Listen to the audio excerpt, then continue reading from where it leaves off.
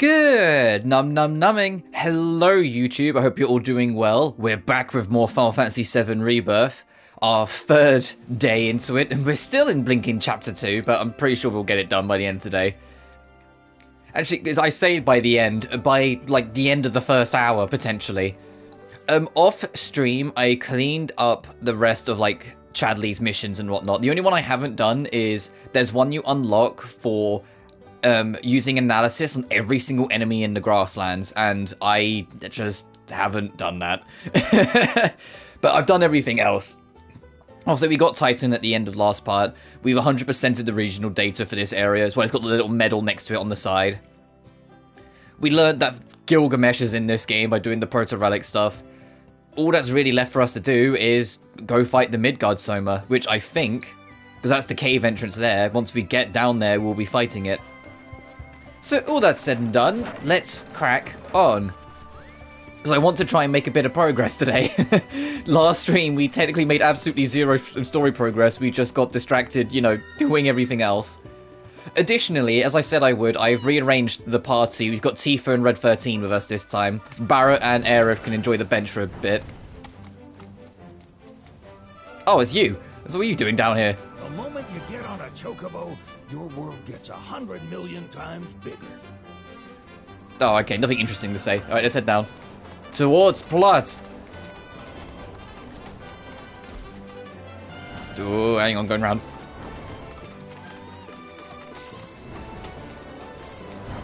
But you've all been doing well. I hope you're enjoying your weekend so far. I had no other choice but to go towards this enemy, so sorry, Mr. Orcs, you're going down. It's on you. Okay, let's go. There. Just like that, okay?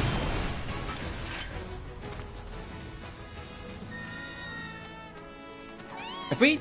I don't think we've lifted this signpost. Oh, considering the Chocobo's trying to drag me over here, yep. Let's go.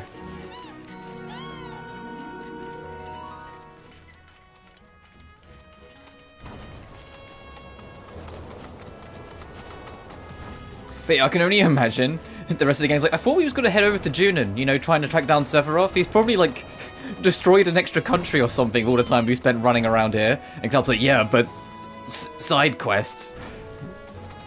There's always people in need.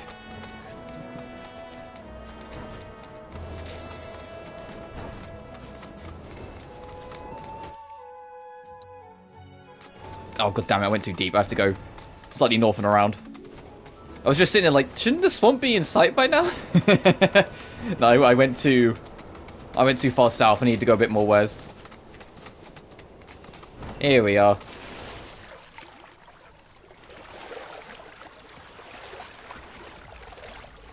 Oh, considering the game won't let me dismount, I can imagine, if you try to swim through here normally, the game just doesn't let you. Instead of doing what it used to do, which is, that's when you would absolutely run into the snake, because it was way faster than you.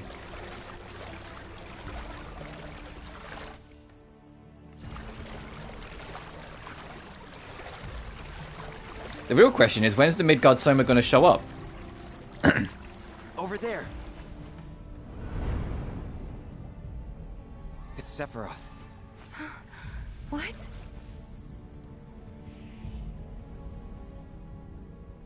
Come on.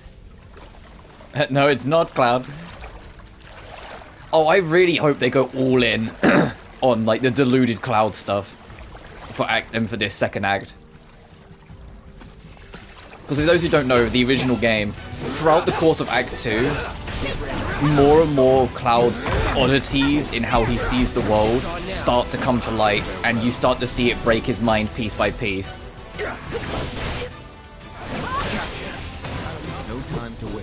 And it's like everyone else can see that something's not 100% right with Cloud, but no one can really place it or know what's going on.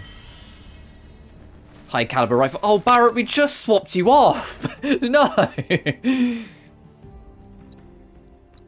What is this? Ability bonus round. Load your weapon with unique bullets that increase stagger and power up your attacks. Oh. Okay. Consider me interested. And what bonuses can you have?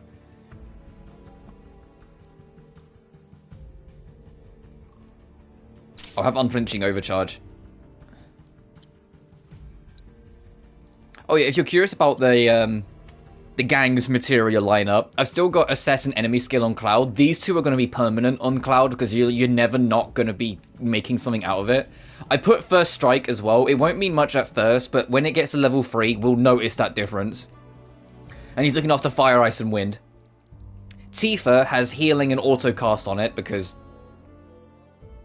Come on. And she also says auto unique because unbridled strength will activate automatically then. I gave her a chakra to more build it up than use it because I want that to be maxed out at some point. And cleansing because I want to get it sooner. And Red is looking after the fire and ice materia, lightning. He's got steel, he's got healing of his own so he can have a backup, and poison so he can get Bioraga. And because I'm not using these two right this second, they've just got sloppy seconds. They've just got like the extra stuff that I'm not too fussed about right now. Eventually, once we've got a full set of equipment, no one in the team will have just like excess extra. Everyone will have things, but until that point comes around, we just got to do what we got. But I'll worry about working on Barrett's skills later. Alright, let's see how Cloud responds to this. No, I don't.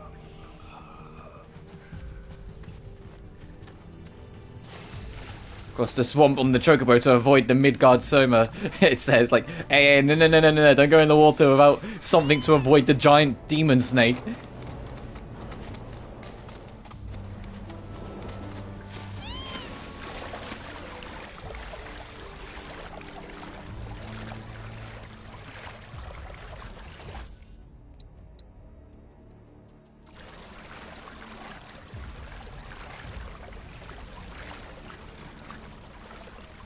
Red 13.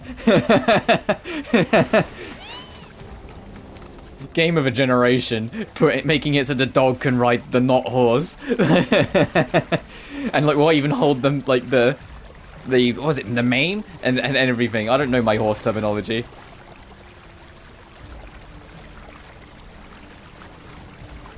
Can you tell I've never ridden one? Dry land, I see? Let's go.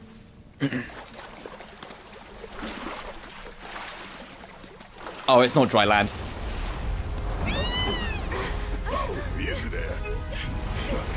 It's not dry land. What the?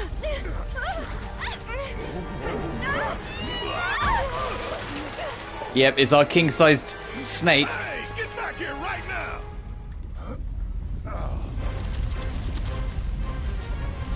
Boom, boom. It disguised itself as an island. Gee, I hadn't noticed. Focus. God, this thing's so big! Alright. Let's assess it first, actually. Inflicting enough damage by exploiting its elemental weakness will pressure it. Hitting it with synergy abilities will pressure it instantly. Okay. I got this. There. Don't worry. Okay. Bingo. Bring it. Oh, this is an Tifa, uh-oh. Tifa, you're kind of in the worst spot here. You ready?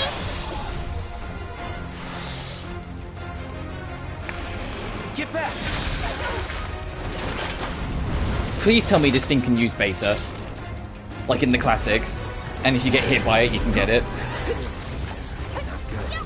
Everyone, keep your distance. Oh, shit. Oh my god, Tifa. Uh-oh.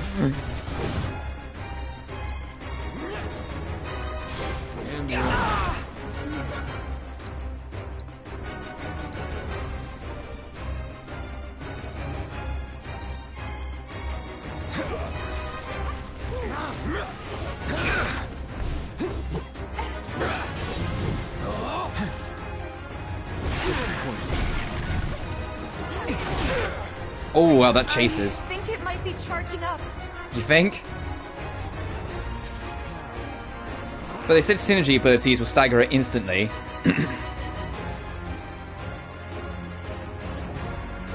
Let's go for it. I'm in. On now. Hell yeah.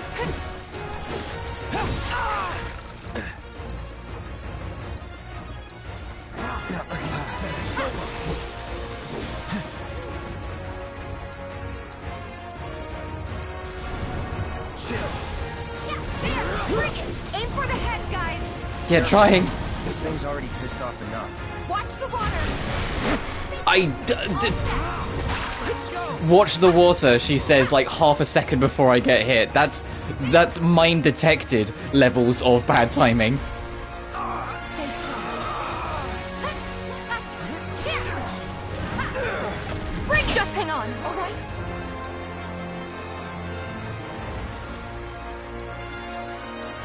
Chill out.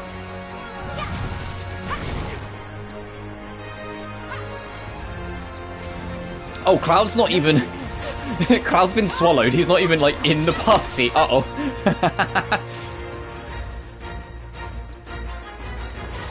I'll turn you down. Come on. Bring it.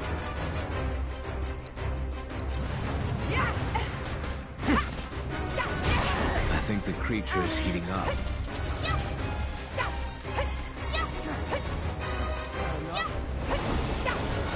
Yeah, it is. It's doing the thermal absorbing shit.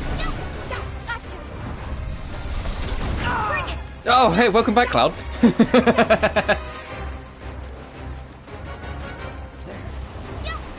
How was it inside the snake's belly? It was awful. It was terrible. Don't let me go back in there. Where is it? To the limit and beyond. Oh, it's climbing the tree.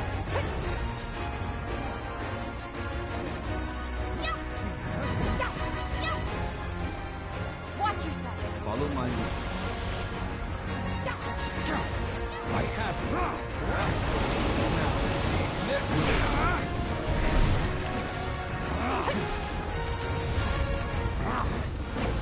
got enough.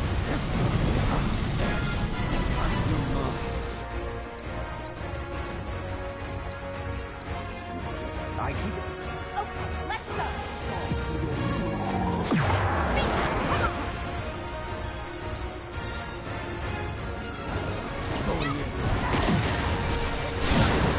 Hey! Finally, get this bitch down on the ground. I'm not going out like this.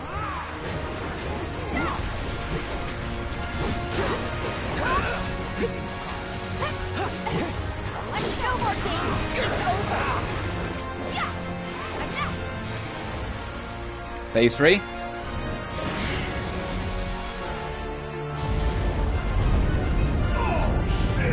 The Barret. Oh, that is beta. Oh, it has classic beta.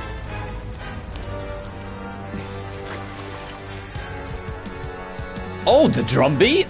Hello. Hello. Where'd the drum come from? Enough end this asshole. They'll be back. Oh my god.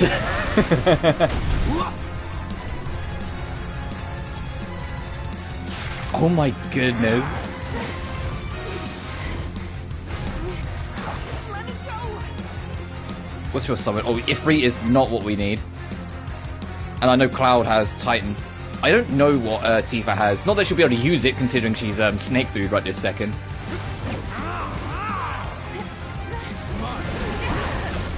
I've got you.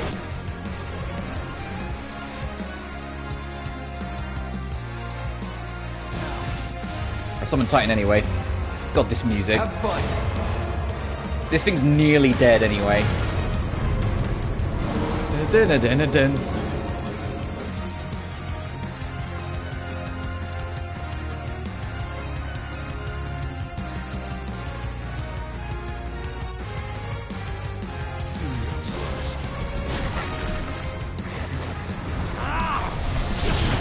Oh, welcome back.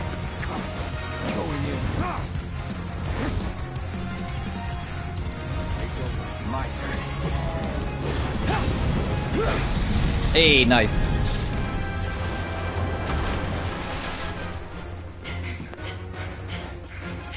The music's still playing, Cloud. Don't put your sword away.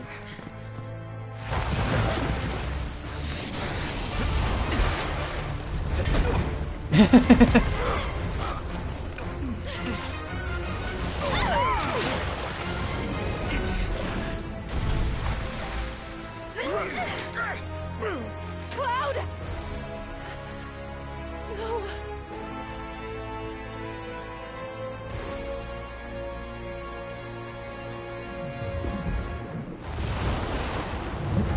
Oh my goodness, how deep do these waters go? Fight back, Cloud, please. Don't get snaked to death.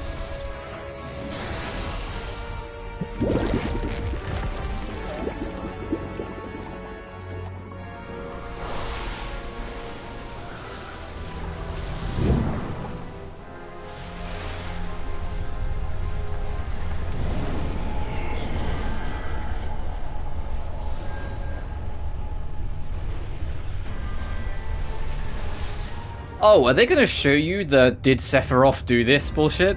That old meme from the original?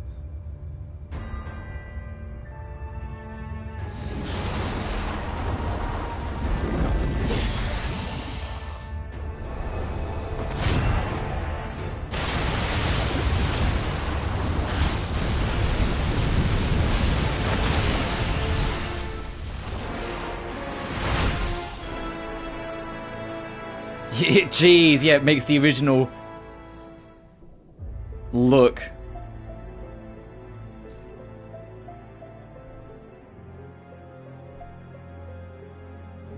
And Sephiroth goes to talk and just immediately goes... Like he goes to do his ominous monologuing and you just can't hear it because it's all bubbles. Like, you have to do better than that, Cloud. But it's just all like... to us. Okay, who swam down into the depths to get the pickup with our boy?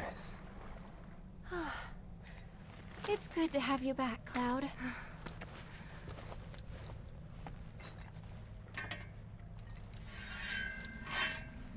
Sephiroth? I knew he was strong, but still. Those guys are looking for him too. They've got to be. Yeah, I kind of get that feeling as well. Let's not lose him.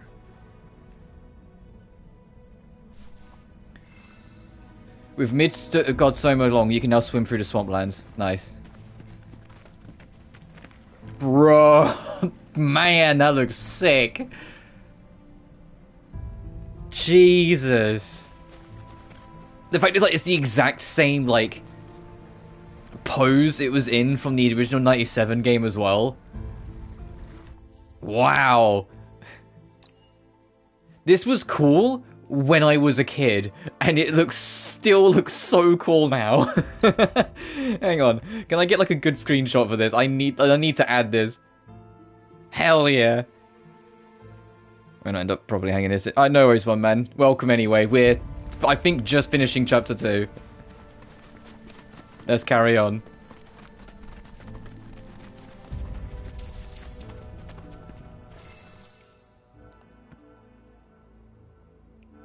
How's it gonna do? Special episode. Oh, Fez.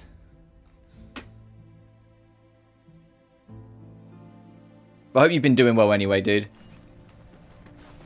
Can we? I don't think we can. No, let's just proceed onwards. So I don't think we can access anywhere on that mountain. I think it's just a big rock in the middle to make you go around.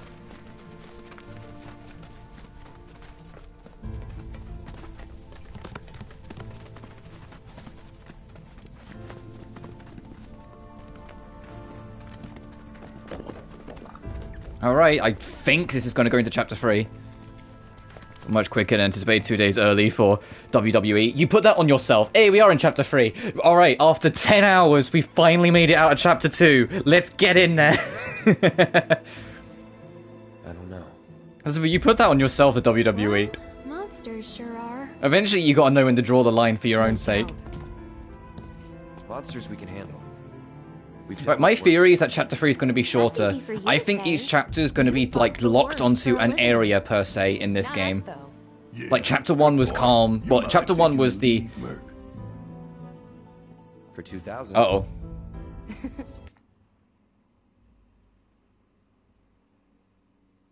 Sorry. Internet, we've just started. We've been going 20 minutes.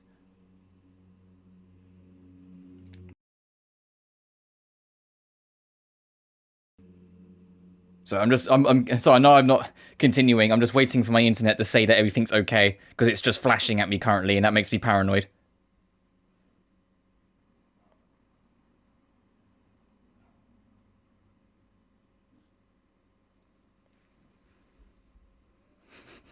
Yeah, I'd say your H key. Yeah, you're buffering. All right.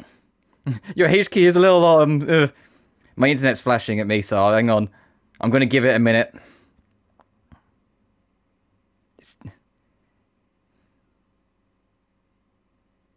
Come on. I don't want to continue the cutscene. At least we made it to chapter 3.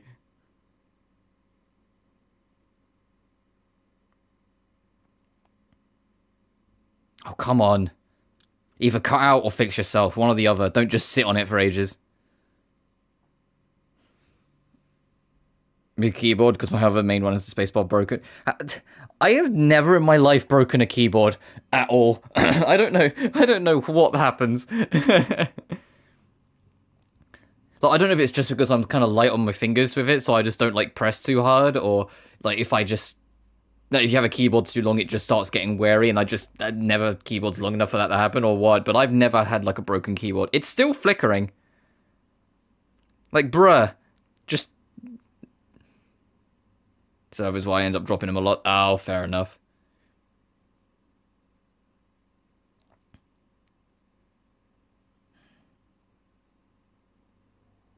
Sorry, I know I'm holding up. I'm just literally... Until I know the internet's going to be stable, I don't want to continue. Because if it cuts out, I'd rather not you guys lose anything when I have to start it again, which is why I'm just waiting. I'm waiting to see if it either completely cuts or if it fixes itself. But right now, it's just flickering, which means it's like not disconnected, but it's not connected. You know, it's not stable.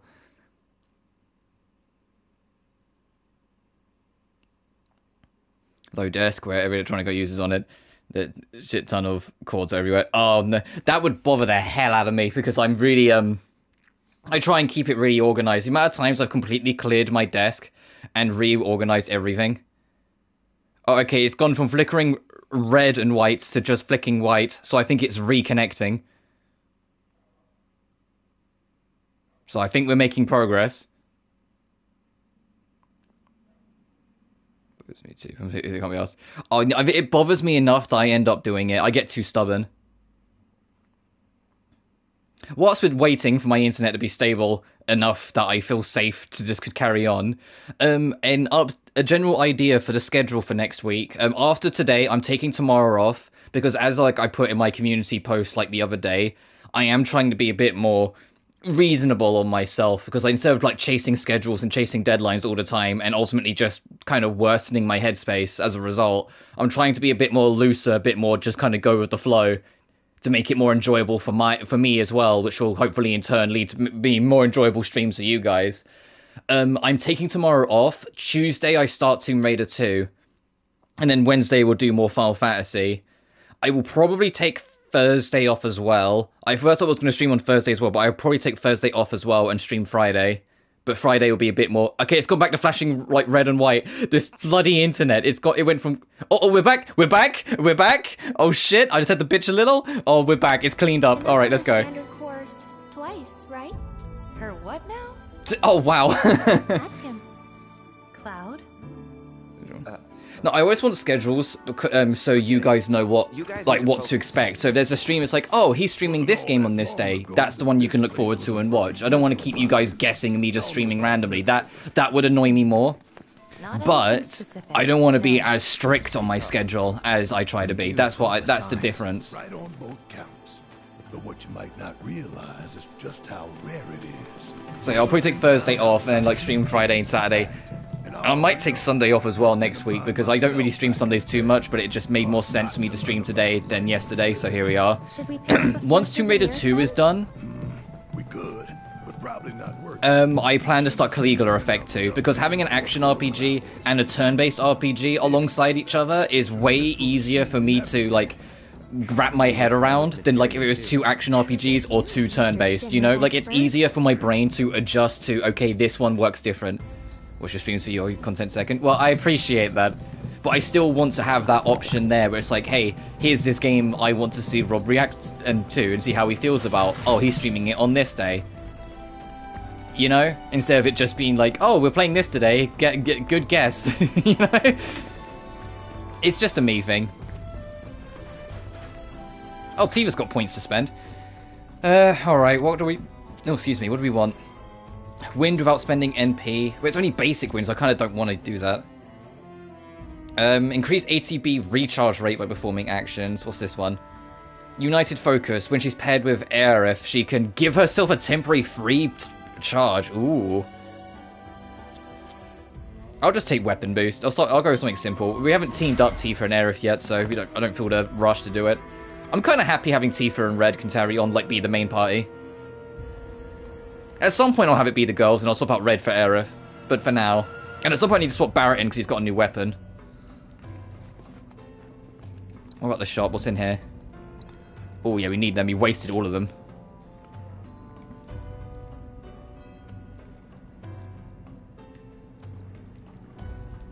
Okay, nothing new. How's the gang doing stat-wise? Anyone could do with a rest. Is this a normal bench? It's normal bench, awesome. I don't have to get a cushion.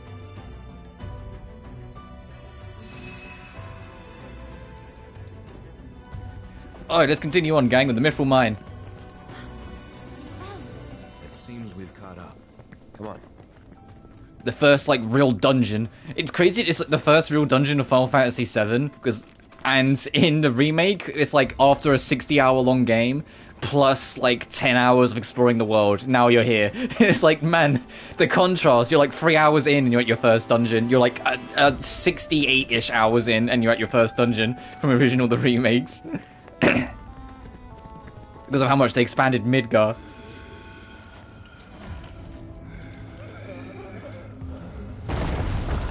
Took me ages to get to this. Oh, fair enough. I'm actually having a blast with this game. Hope they're okay. The only thing that is like the slight gripe, and it's literally only a visual thing, so it just it depends how much that sort of bothers you. I have noticed the odd little bit of flickering, or like some textures like overlaying a bit weird. But from what I've been told, that's because I'm playing on performance mode and not quality mode. If you play on quality mode, so the game locks to 30 FPS, that doesn't happen at all. It's only when you're playing at 60 FPS that some of them pop up. Okay. But the director himself took to Twitter to say that they're aware of the problem and working on a patch for it, so I'm not too fussed. Last thing we need is you getting hurt on us. I'll accompany him. I'm no stranger to caves. Barrett, why are you so handsome? It's not fair. I mean, thank you.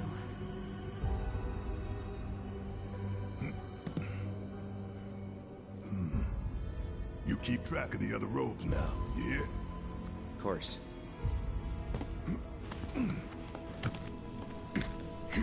Oh, so our team's been decided. Down there. Man, I should have taken that ability.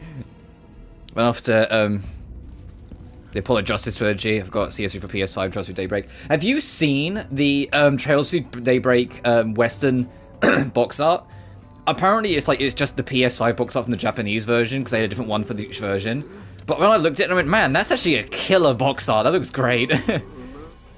Alright, so since our party's been rearranged to have Aerith in it, I need to rearrange my materia. Because,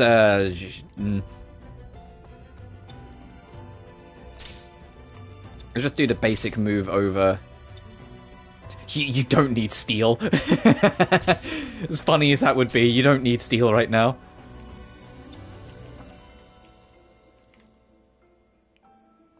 You can take that.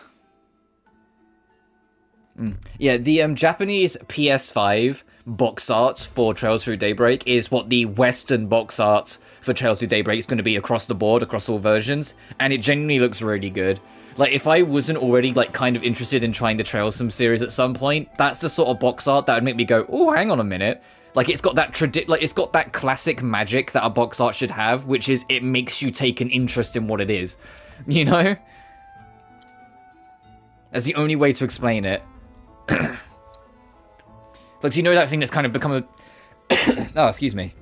Becoming a bit of a forgotten art in a lot of ways. You know, having killer box arts is like that sell you on the game. It's got it.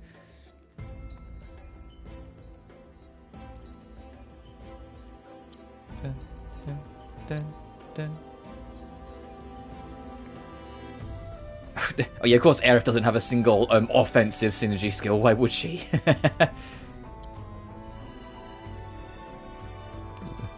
I mean, I won't. My intention... if they announce a remastered trilogy of Trails Through Sky, I'll start with there so I can start from the real beginning. But my intention is to start from 0 when I eventually get around to it. And I say eventually, it will be this year, I promise. It's just there's a lot this year that I want to play first. Let's do it right. Which is why, like, after Tomb Raider 2, I'm going to be juggling 2 RPGs, but it's like the only way I'm reasonably going to get on top of things that I want to play this year is to juggle 2 RPGs, you know? And I'm okay with that because I really want to play Caligula 2. I want to play Caligula 2 and finish it before Furyu's next game is out. So I can actually have them all done and look forward to a next new release sort of thing, instead of knowing I have to play catch-up eventually.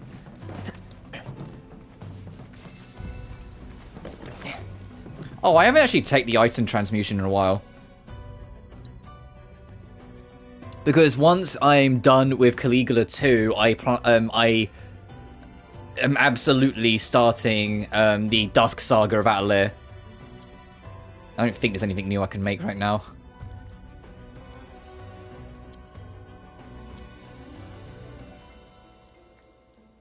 No. Oh, actually, yeah, this... That's new, we can make that. This game's, transmutation system, I can't stress enough, if you've ever played classic Kingdom Hearts, it's the synthesis system in Kingdom Hearts, and I mean that in a good thing. Every time you craft something, you get experience for it if it's the first time you've made it. Then when you level up it, you get the ability to make more things. It's as simple as that. So if you make one of everything, you'll eventually be able to make shit like the ultimate weapon. Which is exactly how it worked in Kingdom Hearts. The synthesis was you make one of everything, whoop-de-doo, you can now make, like, more things. What we got here? Ability point up materia. Ooh. KH3. KH3 was so weird for me. When I first went through it, I found it really disappointing and underwhelming and just kind of undercooked. Even though, like, it was just more Kingdom Hearts. Like, it should have been fine. But then after I finished 3, it inspired me to marathon the entire franchise on each game's hardest difficulty. By the time I finished it, we knew that, like, the expanded version of Kingdom Hearts 3, I think it was, like... I can't remember what it was called, but it was, like, the remix version, whatever it was called, was about to come out, so I waited for that, and then did a full playthrough on that in Critical, and I fucking loved it. And it was like, what? Huh? It's like, I was like, wait, I was expecting to go in, like, kind of like, yeah, it's alright, but it's not as good as 2. I came out of, like, my revisit of it, like, this is my second favourite Kingdom Hearts now. It's crazy what just a year of patches and cleanup did for that game. Oh, new gloves for Tifa. Well, I genuinely prefer KH3 now over Birth by Sleep, and Birth by Sleep I thought was amazing. What helps is that, unlike Birth by Sleep, KH3 has great super bosses now. I know that's a bit of a hot take, but I genuinely don't like any of the super bosses in Birth by Sleep. I think they're all just spongy spammers, and you have to do very specific things to beat them. And it's like, no, I come to fight my super boss, not to, you know, like, not to have to, like, play puzzles with them. What do I want? ATB charge up, increase damage by unique, but yes. Damage, always damage. I still want to... I still want to play Persona 5 Royal. My plan, because I said I'm going to play Persona 3 Reload off-stream, like, that's a me game. When I've done Persona 3 Reload, I'm going to go straight into Persona 5 Royal off of it. Like, just get it done, for lack of a better word. I know it sounds like I'm like, oh, here we go. I do love 5, but the problem is, it's like, I love 5, but my time with 5 is kind of over. And that might sound dramatic, but hopefully you get what I mean.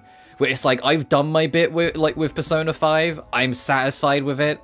The idea of coming back to it, it's like, do I want to do that yet?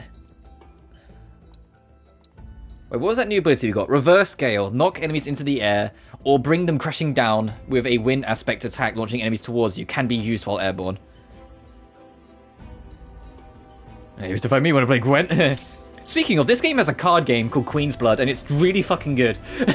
Like, it's why, like, on my pause menu, I have a card deck, because this game has a built-in card game, and it's actually really fun and addictive. I've challenged every single person you can challenge so far and had a blast. Because the entire way to win the card game is to not outsmart your opponent, it's outbully your opponent, and I'm always down for that in a card game. You have to try and cut off corners in your opponent's abilities and make them, like, right into a corner so they just can't do anything, and then you can just clean up. Don't overdo it. No surprises there. But if you try and play it, like, just too tactically and too defensively, they will just bully you instead, and then you can't do anything and you lose. And I'm like, I love this. It's so, like, almost forward aggressive, but in a card game.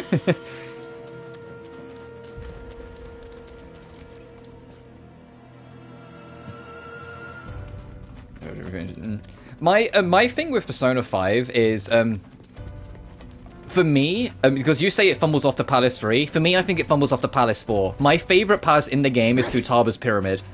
By a country mile. I love that dungeon. It's easily my favourite dungeon in the game.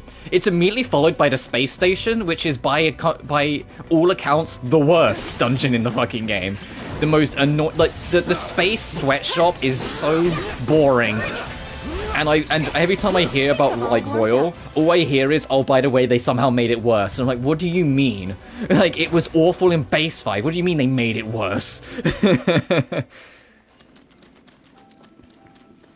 in Palace 6, on my first playthrough, I wasn't too keen on it. But once I figured it out, I thought it was alright.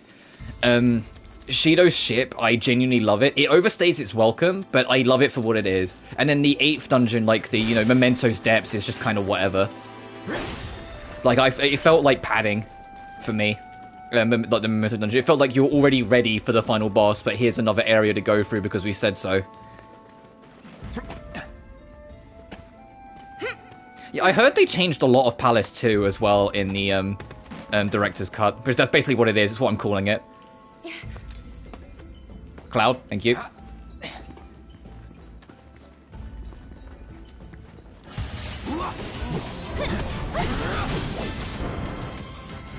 Allow me. Blocking their club attacks will pressure them, but blocking furious blows or fury will make them more difficult to pressure. Oh, so you just gotta pay attention to what attack they're doing. If they're just swinging at you, block it. That it?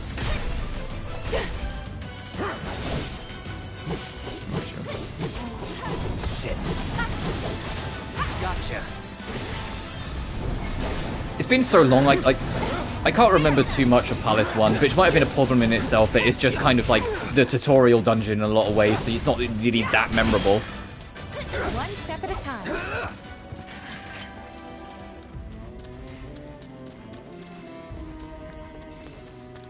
It's like, it's the biggest thing I'm both looking forward to and also not dreading, but just kind of cautious with Metaphor, like their new RPG coming out presumably near the end of the year, is because the director/lead writer for it is the Persona 3, 4, and 5 director/lead writer. And I'm like, I love his work, but I've always had problems with parts of his work. And it's like, and now he's not doing a modern setting, he's doing a traditional fantasy setting, and this could either really work out and be like a spring of inspiration, or could be the game that really highlights the problems of his style, like it could be perfect or it could be really not, and I'm so worried. I'm excited, but I'm worried.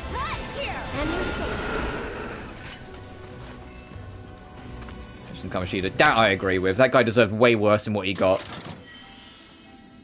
him just getting beat, not even him, just his shadow getting beat up once, and then him going whoopsie doodle, I didn't oopsie, and then that was the last you saw of him. I was like, no, he deserved way more than that. Come on. I wanted to see him, like, beat into a pulp in a ditch. You know? I want the next time you see him to him have been, like, tortured. What the heck? Yeah, the director of Persona 3, Persona 4, and Persona 5 is the same man. But he started a new studio, like, still within Atlas, but started a new studio within them to, like, do different things. And Metaphor, or Project 3 Fantasy as it originally known, is what that was. And it does look really good. It's the game that has blatantly taken a little bit of inspiration from Trails from Daybreak, because it's an action RPG until you turn it into a turn-based one, like that game. Shine though for it. I'm honestly more excited for Shin Megami Tensei 5 Vengeance. As someone who Shin Megami Tensei 3 is his all-time favorite game, even though I, like, as a whole prefer things like Final Fantasy over SMT in terms of, like, my favorite RPG franchise. Internet, please, I am begging you.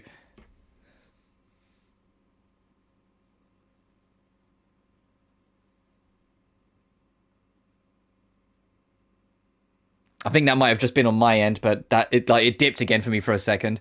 But yeah, as I was saying, Hopefully, our ticket out of here. like, even though, like, as a whole, I prefer, like, there are other RPGs that I prefer, because SMT, you definitely have to be in the mind for it, if that makes sense. Especially 4. 4 is phenomenal, but you really need to be in the right mindset for it, because 4's narrative and its talking point can be it's not heavy as in, like, oh, they talk about really serious shit, but heavy as in it just makes you think. Like, it gets very philosophical at times. I mean, the entirety of SMT4's narrative is extremely philosophical by nature. Because the entire discussion of SMT4 is, would you want absolute peace at the cost of freedom, or absolute freedom at the cost of peace?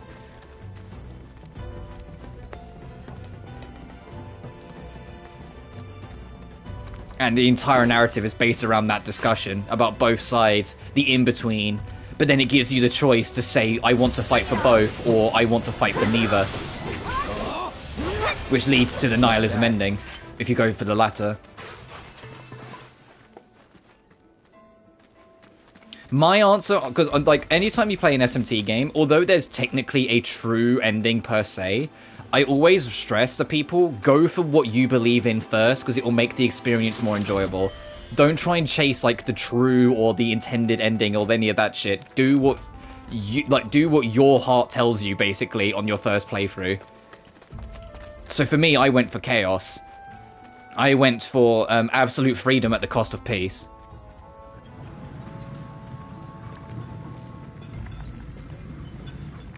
The only trouble with the nihilism ending, or the go for neither, is that it's the shortest ending. You finish the game the quickest if you go for that ending.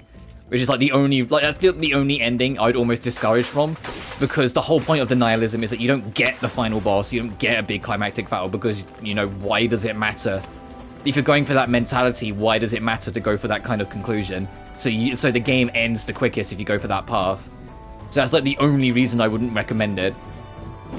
But I say that all the SMT games are built, although they're decent length, they're built with the intention of they know you're going to be curious and try out the other paths and other endings. To such an extent that they even log them on your save file. In SMT4, you have 4 different crystal slots next to it, each one for each ending. So the game will log what endings you've actually done.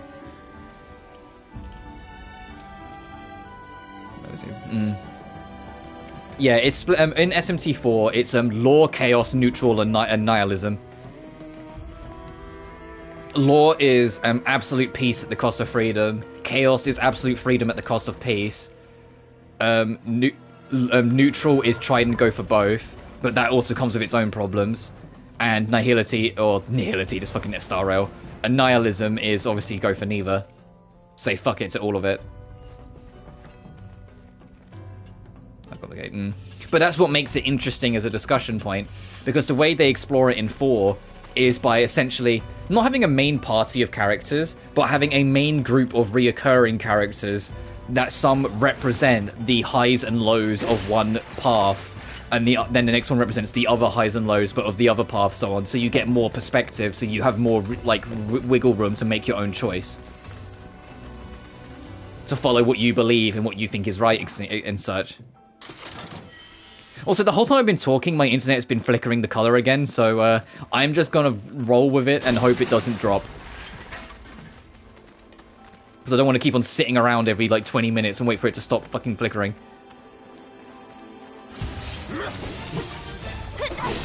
Best do it right. Whilst, like, M3, my favorite one, instead of doing, like, law on that one, it instead does, reasons.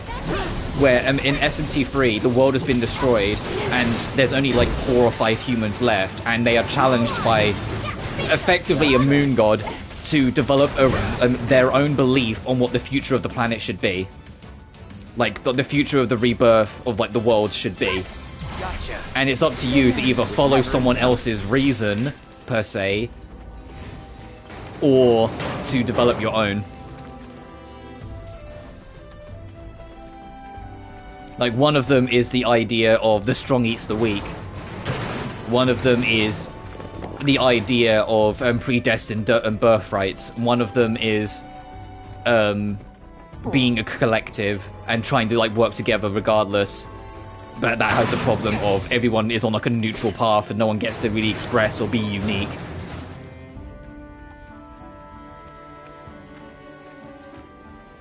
I think it's what point your friend was taking SMT, yeah.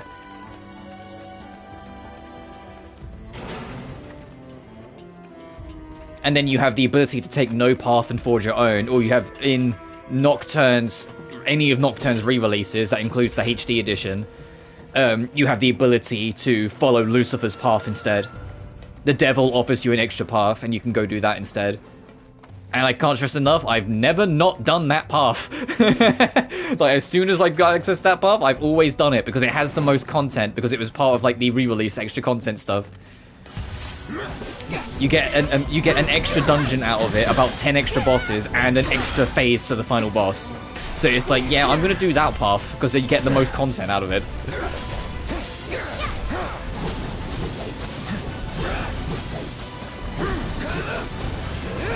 And it's great, because once you beat the extra dungeon, you get something that's like, man, this is, like, super overpowered, the fuck? Like, you get this ability, like, man, this is, like, the most overpowered ability in the game, what the hell? And then you get to, like, the extra phase and the final boss, and you realize they expect you to have it, and the entire fight's balanced around you having that super OP piece of gear. And you're like, oh, shit. Because when you beat the extra dungeon, you get the ability to straight up ignore enemies' resistances and blocks. If they resist or block fire, you can just use fire on them and it will do neutral damage. So it's only if they reflect it or deflect, like they reflect or drain it, that it's that you can't do it. And you're like, man, that just sounds overpowered as shit. What do you mean? And then the final boss is blocks absolutely everything, so you can only hurt it by using that ability. And you're like, oh shit, right, got it.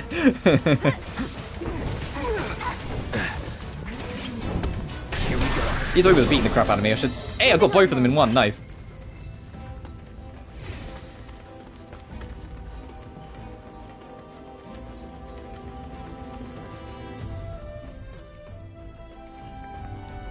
Oh, there's a ladder here.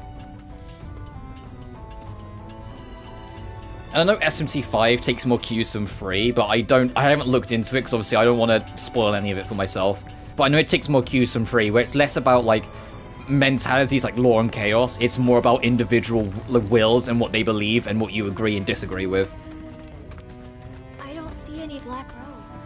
Did we lose them? The only trouble with it that could be risky is that when you make it based around individual wills, you have to make all the characters mean something. Not in terms of, like, plot progression, but as in, like, you have a reason to want to care about what they have to say. Even if you don't agree with it, you need to be able to hear them out. If you fail to make a character interesting, it could fumble. Which is one of the reasons why, even though SMT3 is my all-time favorite game, there's one path that I just never had a remote interest in, because the character that represents it isn't interesting at all. And so I've had no reason to ever really consider his path. And that's the path of people should have a predetermined birthrights to have authority over people. That certain people should be destined to be better. His path just isn't interesting because it just comes across as an egotistical prick who wants, like, that just wants kings for the sake of kings.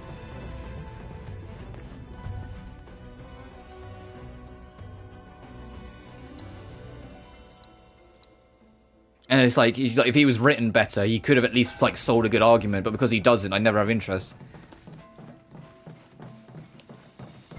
And if you disagree with him, you get 2 extra boss fights out of it in Nocturne, because, yeah, Nocturne has a lot of bosses, but there's also a lot of bosses that are technically optional, depending on your choices throughout the course of the game. So, tell me about Reno. He holding up okay?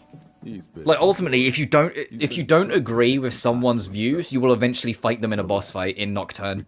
So if you go down your own path, you fight every single other view's boss fight eventually. Long, all expenses paid vacation. Oh, are we gonna meet the Lady of the Turks?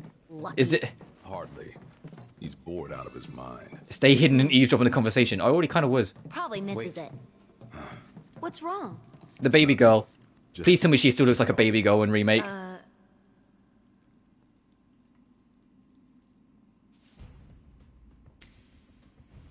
Seriously?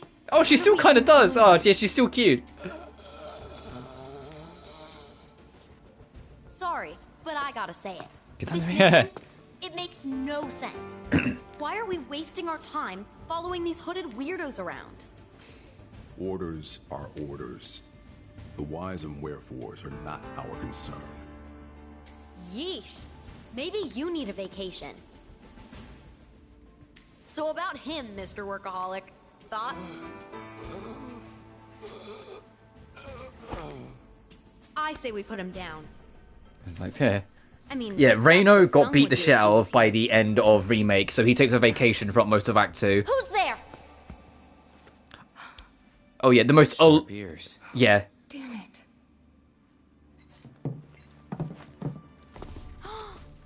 No freaking way. Avalanche. Feast your eyes on the Turks' latest and greatest, Elena. But you three can call me your worst nightmare. I love this Where's girl. Reno? On vacation. Yeah, it was on vacation. He's resting. And unfortunately for you, I'm here to fill in.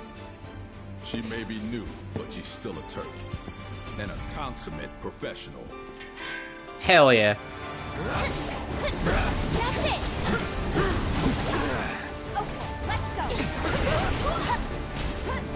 All right, I got to remember Rude does all the shockwave bullshit. Yep. Yeah, they're welcome. Intimidating. You've got. I got this. Get ready. Right there!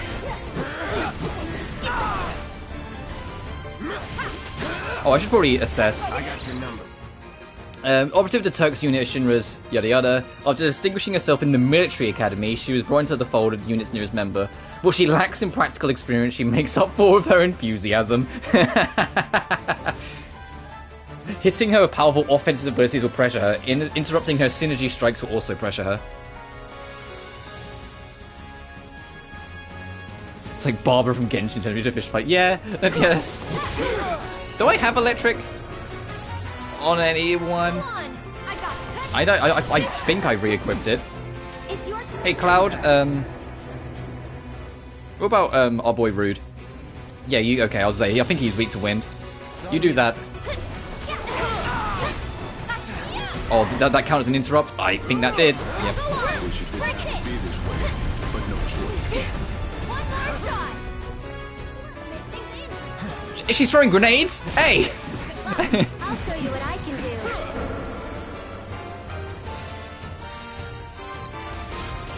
Stay strong, okay?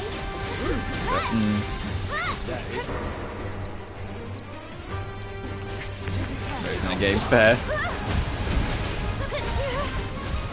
Let's do that. Ow, ow, fuck. Alright, yep. Come on, I'm ready for you this time. With me. Do it.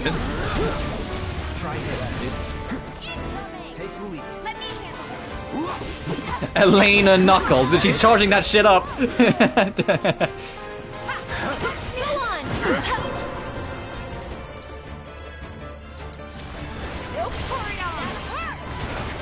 Hold on. Uh-oh. Damn, that was a scream on her, damn. We have to stop them. A relentless rush on Rude. On it.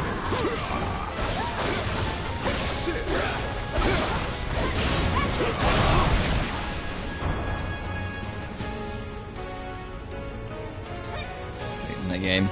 So CS3, I'm redoing my one playthrough platinum challenge. Most trail games take at least 2 for that, except CS3. Is it the same list for the PS5 version? I mean, I assume it is, because that's usually how it works. Oh, phase 2. Jesus Christ, Cloud went for blood. It's like she's just like a teenage girl. And he immediately swung at her neck. Jesus Christ. Rude. Just like we practiced. Gotcha. I like how the music got heroic, but heroic for them. Oh, Elena's protected. Got it. So right, you can technically one playthrough. Ah, fairs.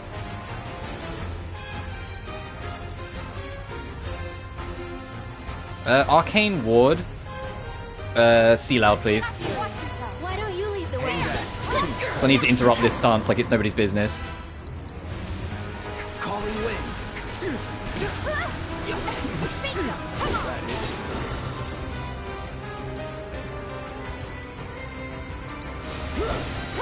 Hey, she mastered it. Awesome. Storm's coming. Nice. There we go. We're in. Any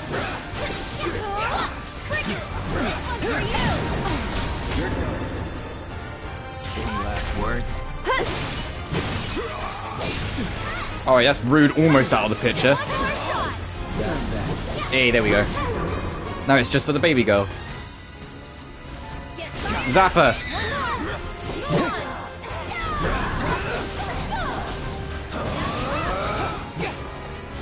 Oh, I don't need a summon for this.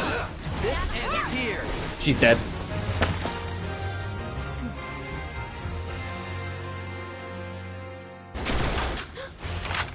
Hands in the So air. it was just a nostalgia Right pounder. now. Yeah. Oh, right. Better keep that toy where I can see it. Lest you want a hole in your head. Oh, damn. Now then. Y'all got a lot to answer for. A lot of blood on your hands. You need someone to blame. Oh, hello, son. Hey! Wait, why? I suggest you look in the mirror. For us, however, things have changed. Oh, yeah, right. And this is Act 2, so this is where they're going to start being more aggressive and challenging Barrett's mindset at times. I wonder how far they'll go in it. Oh, shit. In Remake. Well, in Rebirth, compared to the original. Take care of Aerith for me.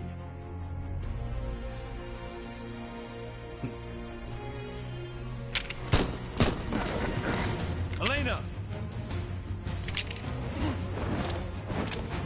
What the fuck? Hey!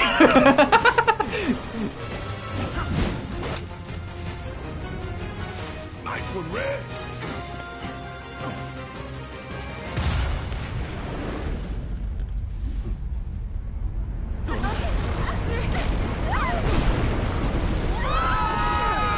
So that's the Mithril Mine we go.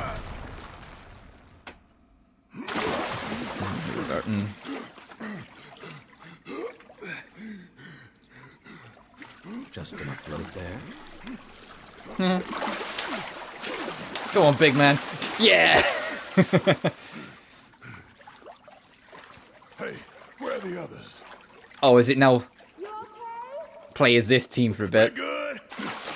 Just taking a quick dip to get the crime off.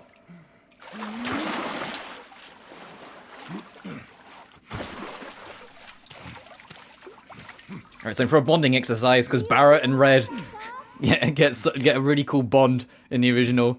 They become like best buddies as the game goes on. We'll meet you at the exit. Okay.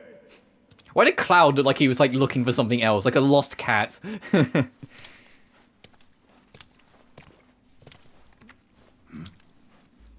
Hojo's Yeah, lab but was filled with men like I this. adore Barrett. Mako poisoned. He's got problems, but I adore him, Every and he's a great last dad. one of them.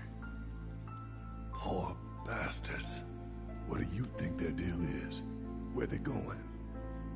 They're following Sephiroth, or so Cloud seems to think. He did say that. Well, in reality, Let's hope the boy can keep it together. I mean, Cloud's technically right, but I don't think he's right in the way he realizes.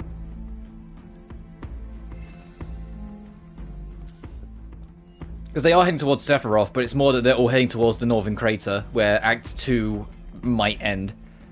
Okay, now it's these two. I need to rearrange the materia again.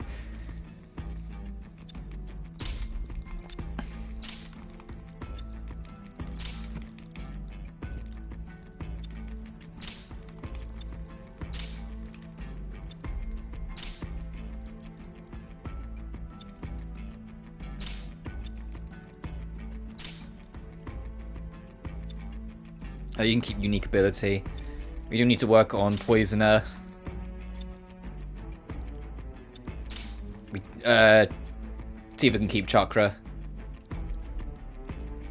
So what haven't we got? We're not working on the Fire and Ice, but that's fine for a second. And we don't have Lightning anywhere. Yeah, replace Steel because it's maxed out, so it's okay to not have for now.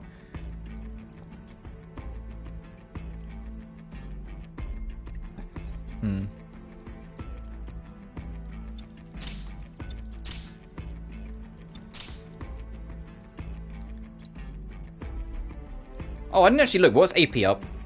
Is it just when you link it to something it boosts? Yeah, when you link it up to something it gets double material experience. Okay, I'm not too fussed about that. That's something I'll use when I'm grinding. Alright, man and his dog, let's go. Oh, is this going to be a new red weapon? Yeah, Renegade's collar. I got ring up.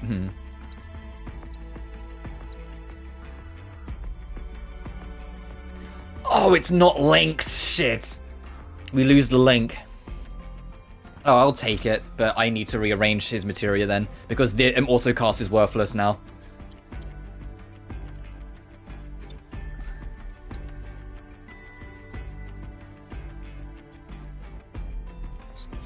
Which is a...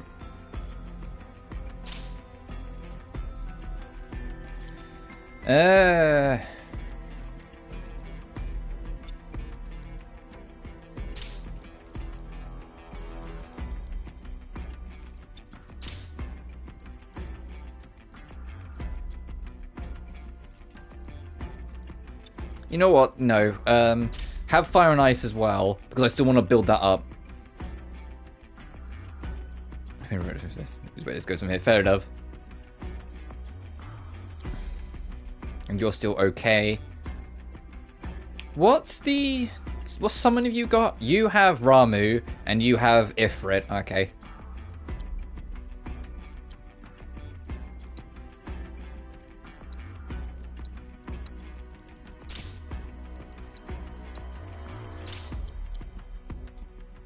Alright, lads, let's proceed.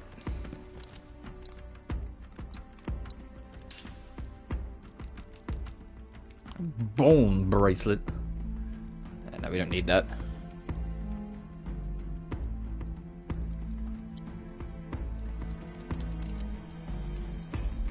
I can't upgrade at all. I mean, these two stats should still be fine, because we haven't used them. Yeah, I'm also going to save because it's been a bit.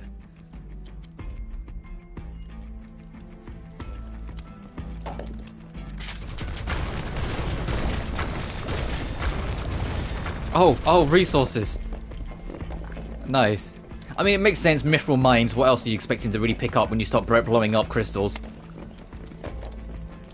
Get on front! Bring in the heat! Oh, the music, hello?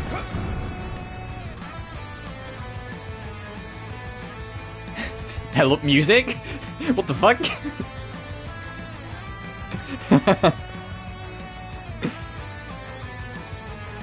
It's just like a rock remix of the dungeon theme. That's 4 years ago. So, fair enough.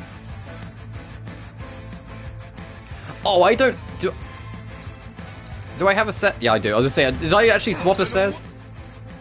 Fire. Okay. We'll play as red for a bit.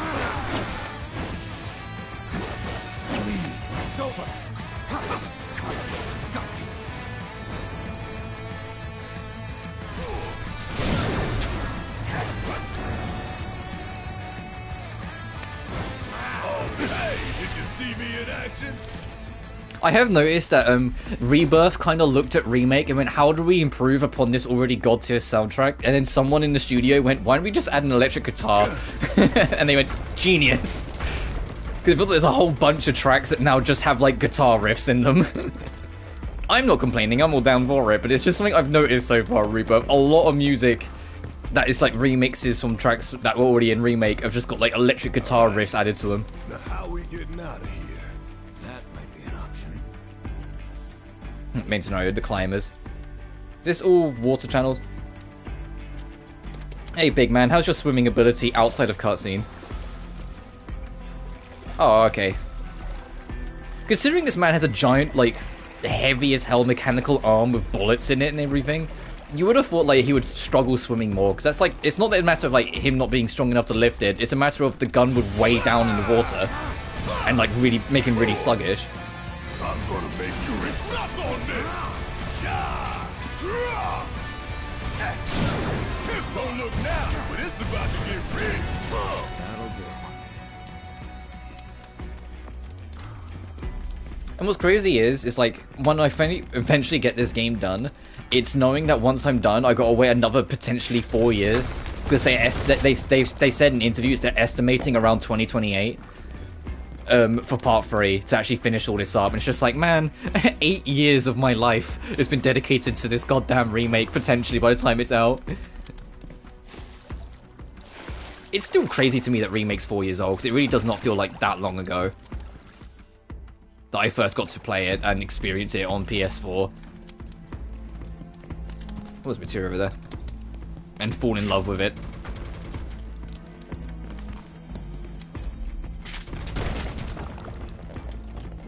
It will be funny if I ever go back to Remake, though, because there's a lot of little quality of life they've done in the gameplay here that I will miss if I go back to Remake.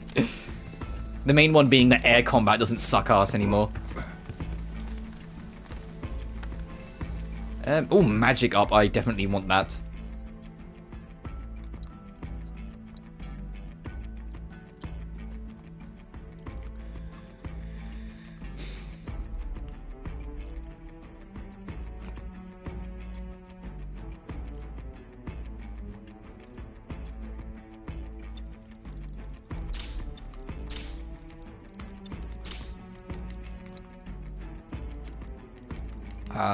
I want that. Especially if the hard mode playthrough in this game is the same as it was in Remake, where you can only use magic to heal.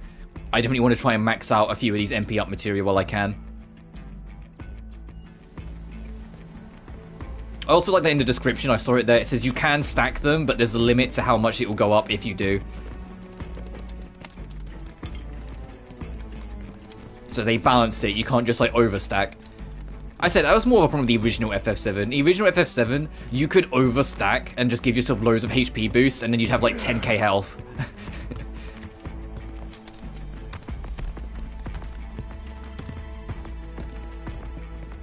And you never needed that much health. As much as it was fun to see your health bar say 9999, you never needed that much health. You were fine with like 2000 health.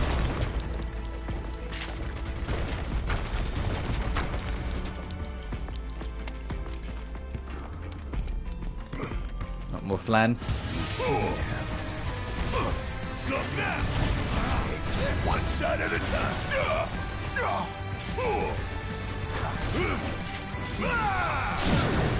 You ain't getting out of this. Feel the heat. It hurts, don't it?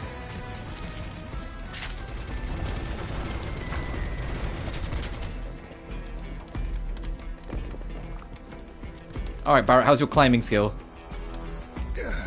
Oh, I guess you would have to climb one-handed, wouldn't you?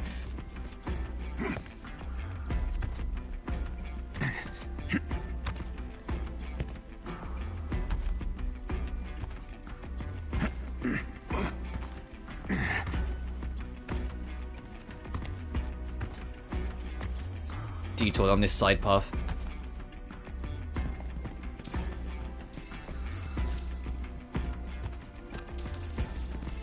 There's all sorts of shit here. Oh, mist seeds, we needed them. I want to make more mist potions because they're just really helpful. Oh, if we can hit level 7, we can make mist height. That's mixed. That's mist. We need 3 planet favors. Let's make about 3 of them. Nice. Mist potion is you break up a potion and share it across the whole party, which is why I like them, if you can believe it.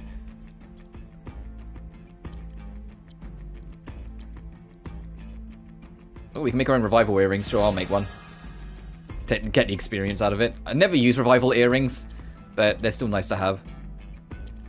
Because it's a waste of an equipment slot, in my opinion. It's just oh, if you die, you don't die. It's like, yeah, well, play better, and you can have something else. You know?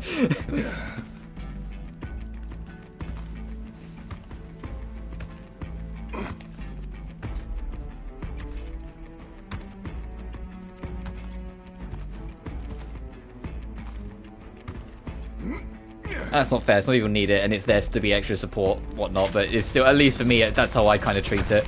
I'd always rather just have something else in its place.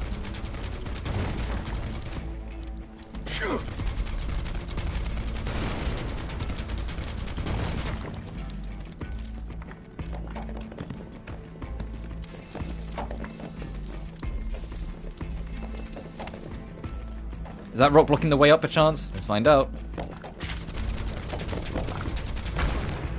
Wait, yep. Hence why it's on its own.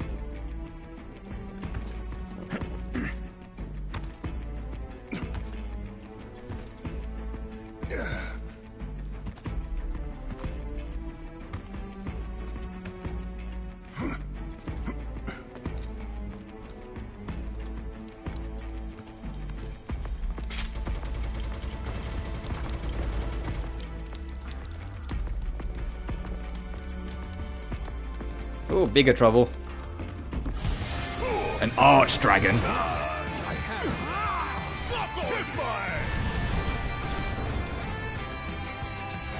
Let's make it. Wind. God, April needs to come sooner so I can, because that's when the soundtrack for this game comes out.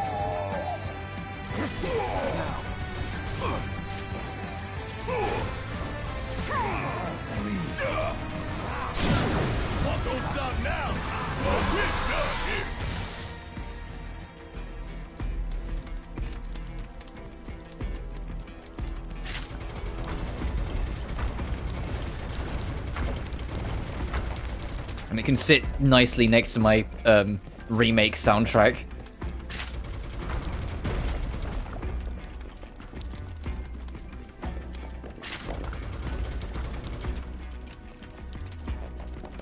You know, I need to actually probably rearrange my shelf. I've got like I have no idea where I'm putting it. There's like no room.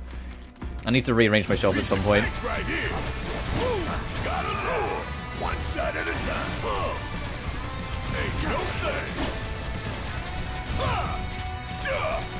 Take your arm off. I keep on expecting Maximum Fury to be on there from Remake. I don't know how my muscle memory from 4 years ago is carried over so strongly after all this time, but I keep on expecting it to be an attack on Barrett for Square. So I used to have Maximum Fury on it all the time.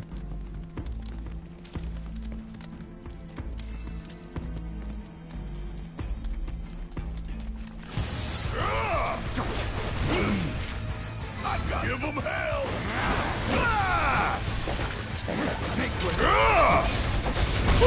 Gotta love it.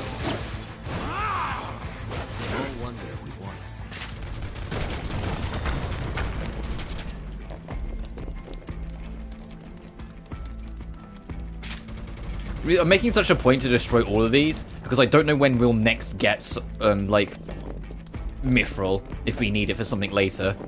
So I'd rather try and get as much as we can now so it's less of a hassle. Ooh, how are we getting up to you? Yeah, I can see that game, but how are we getting up to that chest?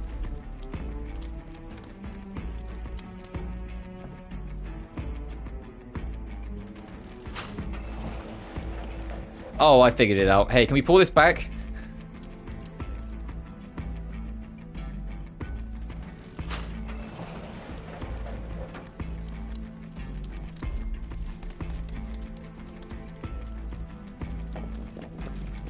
Jesus.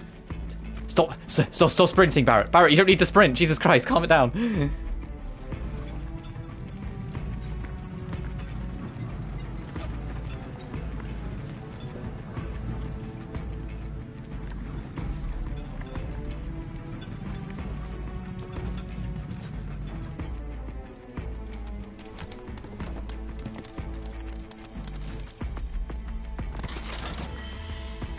Bulletproof vest. That wasn't really worth it. Oh well.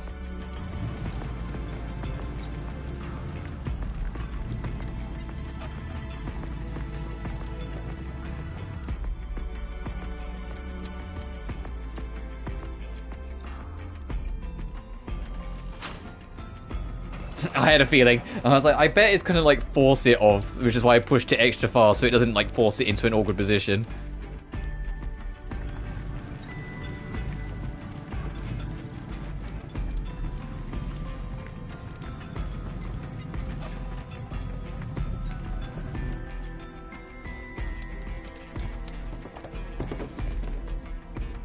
Also, for next Tuesday, whilst we're working our way through here, when I start Tomb Raider 2, although I won't have anything on screen, I am going to have a pen and paper with me, and it's going to be a tally of how many times I die, because Tomb Raider 2 is really hard. So I will die a lot, so I thought it would be a fun thing just to see just how much I die by the end of it. I'm gonna make you reply. Suck on this. Want some more? Choke on it, asshole. I've got Maximum Fury on Circle. You know, I might actually change that. Down with you. Let's not get ahead of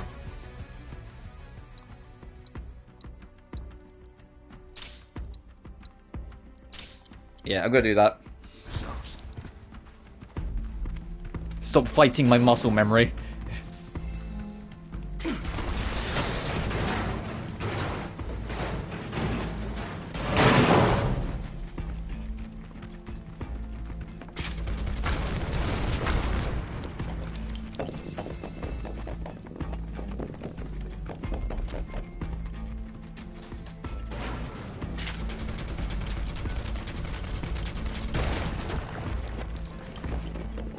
Well now, Hey, there's the gang. who it is?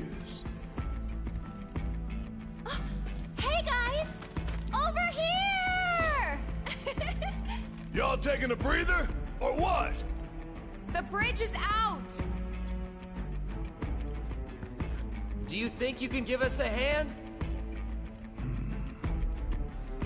Let me see.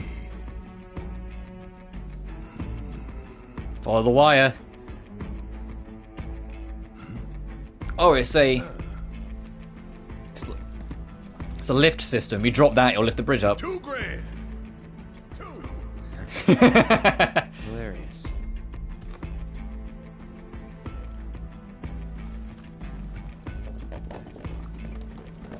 Look at these two bantering.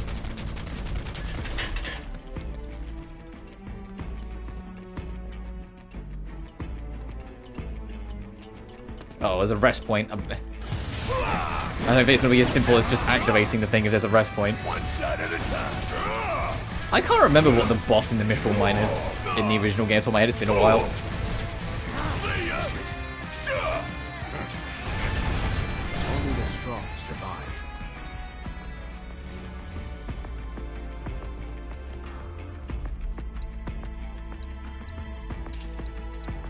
Oh, I will take a P down for little. No ability points.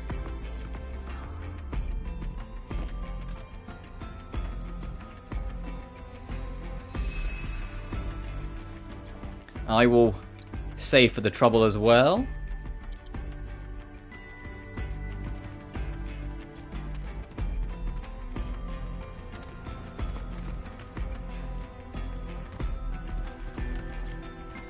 Oh, I think I see what it's going to ask us to do. Hang on.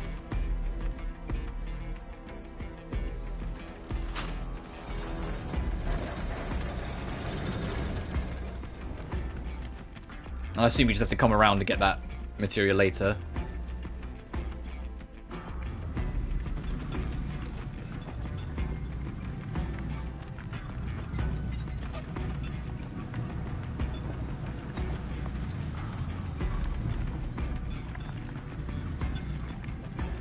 I see you. There you go, big man. Let's go get this. Ooh, hi, Aoife. Make sure to say hi back. I'm sorry, that was a stupid joke. I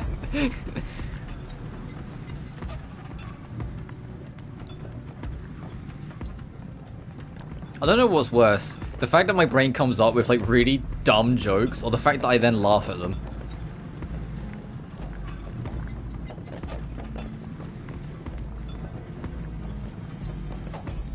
Oh, I see. You got to shove this, and then it falls down and hits that. So you got to push this the distance. So then when we swap rail.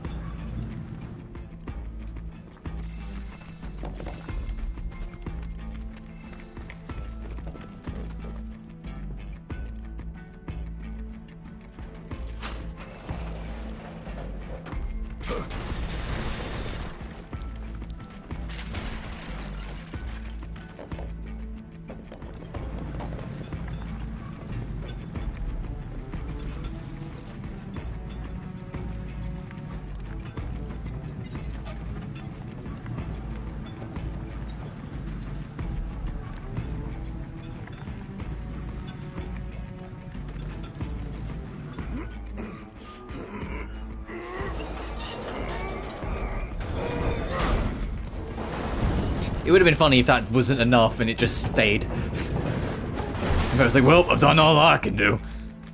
We're in business. Thanks. Appreciate it. $2,000! And don't you forget.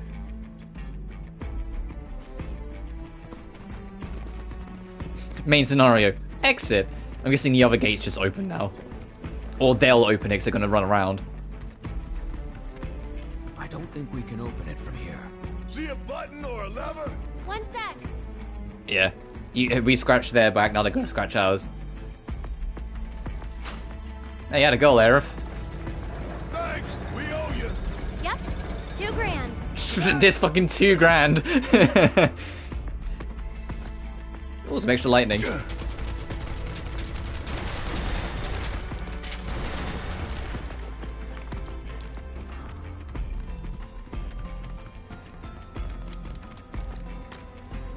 Oh boy, this is like a boss fight arena if I've ever seen one.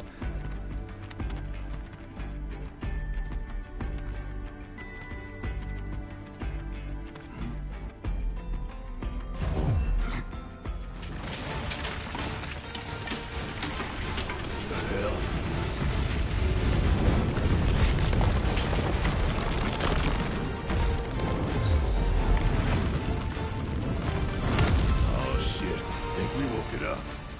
Angered it, more like. Then it's time to rock Cranky Boy here back to sleep. The mythical golem.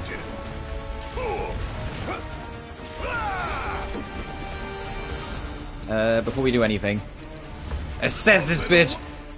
It's resistant to physical attacks, but damaging its head will pressure it, making physical attacks more effective. It also doesn't really like lightning too much. Bring in the heat. I got something just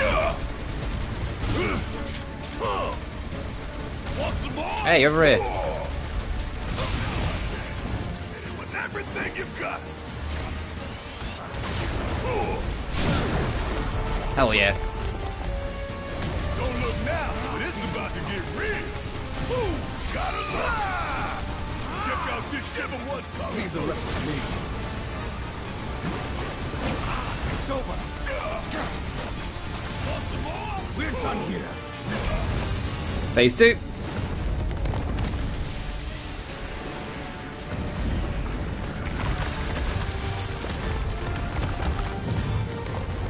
Oh hell, the other eye's opened. Ooh. Damn! This sucker keeps looking bigger. Just means it's not much easier than you. This ought to be fun. You'll pay for that. Oh hey Barry, you've got Ramu, right? Hang on. Yeah, this thing's weak to lightning. Get the lightning man in here. Let me down, y'all.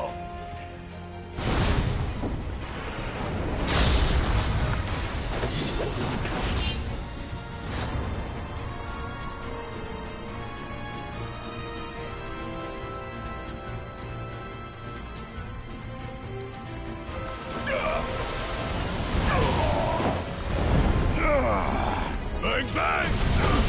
It just shook it off.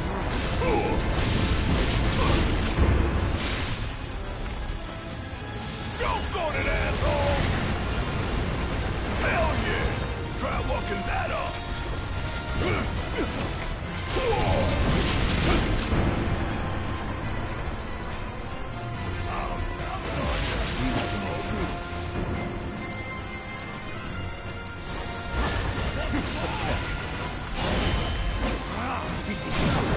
Alright, stagger, let's go.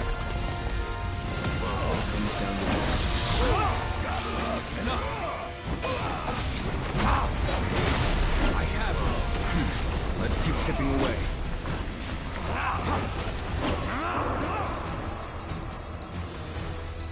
Give it your all. Let's kick it up a notch. Oh, you in trouble now.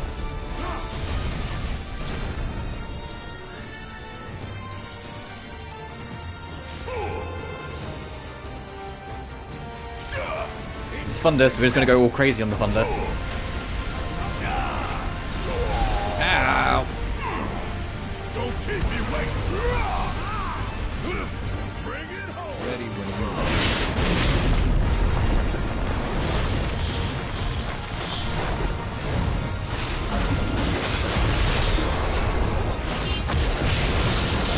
Oh, it's dead. Oh shit. It just got fucking eviscerated.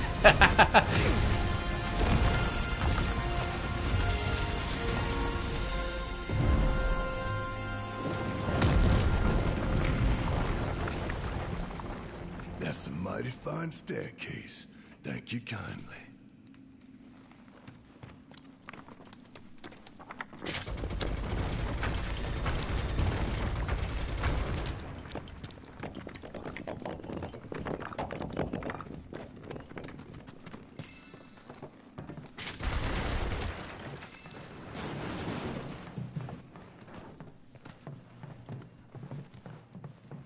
Okay, so this is the path they were on, so we have to be catching up.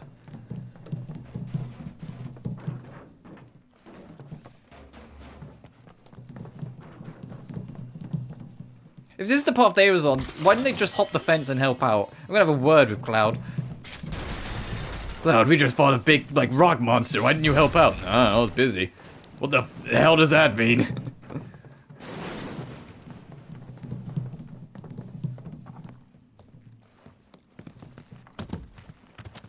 Yeah, that's the path they took.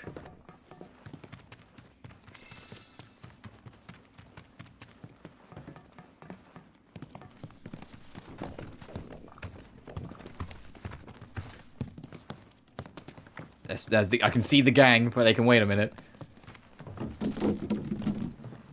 Damn, fine. Let's reunite. And then I need to rearrange the material again. Hey, What took you? stumbled on the killer rock formation and couldn't tear ourselves away.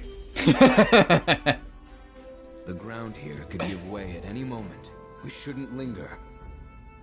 True, but don't forget, Shinra knows we're here now. Might be more of them outside. That doesn't make any difference to me. I ain't stopping. Not for them or anyone. Not after Midgar. Not after what we saw.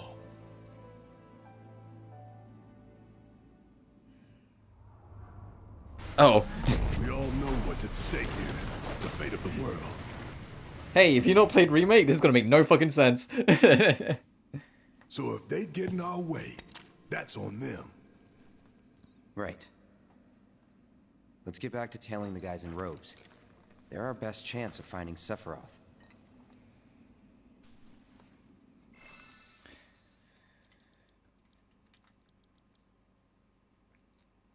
Tea and red. I don't mind that combination, actually, tea and red. But I am gonna...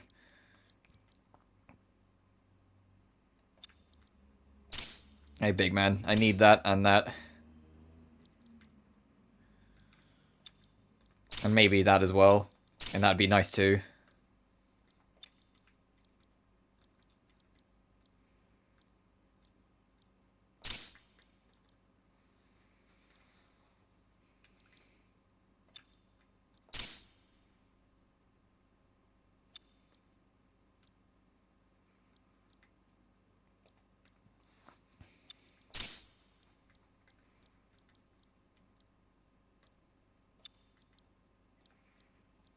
You have no link, so you can't use autocast. Ugh.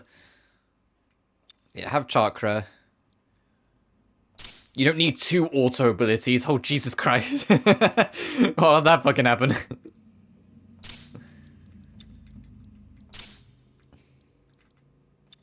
You don't need morph. I really don't care for... Actually, I don't care for morph at all. Get rid of it.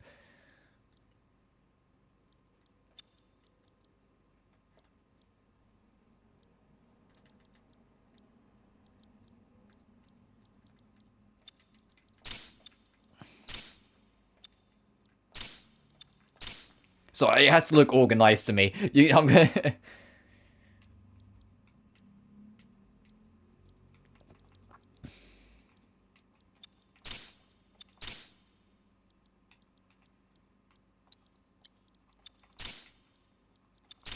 Yeah, all the offense on the top. There's my OCD kicking in. Everything has to be in a spot. Oh, we do have an extra lightning. I forgot we picked that up.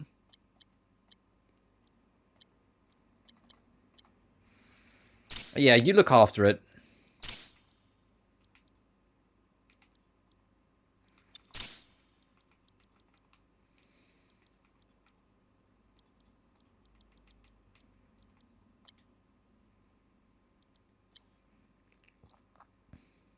Alrighty, let's vibe it. Let's go.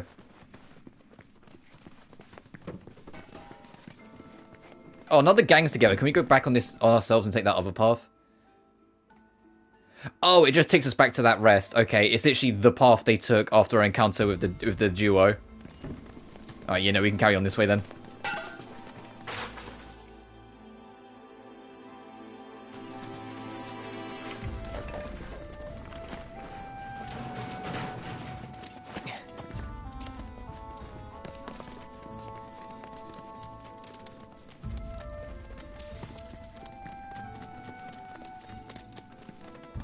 My turn, don't you? Ow. Gotcha. Keep it together. I got this. Hang in there. Need my aid. There, bring it. Leave a scratch. We're done here. Ha! Bingo! Take over. Hang back. Let's do this. Here it comes. Come on! You're mine. No time to wait. Jesus, I went up to the fucking sky.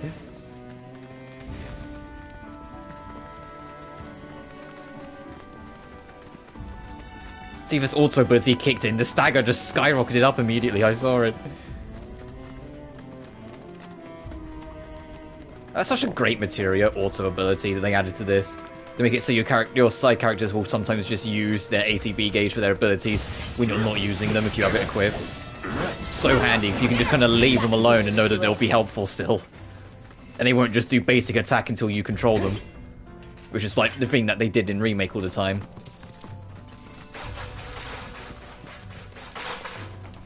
Oh, freedom! Oh god, it's so bright. It's like a flashbang.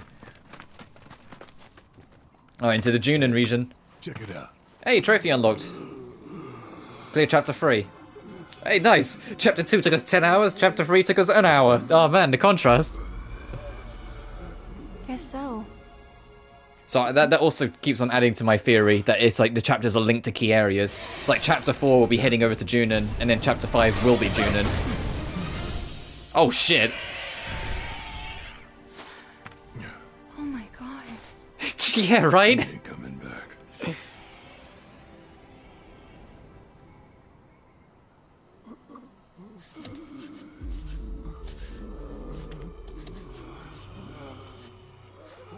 That city they're headed to, is that... Has it got the giant cannon on it? Yep. That's Junin. Shinra territory. Come on. Chapter 4, Dawn of a New Era. Where's Fort Condor? Isn't that supposed to be on this side? Intel and Junin Remina Towers have been registered. Oh, and we can go get Phoenix in this new registered. How big's this area? Oh. Yeah, so there's Junin. You can tell because the cannon.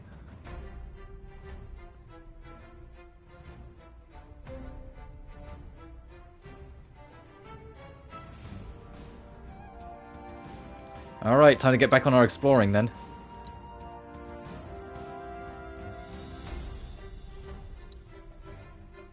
Can we just walk back?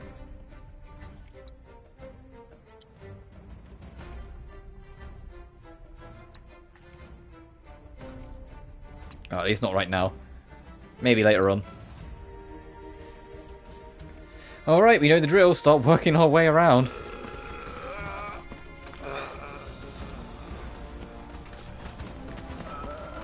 Where did that bird even come from, you think? There's a story about a great condor said to roost on an island's abandoned reactor, though there's no longer any way to reach the isle. Or at least none that I'm aware of. Nature's finally reclaiming what Shinra stole. Well, even if we could get there, I'd rather not bother. Didn't seem very friendly. Agreed. Let's focus on where we can go. Oh, we haven't found the chocobos. Oh, right, I forgot. Yeah, each region of the world is home to its own breed of chocobo with its own unique ability. However, you need to wrangle the area's bird before you can call it. Yeah, before we can get our chocobo to ride around, we have to actually find it.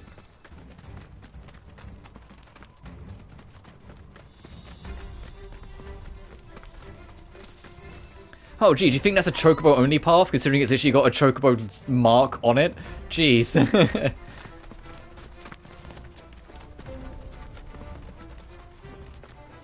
And that also means we're getting a wall running based chocobo by the seams of it. Alright, let's make this fast travel spot.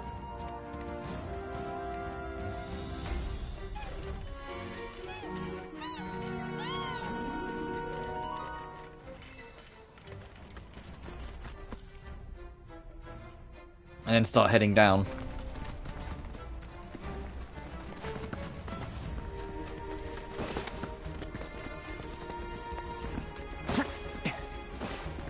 Cloud, there you go.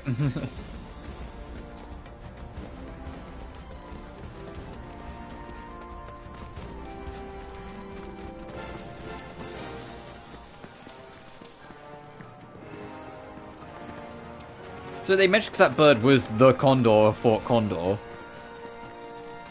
But they also said that it's on like a separate isle, so I think they've changed that. You don't go straight to Fort Condor instead of Junin like you did in the original. It was a bit weird. It was like, Junin's the next place where plot is. But let's take this random detour to this random straight tower in the middle of nowhere. So they made it off isle, so they'll probably save that for later. Either later in this game, or they will put it into Act 3 to kind of like expand that out a bit more. Because to be blunt, in the original game, Act 3 was a lot of retracing old steps. So if they can make it be a bit more expansive by, like, even if it means taking a couple areas out of this and putting it into Act 3, I'll understand. Because it'll allow them to kind of give a bit more brevity and better pacing. Pressure, stagger it, and do it in the time limit. Okay. protocol. During this time of year, Konadus migrates the Junon to seek out mates. They build their nests far from civilization. Thank you, Mai, and raise their young for all the information on how this thing works that I'm not listening to because I'm focusing on fighting it. It's weak to win. Oh, that makes sense. When food is scarce, they may occasionally venture into towns and cities where they have been known to attack humans. As Shinra's activities continue to disrupt the ecosystem, such attacks will Red, do you have wind? I hope you have wind, and I haven't completely fucked up my party composition. take care not to become a snack during your investigation. Oh, there we go. Now that's the spirit.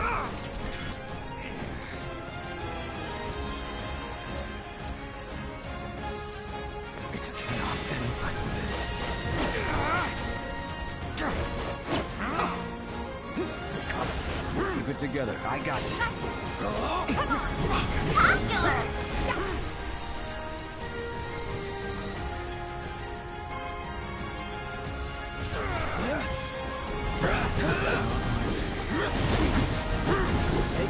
I got this.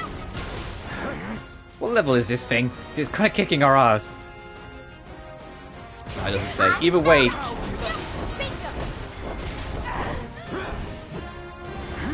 you go! Wow!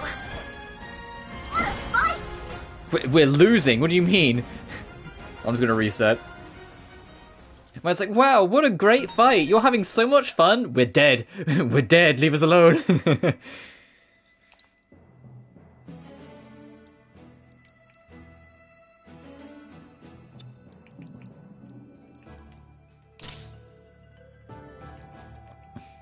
I'll let Cloud take the wind material instead. To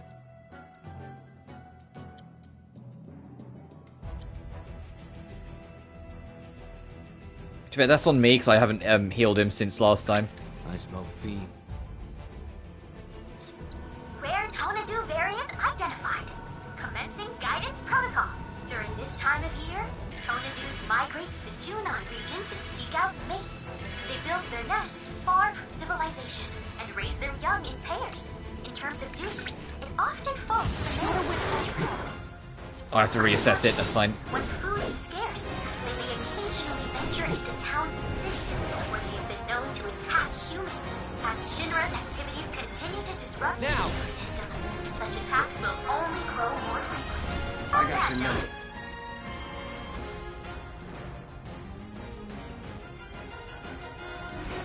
Also, hurting it will make it get vicious, and then avoiding it is what makes the pressure. I know you can do this.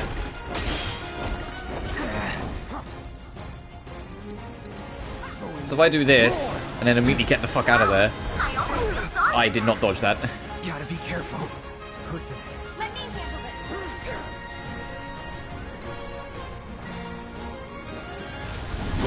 Stay calm. I know you can do this. Here. Come on. Go for it. Hey, there we go, there's the dodge we needed. I was like, Tifa's got a better dodge, she might be able to do it. Here it We comes. got this under control. It's nothing. Big back. Nope. Bring it. I need to talk to someone who's not like... Your strength knows no bounds. It's all take him down. Strike hard and fast. There. Come on. It's over.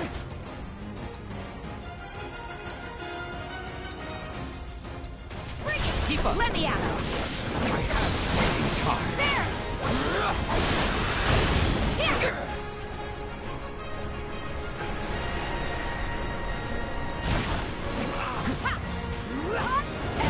Nice. All objectives completed. We've accrued a lot of great data. Thanks to you. Yeah, no worries, Mai. I want to see what level this thing was to see why it was so brutal.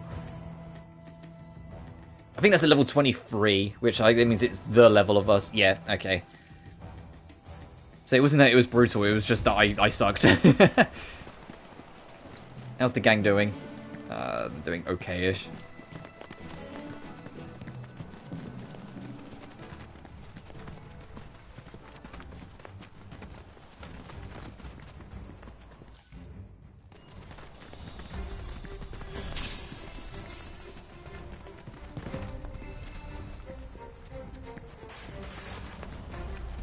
Gotta finish it quick. Don't overdo it. I got this.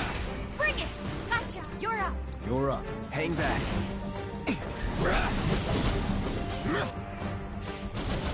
Too bad. Win. Okay. You're done. Accepted. If I just keep on doing the wave attacks, we should be fine. Let's do this. Think I'm all warmed up.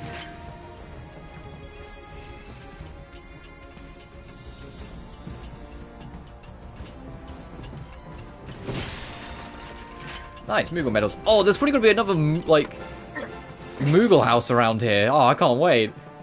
That was such a dumb little mini game. I really liked it.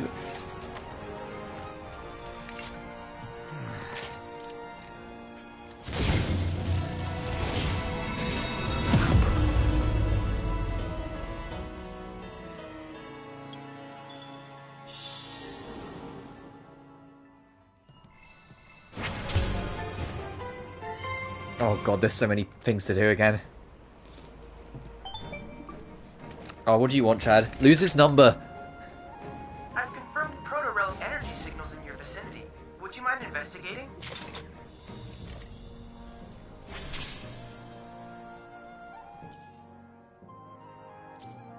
Okay, so that's the world quest of the area to get the proto-relic and get more context on our presumable super boss at the end of the game.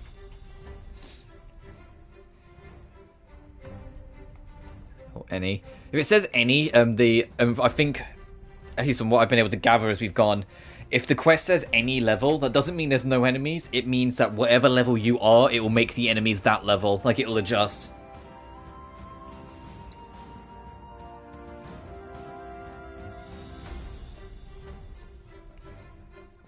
Oh, okay. I was like, is there land past Junin? But looks of it, this is all the cliff edge. Following the fog of war here. So it's like this chunk of the land here is only this small space, so we can do that last. Checking all this out is like the main meat.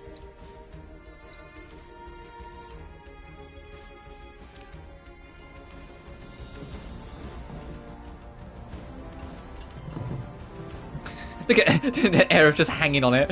Like, what are you doing, girl?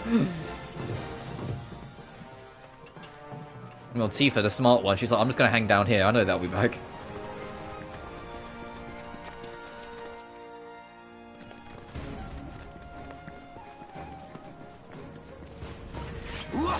Please. That's you right. Quick to ice. Okie dokie. Ow, ow, ow. Get ready. Ow. Let me These fuckers are beating me up.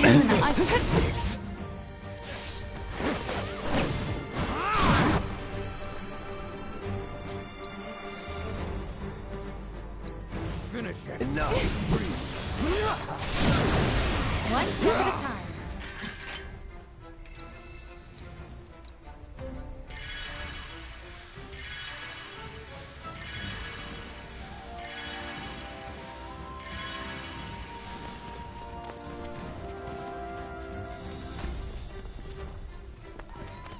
Oh, another quick travel. Alright, I'll follow you. Into a wall? Did you see that? He ran headfirst into the wall for a second.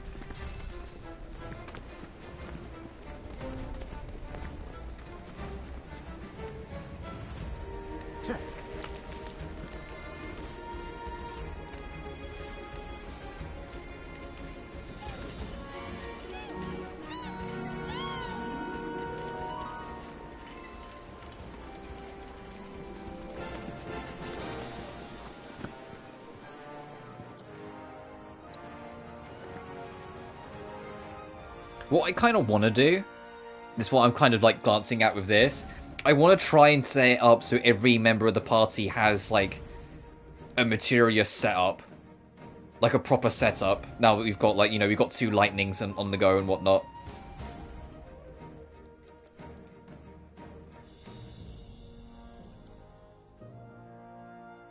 Especially because fucking Barrett over here, he carries all this shit when we're not using it.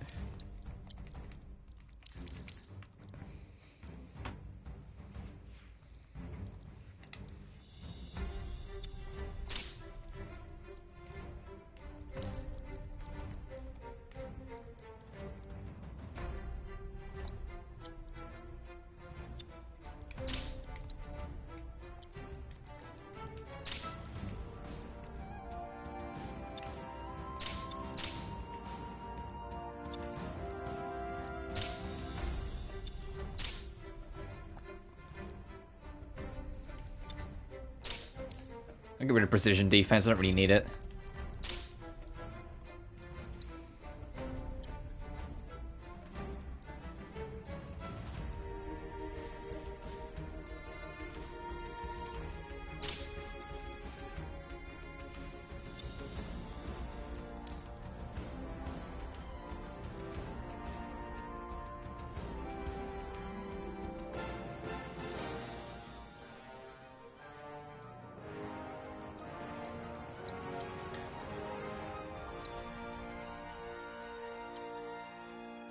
I think I just need to buy more materia. That's the main thing.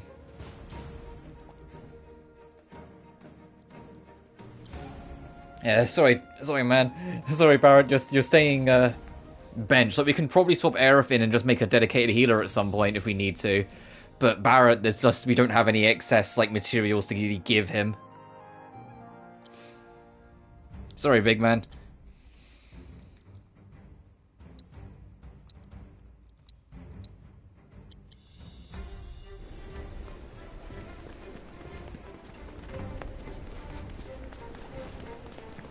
It's more so like when those situations come up where it says, oh, you can only play as these members, I don't have to worry about constantly bringing up my menu as much and organizing everything. I can just kind of roll the punches more. So it's just Barrett we need to really worry about right now.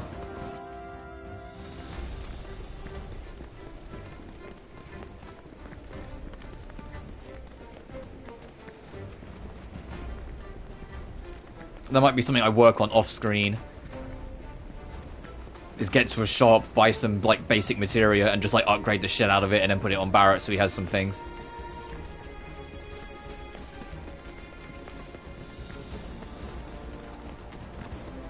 Hey, if I buy some basic materia, I could, the fire and ice materia, I could attach that to Barrett with and like link it with AP up so it levels up quicker. In fact, instead of sitting here thinking about it,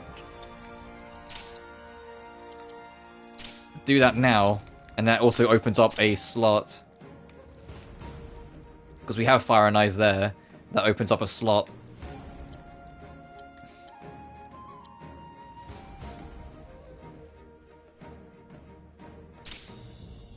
Yeah, have that. And just so it looks more uniformed, I'll do that as well. So then when we play as Barrett, he's at least working on something. I don't really care for Morph. I understand what it is and how it works, but I'm good.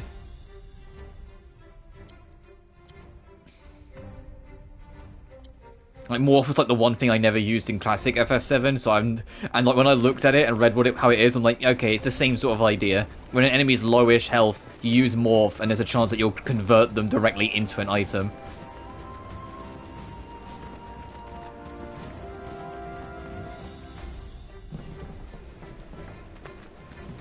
We need to get climbing chocobos. Bioti, yes, we'll win. Take the lead. I got this.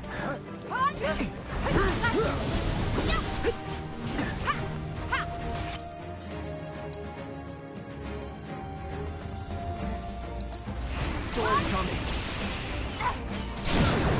Finish him off.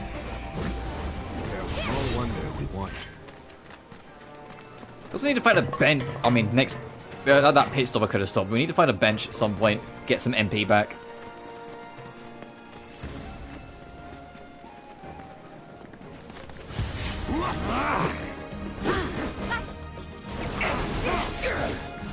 I got your. These guys weak to wind as well. Oh, ice. Okay. All set. Come on. I think you're just thunder. Yep. That's like you got ice impulse, so you can at least do some kind of ice. It's over. Make way. Keep it together. My turn. Alright, now I don't feel so bad if we do end up swapping off Red because he's maxed out his current ability.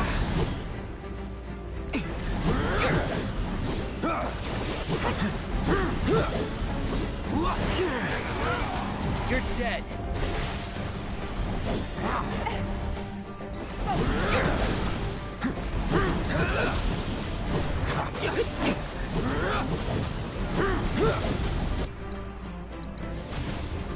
Calling ice.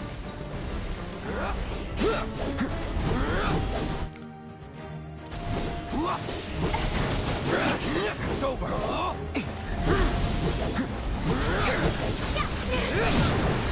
That'll do. Yeah, the gang's suffering a little bit. We do need to bench up at some point.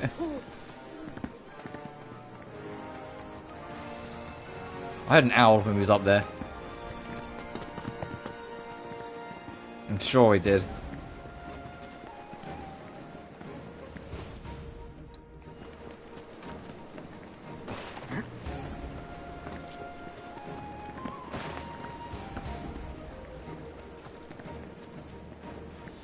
Oh, is that Fort Condor? We're over there. I think that is.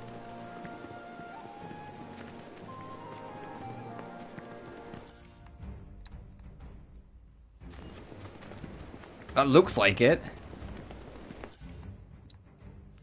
And it's off map, so yeah, we're absolutely not going to go explore that, like, this game, I think. I think they're going to save that for next one.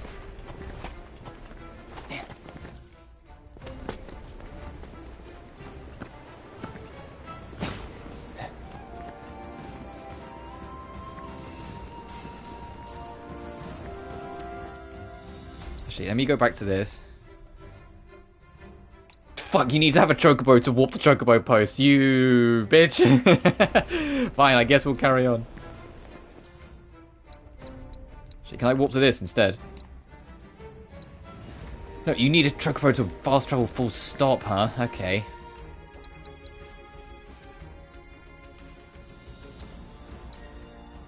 Oh, unless it's a thing like this, and then it will let you.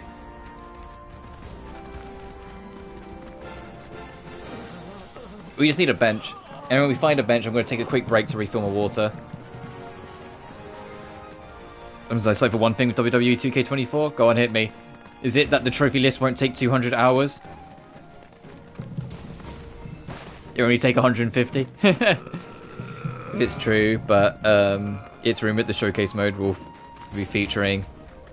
I don't know who that is, but I'm going to assume that's a cool, like, thing that they're doing. I don't know enough about wrestling.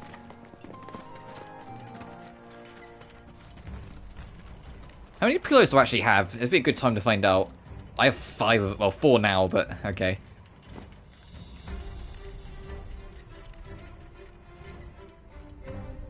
Faster.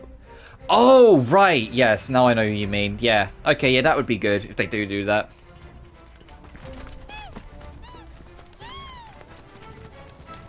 Sorry, it's been a while since that conversation's been on my mind. Well, look at that. Another chocobo ranch. I wonder where the owner's hiding.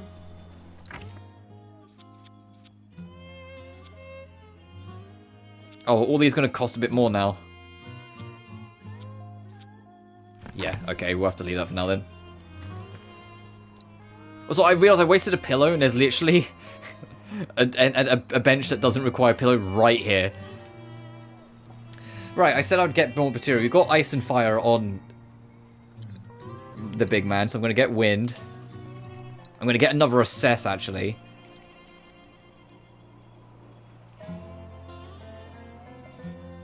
Yeah, this flowers. Yeah.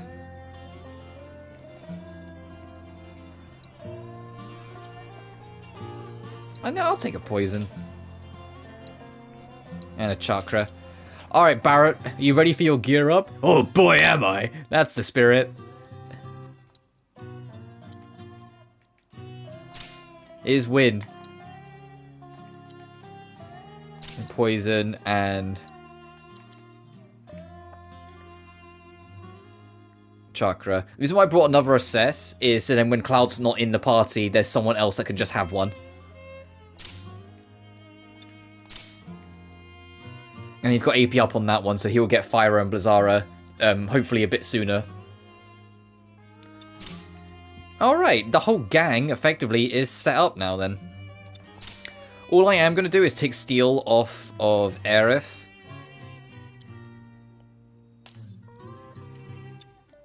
Move that there. And I'm not sure what I'll put, but I want to give her some kind of offensive magic. What do we have not that much of? Fire, Ice, Wind... Lightning. We have 2 winds and 2 lightnings. How many fires and ices do we have? 1. Technically 2, but not really. Okay, you can have... I will give you ice.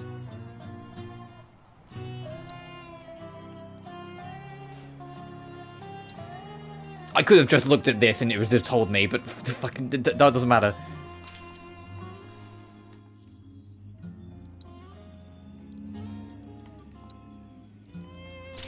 There. I could have just given her like a stat, but I wanted to have some kind of magic. Alright, so now the whole gang has effectively got some kind of setup. Cloud has Assess and Enemy Skill because both of these are always valid. And First Strike, because although it's not that good now, if it's anything like it was in Remake, it'll get good later on. If I was to play SMT, are they a serialized story? Or can you play many? No, they're all their own stories of their own protagonists. And they do that deliberately because although there are like endings that are harder to reach that people treat as like a truer ending sort of thing, this team behind SMT want the ending you get to be your ending, if that makes sense. They don't want there to be one ending that is the true one in essence. So by not having stories directly follow from them, it means it holds the validity of that ending being your one. Like, it maintains it. It doesn't get undone because the sequel says, oh no, this is the path we follow. The only time they did that was SMT4 Apocalypse, where it was a direct sequel to 4. But what they did in Apocalypse is that instead of making it a sequel, they made it based just before the final boss of the main game and made it an alternate path. So it still didn't directly compromise the original story in a sense. It was just an alternate path if you wanted to see an alternate perspective to how things could have played out. And that was like the only time they ever did like a proper follow-up or sequel, in an essence.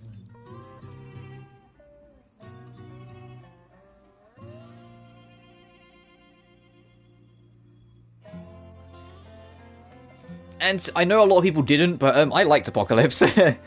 Apocalypse kind of... I felt like Apocalypse spent too long trying to recapture the magic of original SMT4 instead of like doing more of its own thing, and as a result, it ended up hurting it. But like as a full game, it's still super fun. It's a bit for a while. Well, SMT3 Nocturne. I will warn you now, Nocturne is hard to approach regardless of which version you play, because in the HD remaster, they added an easy mode difficulty to try and make it more approachable. But I've spoke about it before. I have problems with that easy mode, not because make it more accessible. No, making it more accessible is always a good thing. My problem is the easy mode straight up deactivates gameplay mechanics to make it easier. So you literally get a hampered experience of the game. You don't get to like experience all of the gameplay ideas and whatnot. They literally just turn some shit off to make it so it's easier to play. And I'm like, I wish there was like an easier mode, but still kept all the mechanics. Like, that kind of bothered me a little bit, but that's just me personally. For me personally, I'd recommend playing on normal, but understand you're not going to win every fight. Shin Megami Tensei 3 Nocturne was infamously crowned one of the hardest, if not the hardest RPG ever fucking conceived, back when it originally came out. And even though it's not nowadays, like there are harder out there, and if you know what you're doing, it's very manageable because it's very fair, even if it is difficult. It will still have its moments where you go, what the fuck, and just get eviscerated, and you just have to live with it. Honestly, if it was more accessible, like more available to actually play, I would say 4 is the best starting point, just because 4 by default has the ability to save anywhere, whilst SMT3 has traditional save points. 4 lets you save anywhere, so it gives you a bit more breathing room. And 5, it originally didn't have save anywhere, but in this Vengeance version that's coming out, it's going to add the ability to let you save anywhere as like a quality of life. And I'm like, okay, that's appreciated. So I think when 5 Vengeance is out, it will probably be like the good starting point one. Especially because that game's going to have 2 story modes. Because the original game's release is going to you're going to be able to play it as is, and it's going to be Path of Creation, I think they called it. Whilst the new story, or like the new remixed version of the story that's like added extra characters, added new story beats, added extra areas, yada yada, is going to be a separate path called the Path of Vengeance. I'll only do Path of Vengeance on the stream because, you know, it's the most complete version of the game. But the fact that you can play the original story as is if you want to makes it kind of attractive in of itself as well. But for the sake of preservation, to be able to try both.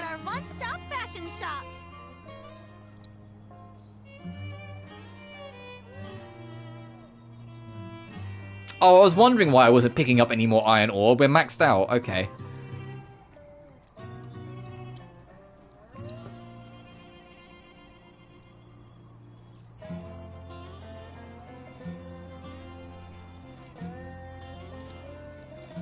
Like a horror roguelike type of stuff in it. Yeah.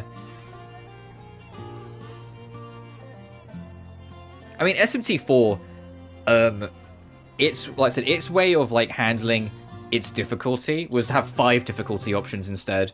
It was, like, very easy, easy, normal, hard, very hard. And so it had a lot more rhythm and, like, wiggle room. And you know what the funny part is in SMT4? Is that it pulls the Devil May Cry 3. When you start the game, there isn't an easy mode available to you. When you game over, it then says you've unlocked easy mode. And I was just like, you bitches. So you fuckers. It's like, of course. Junon's Chocobo Ranch. Perhaps you were already aware. Shut up, Chadley. Shut up, Chadley. Given the local industry. I just want to see what I can make. Magic efficiency. Reduce the cost of MPS spells when with linked materia. Lightning and wind together, like the fire and ice together. Ice. Item economizer. Allows you to use items without having to consume ATB after performing a number of actions. Will automatically trigger. Oh, so if you do 3 actions, then you get a free item usage. And more stagger when more ATB when you stagger someone. We only have 20 points, so we can't get anything. But lightning and wind together, yeah, that'll definitely be on the cards. I mean, when I played Library of Ruina in April, because I'm super excited to revisit that game now it's getting a console release, that game's hella hard as well. That game's a turn-based RPG that will rip your head off if you let it. I've heard Limbus Company's like even harder in places, like the follow-up, but I haven't played Limbus. Oh, I mean, I can just... Hang on.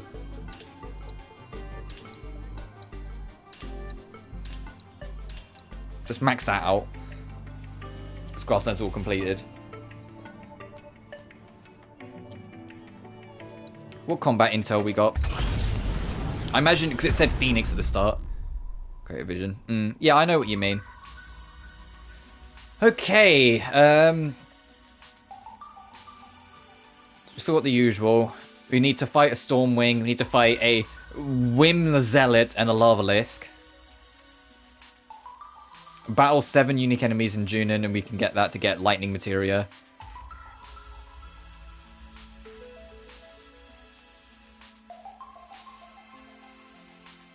Oh, we can do Binded by Light now.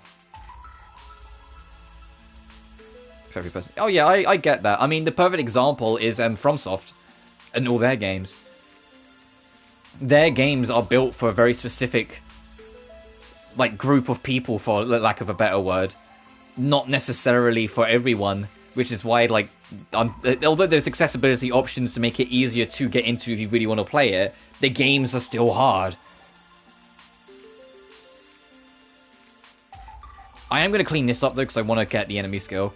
Yeah, we'll stick with the current 3. I will take the risk.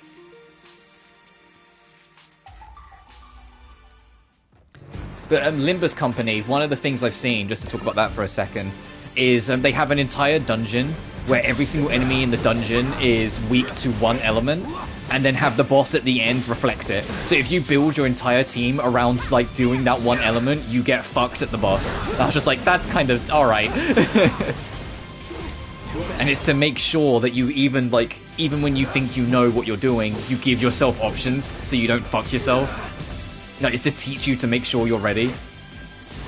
Keep it together. Let's do this. And when I found out about that, I was like, okay, yeah, that's kind of funny.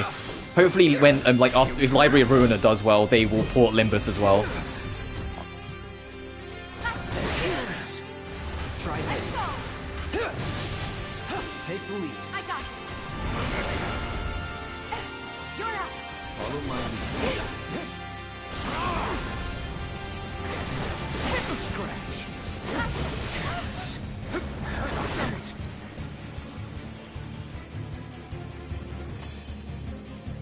2K Platinum Fan Rise. I mean, fair enough at the end of the day.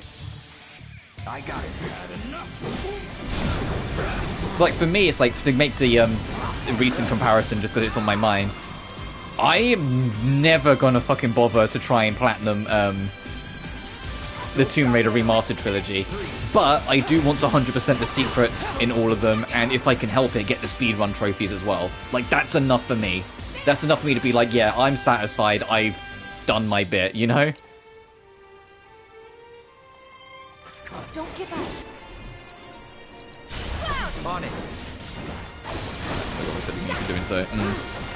I mean, I literally can't platinum Tomb Raider Remastered right now. I mean, you can platinum Tomb Raider 2, but 1 and 3 you can't because both of them have a glitch trophy.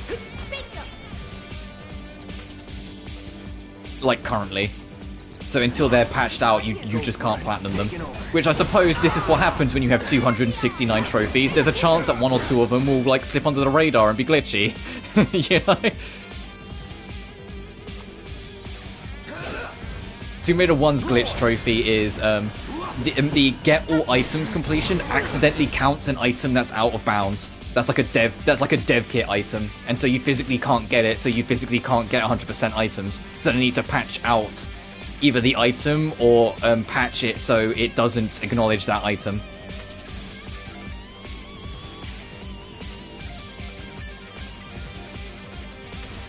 And Tomb Raider 3, it's if you're 100% Tomb Raider 3 in a single playthrough, you unlock an extra level called All Hallows. If you beat All Hallows, you get a trophy. And for some reason, the game doesn't register you beating All Hallows currently.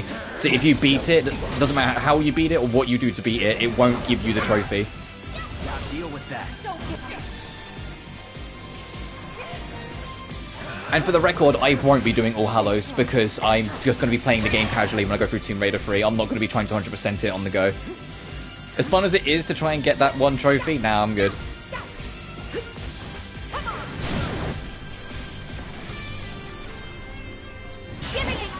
This is it. Don't let up now. I've got this. Nice. I mean, I'll be trying to get every secret I can, obviously, as I go through 2 and 3. But, in 3, your only reward is bragging rights for most of the game, and then All Hallows. In Tomb Raider 2, you have a more direct reward, because if you find all the secrets in a level, they immediately give you a shit ton of ammo for all your weapons. So you immediately get something to help you for doing it. And I think in, like, the first level of Tomb Raider 2, if you get all the secrets, you get given a grenade launcher. So it's like, it's in your best interest, you know, to, like, try and get all the secrets, because you get immediate rewards for it. For some reason, they didn't bring it back in 3. In 3, they just made it, you find all the secrets across the whole game, you get an extra level. Which, to be blunt, I don't think I've ever actually played All Hallows, because like, when I first went through Tomb Raider 3, back when I was younger, I just went through it casually. I wasn't even aware that like, there was a secret level for 100%ing it. And by the time I did, I was like, I can't be bothered to go back to Tomb Raider 3 to do that. So I can't be bothered to do that yet. I should probably start the side quest to try and get our Chocobo.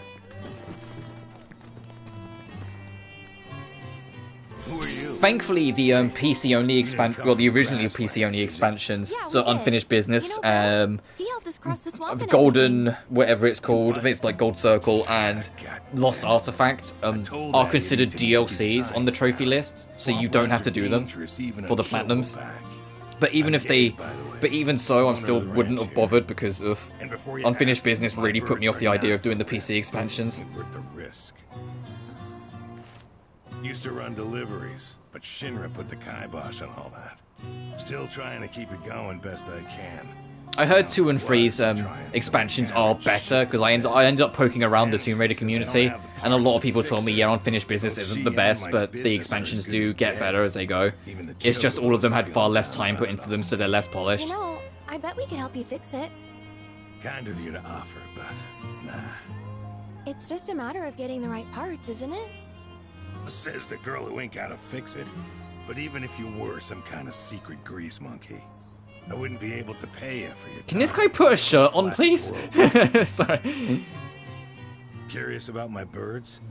I've tried setting them free, but they just keep coming back. Force of habit. Well, nothing for it now. Serves me right thinking I could run a business. Should have known it'd all fall apart. Hey, come on now. Don't be so hard on yourself.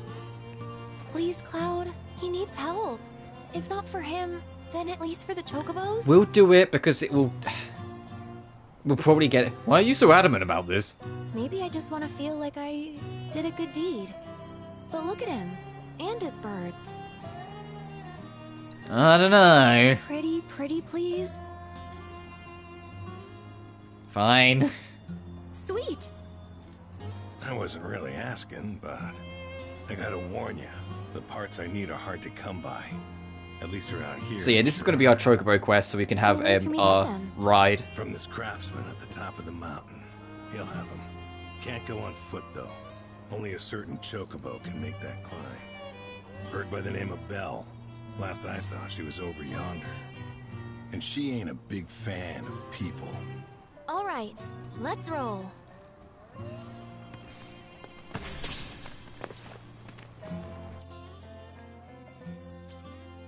We'll go do that now. Let's go get our Chocobo. I don't want to get too close to plot or the fortress. But what I'm curious about is in OG7, you'd find Yuffie just walling around this forest, and I know like they're not going to do that. They're going to make it more story focused. But I'm curious when we're going to bump into Yuffie. Sorry for roping you into this, even though he can't pay. Not can't. Won't. Hate to break it to you, but pretty sure that guy's better off than he looks. Wait, seriously? Are you saying I got duped? That he's just using me? Afraid so. Aww. Jerk. Whatever. I'm not doing it for him anyway. I'm doing it For the Chocobos. Oh, there are so many.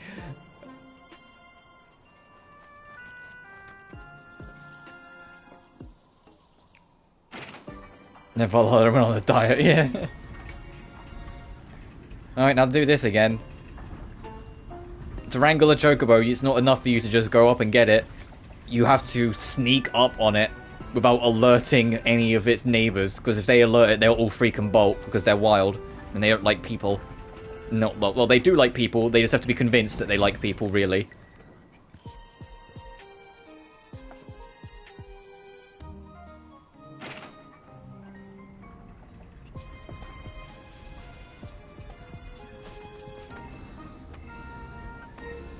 Fucking rocks. She's not Weeb Panda, dude. I don't know how else to put other than just you're not right. It's not. She is street smart. If you really couldn't tell from how she was talking that she's being sarcastic, and she knows he's up to something but wants to do a good deed for the birds anyway. Can I actually hit this? I know it said I could, but can I?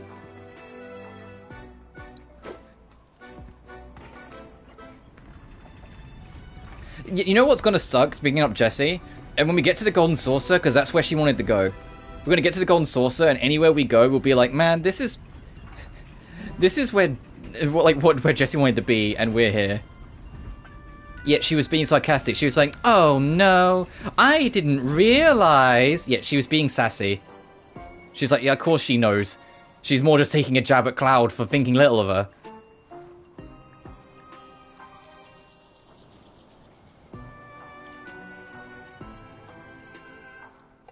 Can't see me, you can't see me, you can't see me. Yeet! Which way are you going? Away from Belle. Great, awesome. It's a long way. Yeah, and then that's how I got from it.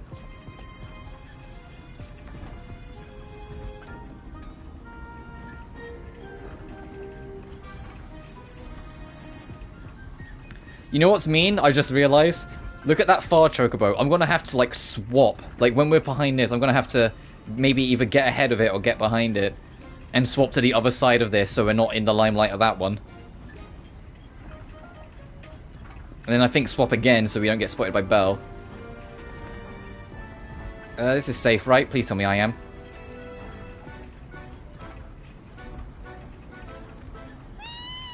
Ah! No, you didn't. You didn't see shit.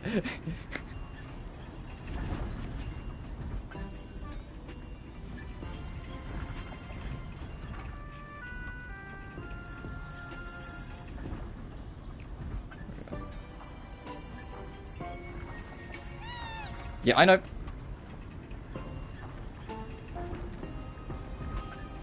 I know, Belle. I know. You're good. Look at that, Baron.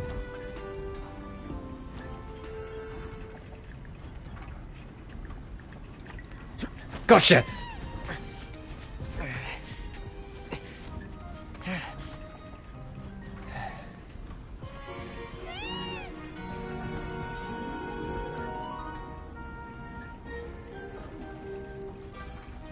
And they're going to spend more time with Aerith in this game because, to be blunt, she's not going to be in the fucking next one. She's not going to be in the next one.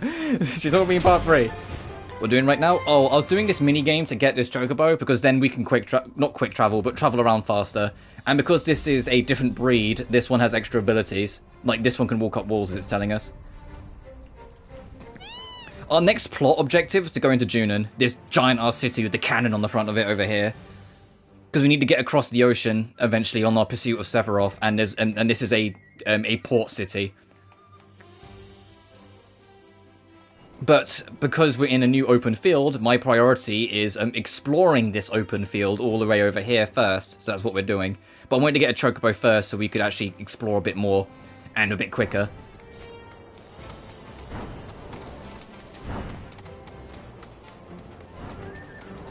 It meows. That's the chocobos. They're going quack. That's what you're hearing. Another Remnant wave tower.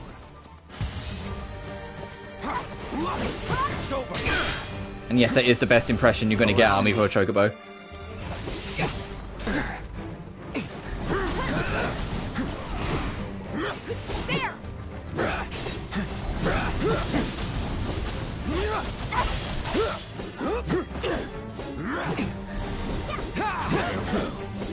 Take the lead. Oh,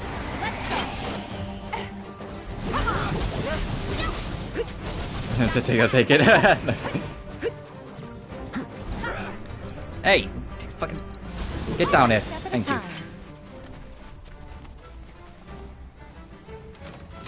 Let's activate this. Because I first thought these were going to be Ubisoft towers, like you activate them and they clear all the fog of war on the map. I mean, they don't clear the fog of war, they don't clear like the fog on the map, you still have to run around and explore it. They just tell you where all the points of interest on the map are around you.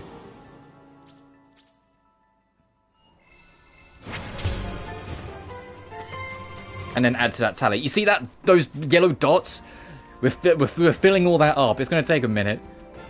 But if we get the Divine Intel, it makes the optional boss fight to get a new summon easier for each one you do. And that's the main plot quest to get the Proto Relic, which they were pretty clear about. If you do all the Proto Relic quests, you're going to get a secret super boss. So I'm like, we're absolutely doing that. Then I want to fight a fucking super boss. Oh, where's our Chocobo? Hey, buddy.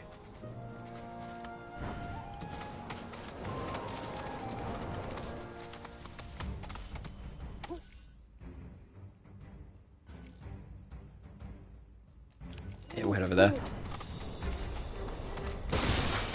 Oh, where's... Hey, Mr. Owl.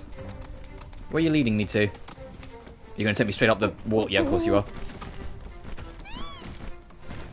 Damn, look how strong this hell yeah, Chocobo.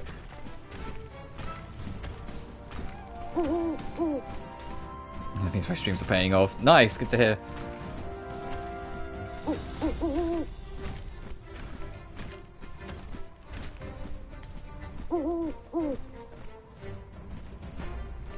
Stream.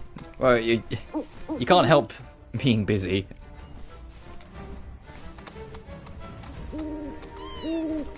Oh, you want me to go up this wall? Oh yeah, you want me to go to this, huh? Okay, I'll wait. Crazy bear.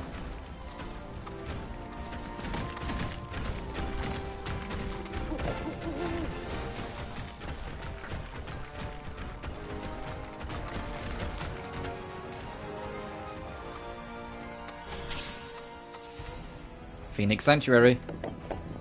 Let's get off our birdie.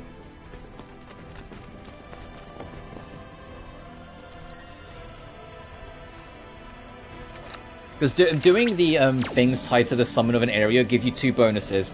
Firstly, it makes the boss fight against them to get their summon a bit easier, and secondly, it gives them it will give them stat boosts when you get the summon, so they'll be stronger for the hassle. So, I think I've got the timing for this.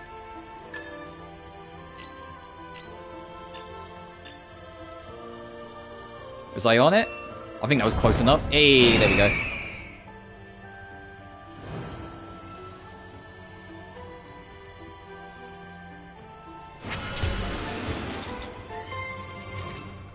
Sorry, when that characters enter it. Is it? Fucking lose this number, Chadley. I don't care. Yes, I know. If it's not I'm not answering. There's a female version of Chadley now for some reason, called Mai. But she only shows up when you're doing combat encounters.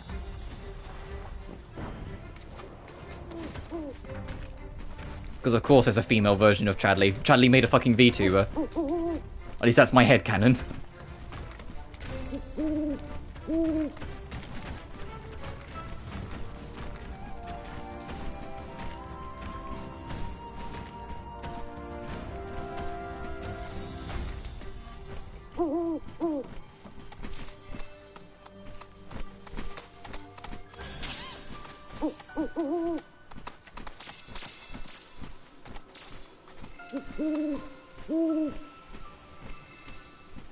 I keep on going to the Final Fantasy 16's button press to get off the Chocobo. Have you played Infinite Wealth yet? No, and it's going to probably be a while before I do, to be honest.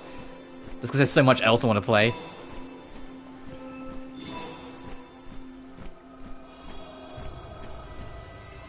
I am aware of more of it. Like, I haven't been spoiled on anything, nor have I deliberately looked for it, but I am just aware of more plot points and details and things like that across the board, just because it's been out for a while and people talking about it. So I can't avoid it forever. So I just kind of took it as a camera. It's like, well, this is just what happens when you don't experience anything full stop. You can't always avoid it. Which is why I'm also not that fussed that I've been spoiled on a couple little things. So I'm just like, it is what it is.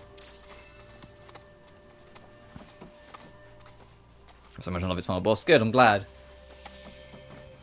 I've said it before and I'll say it again. My biggest curiosity isn't Infinite Wealth, it's what comes after Infinite Wealth.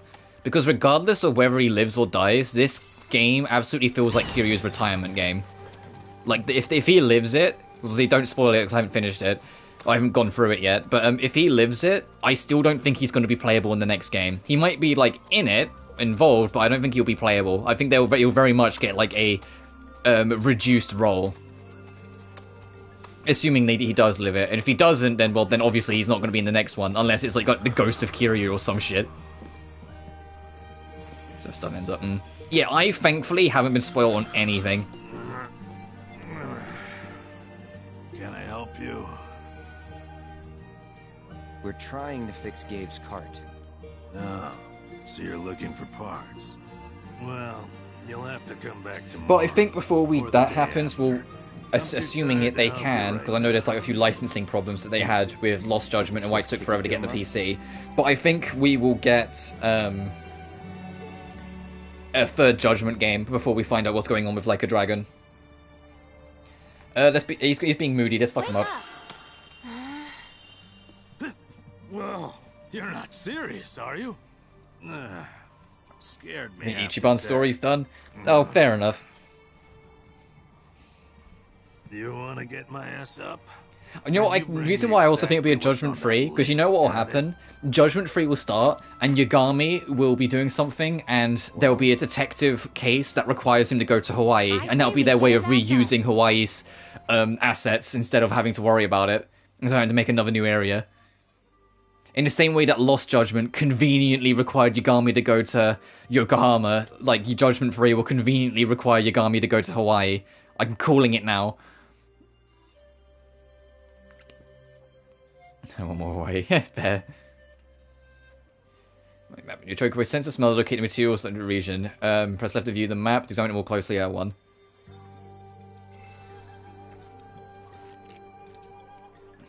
Oh, this is not a great.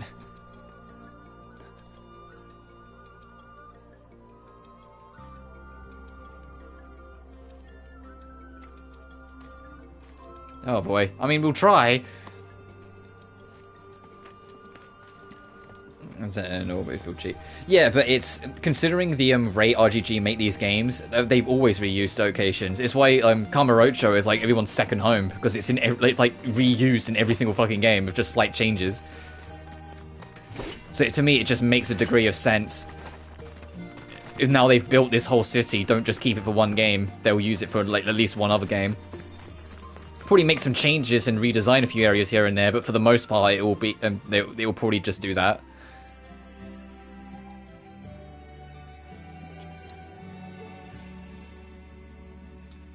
Special, dang it. No, it's just, I hate to break it to you, it's just the smarter choice to reuse Hawaii.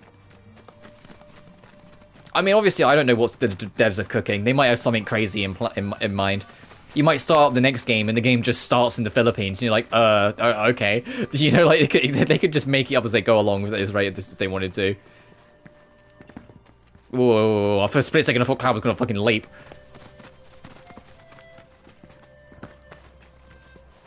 And as someone who, you know, doesn't live in America, Hawaii is still a unique and tropical enough location that I'd be curious to try, like, check out. You know, it's still not where I am.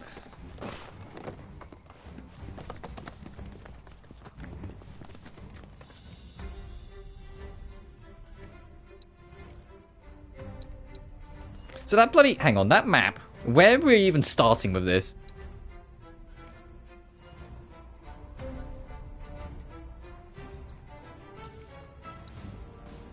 I'm assuming they're talking about that tower, because you can see the chocobo tracks on the bottom left.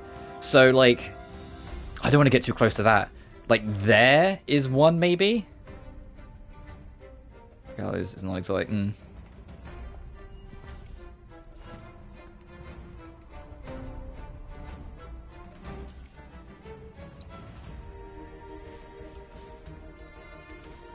Because I'm genuinely paranoid about getting too close to this and triggering plot, I'm actually going to do it later.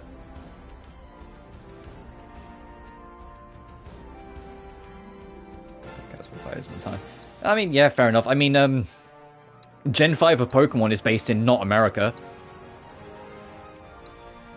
And that was like the one that I thought I thought it was interesting and fun to explore, but at the same time it was a bit like, oh man, I kind of liked exploring the mountains. You know?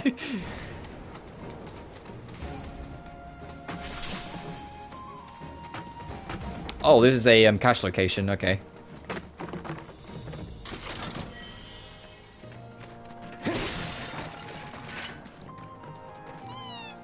Didn't mean to hop back on you. It's just you're in an awkward spot. And the game auto hops. There's no button. There's no button for hopping with your chocobo. You just be close to it, and you'll pick, and he will jump on.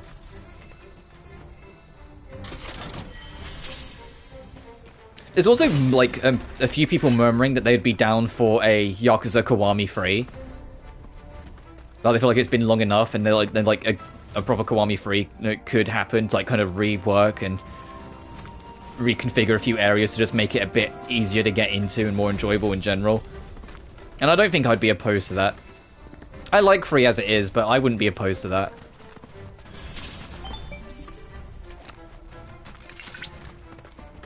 I see you made it safe and sound. According to the energy readings... But like I said, we have no idea what RGG is cooking. They've only just released Infinite Wealth. Give them a little bit of time to, you know, figure themselves out.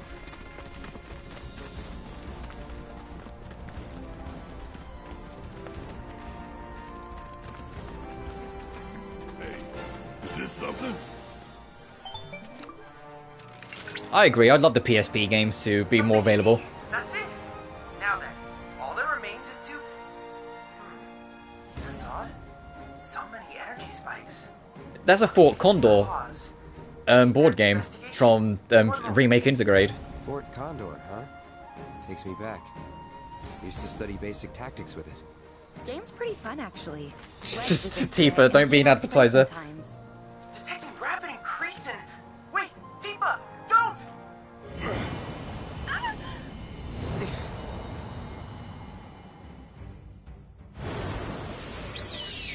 Reinforcements are here! We're saved! What the fuck? Oh my god, they're the PS1 versions of themselves now. What the hell is going on here?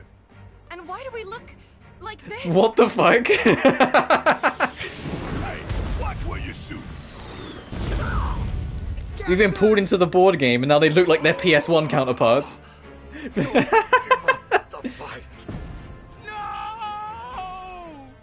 Glad you're here, troopers. Shinra forces are poised to strike our position. Help us!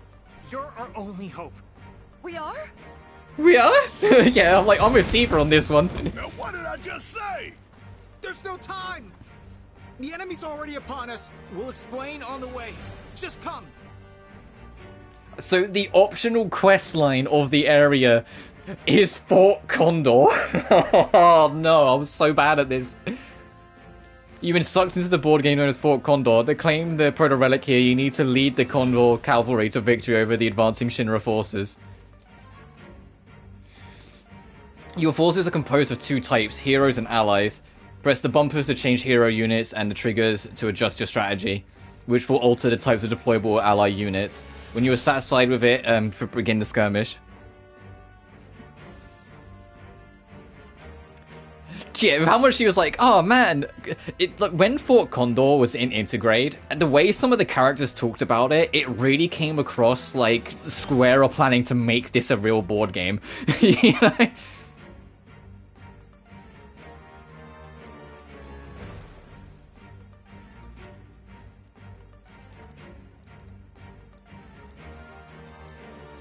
It never manifested, but it could. Queen's Blood could absolutely become a real card game, and that thought alone scares me.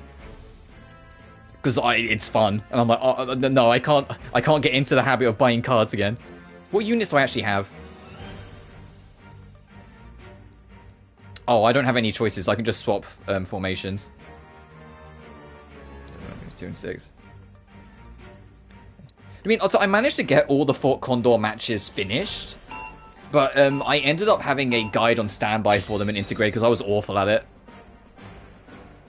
The idea is that you have to, like, make new units and build up forces to then push that blue line as far into the enemy as possible. If you push it far enough, there are, like, command posts, basically, that you can dismantle and destroy. If you destroy them all, you win. However, if not, whoever has the most towers destroyed loses after a time limit. If you have the same, it's however far that bar is along.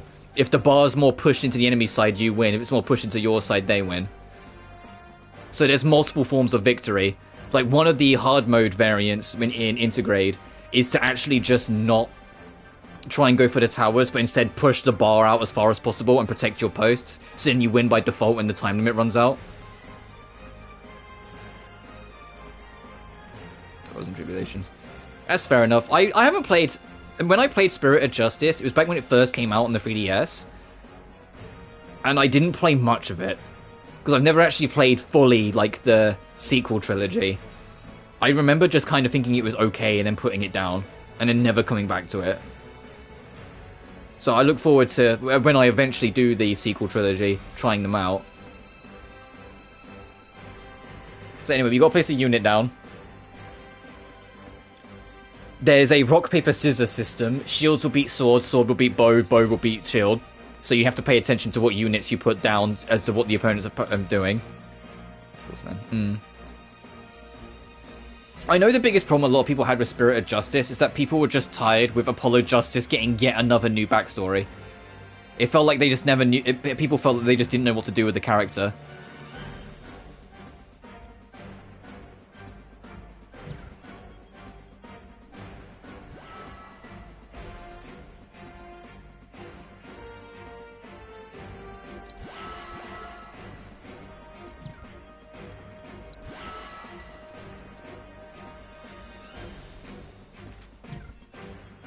That's waiting to have ATB.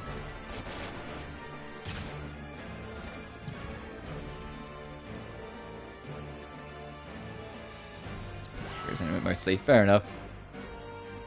Thankfully, this version's, I can immediately see they've made it a bit easier because on the right, it's telling me when new enemies are showing up and what side they're showing up from. Because like this side, see, like we're taking loads, we're pushing way ahead now. We do need to get some kind of range-based unit in here, though. Oh, actually, you are range. I'm gonna wait until you get another ATB so I can drop an elite one.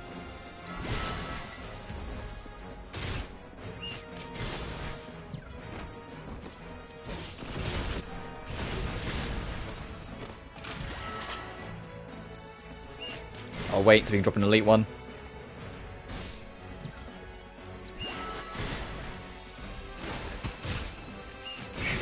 Trilogy problem. What's funny is that other backstories actually contradict each other. Oh, fair enough.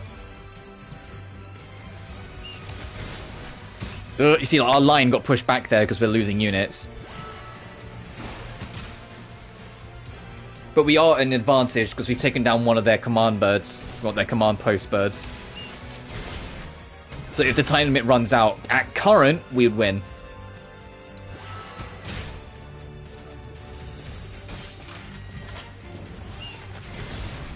As soon as they push back and start attacking R3, that we start to lose. This is essentially how Fort Condor works. Sword beats at range, so that they're in trouble. I need to get a shield on you. Hero units. Deploying units to the same role as the hero unit will fill the hero gauge. Oh, this is new. This wasn't in the original. You'll be able to use it and place the character in the field. Cloud is defensive, Barrett is ranged, and Tifa is vanguard.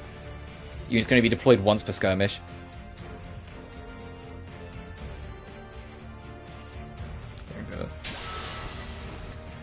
Also, I haven't played it, so you have to give me a break in that sense. It's just that was always the common consensus I always heard, that people weren't a fan of it in that sense. The same time, above allies, these units are immensely powerful, can easily turn the tide. Knowing when to use them is key. It is funny just seeing Sea Loud in here doing his thing. But it's only a big guy left, so we can push. Oh, it's well, don't worry. It'll be a... you will... Oh, they've changed it. Great. In the original, you could just wait it out. It literally says, you will lose if you cannot defeat the boss before your unit's time's out. And you'll be unable to deploy new units, granting you the opportunity to unleash an all-out assault. So they have changed it. In the original, you could just wait it out. If you was an advantage, you could wait it out. They've made it so you have to win. I mean, I get it, but it's still a bit like, fuck.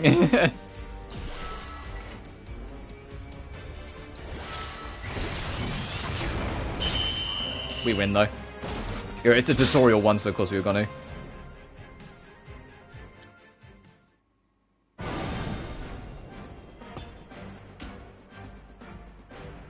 We did it!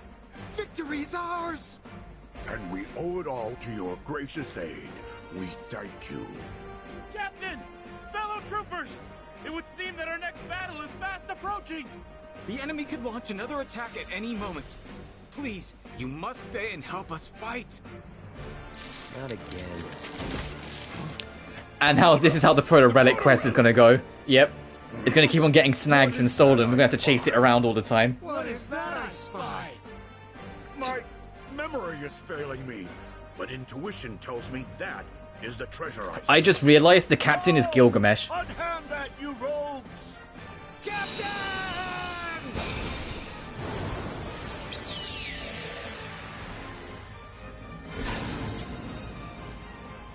From classic Final Fantasy, because that's who the super boss is going to be. Absolutely, it's absolutely Gilgamesh. There's a lot of implication it will be. Crazy, but we were inside the game, weren't we? That's impossible. It is impossible, right?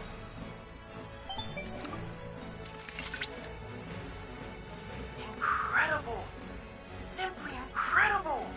No phenomenon like this has ever been observed before. It was as if the very fabric of time and space was twisted. But how? And why? Chadley, focus. So what now, little man? Proto Relic's gone. One of those punks in there swiped it. Right. Of course. And there's 4 points to this quest, so we're probably going to have to do 4 rounds of Fort Condor. I hope it doesn't get too much harder. Because I was genuinely, I was okay at it, but I genuinely sucked. Like when it got to the hard mode variants in Intergrade, I had to follow a guide for it to do it. I'm good at card games, I'm not good at board games. It's a weird, you'd think that like, floatsome and jetsam, okay. Oh, it's on there. Oh, okay, I'm not sure how we're going to get there straight away.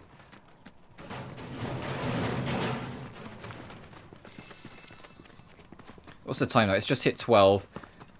I'm going to go on for like another, I'm probably going to go till about 2, so another couple hours yet, do about 5-ish hours. When I woke up this morning, I was like, oh, I'm going to stream for like 7 or 8 hours today. And then my throat, like 10 minutes into the stream, went, no, you fucking aren't. I don't see why not. I bet both you and Red could pick it up quickly. What do you say to that? I accept any and all challengers. I like that Red's competitive. Someone sounds confident. No backing out, okay? Listen to y'all, as if we've got nothing better to do. That's right, Barrett, we do have nothing better to do. Let's go play board games. President, no, I was joking, I promise. I'll try and get as much of this fucking done as possible. If we're not done by the end of this stream, like 100% this area, which is very unlikely, I will start working on it off screen, but I won't do the Proto Relic stuff because there is, you know, cutscenes tied to it. My favorite is the Game of Life. Yeah, you know, if there's any board game, I mean, Game of Life isn't too skill based in the sense that you roll the dice and to see what happens. It's kind of more like banter, but I love Game of Life. I think that's super fun.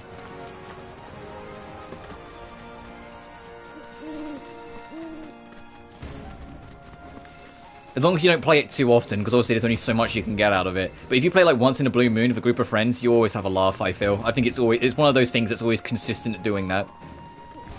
Yeah, I'm following Mr. Owl. Give me a fucking minute.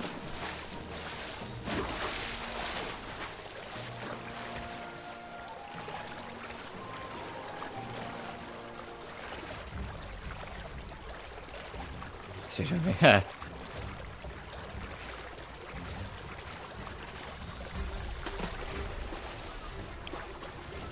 But like, when I was a kid, most board games, I genuinely just wasn't that good at. And just didn't really click with them. Either I misunderstood something, would get it wrong, and like, my older sibling would go, no, Rob, you're supposed to do this. Or, once I felt like I finally got it, I just get pulverized by whoever I played against. So it never really worked out. But card games, however, it was the other way around. I don't know what it was with Yu-Gi-Oh, but I just fucking got absorbed and mastered it and was really good at it at the time. My deck is horrendously outdated and would not work at all nowadays with the synchros, with the tuna monsters, with the XDs and all the rest. The Link monsters, I think there's another variant, but I'm probably missing. Master Duel exists. Fun with board games. Maybe one day. I haven't actually played Master Duel. It's weird, like, when I want to play Yu-Gi-Oh! Digitally, I load up Legacy of the Duelist, because you can just fire it up and go, and it doesn't have too much of, like, the later shit. for you to worry about. Like, they keep it kind of like standard.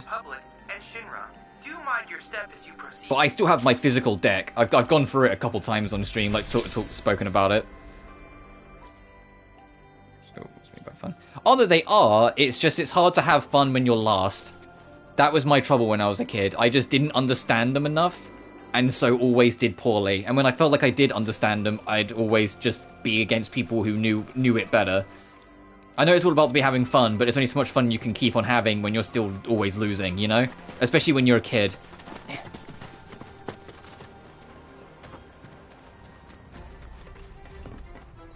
Oh, that's a bunny. So, I mean my chocobo, because that's probably something we can sniff out.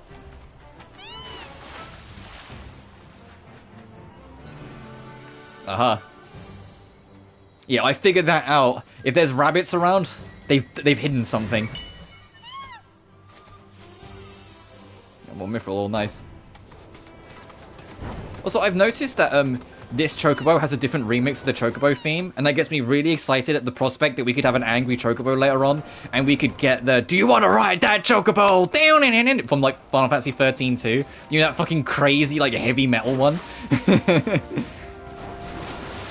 Games for a family who loved them. Yeah, drawn in common. Fair enough. But the only one I ever really like enjoyed was Game of Life, like properly, because Game of Life you just kind of ride it out, you know. It's like it's a weird one. It doesn't matter what you do, you just kind of ride it out, and then at the end you're like, hey, you're a millionaire, but I've got a wife and kids, so who's the real winner? And it's like it's the guy with the most money. Shut the fuck up. But you can convince yourself that you did better.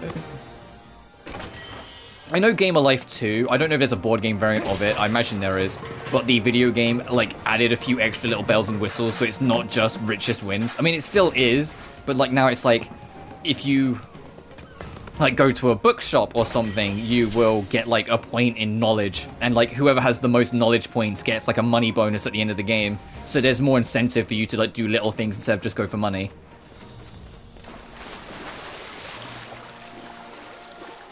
Casual plays with family, so I'm biased. Nah, I get it. Oh, did I actually... I just kind of picked shit up and left. I didn't actually, like, pay attention to if I actually got everything in this area. 1 second. I'm pretty sure I did, but... I wasn't paying attention because I was mid-talking. Did I actually loot everything here? Yes. Yes, I did. There's only two treasures. Actually, what I'm going to do is I'm going to prioritize the proto-relic as we explore, so then if we aren't done, I can just, like, clean out and 100% the area off-stream. The only things I won't do... Well, the game says there's currently only one side quest, but if I bump into any other side quests, I won't do them.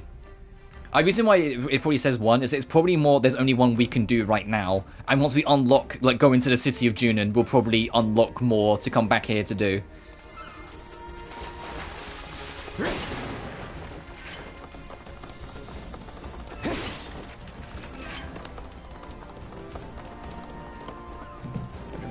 Including chess.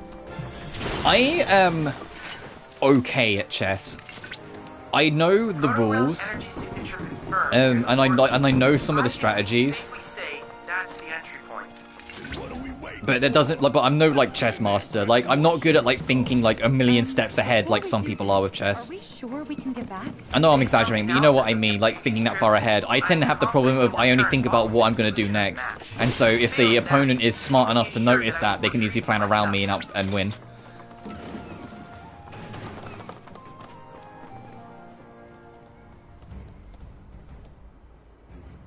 That being said, though, I do have enough of an understanding. I could never play it because that requires way too much brain power and almost showing off, but I do understand what people talk about when they play verbal chess.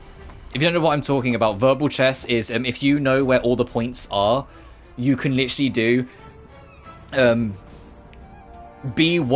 to B4, and that's the like far rightmost pawn is moved forward 2 paces, and then the opponent will go, okay, G. I think it's not G. I think it's J. J2. No, J7. Sorry, to J6. You know, like that shit. I kind of get, and you can do verbal chess. But but if people actually challenged me to a full game of verbal chess, I'd be lost. I'd be like, I don't remember where everything is. Advanced round journeyman level. I want to be a chess master, but what keeps me from being a chess master is twofold. Oh. Right, anyway, whilst you do that, I'm going to step into this board game. I might, like, when I read, because for the record, to avoid spoilers, all of my stream subtitles are just going to say what chapter I'm on. It's not so I mean, we're on chapter 4 and the chapter's wrong, but only after the stream will I then take the opportunity to retitle them to something more accurate, whilst giving me more of an opportunity to not spoil anything. So I might just put, like, chapter 3 and board games or something. But yeah, but this captain is absolutely Gilgamesh. When this side quest, the optional super boss, I am 900% certain is going to be Gilgamesh once you do everything. It came from our world. It belongs to us. Oh, cease your whinging, man. We've no time for it. And what gives it away more is that the captain's voice, I'm pretty sure it's a new voice actor, but he sure as shit sounds like Gilgamesh, the Gilgamesh I know and love. Intuitively, I don't study from the book, obviously played until I understood the intuition via muscle memory, and B, I'm mainly better at in-person chess matches. Yeah, that's fair. Captain! We're coming! That's our cue. Oh, for those who aren't in the verse, or like in on the joke with Gilgamesh and know what he is, starting with Final Fantasy V, Gilgamesh was like a rival antagonist. He wasn't like a villain, but he was like a rival. And after against Bart's the main character, and after you beat him for the last time, he actually helps you beat a boss before getting lost in the void. Ever since, the void has spat him out into random dimensions, and then after a while it pulls him back into the void and then spits him out in another new dimension. So Gilgamesh keeps showing up in other Final Fantasy games because it's part of the joke that, well, another dimension, well, he's just landed up in this Final Fantasy game. He's in the Game Boy Advance version of 6, he's in the PSP version of 1, he's in 8, I think he's in 10, but I think like in 10 it's more that he's mentioned, you don't see him. He's a boss fight in 12, he's a boss fight in 13-2. And it's funny in 13-2 because at the start of the boss fight, he bitches about being DLC. And I'm just like, oh boy. the developers knew. The developers were annoyed that they made him DLC, so they put it in the script that he bitched about being DLC. And then they made him DLC again in 15. But in 15, it was kind of like a weird alternate take on Gilgamesh. I don't think it was the same man.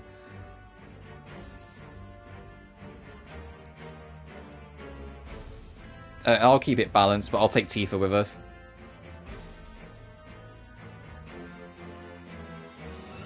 And now it seems that he's in this game. But the thing is that he's the self-proclaimed ultimate warrior, and I mean that when I say self-proclaimed. He's not a terrible warrior, he's actually a great warrior, but he sure as shit ain't the best, because all of his weapons are counterfeit ultimate weapons. Like, he doesn't have Ultima Sword, you'll have, like, Ultima Sword. He doesn't have Excalibur, he has Excalibur. You know, like, they're all, like, counterfeit knockoff versions of what should be ultimate weapons. I'm gonna try and wait to 3 points.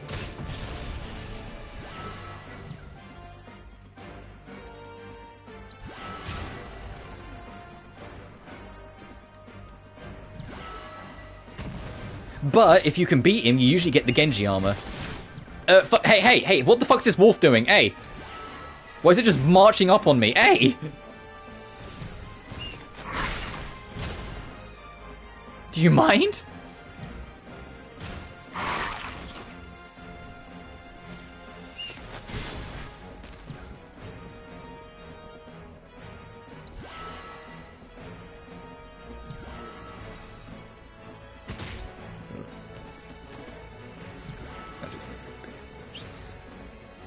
In poker. Yeah, fair enough.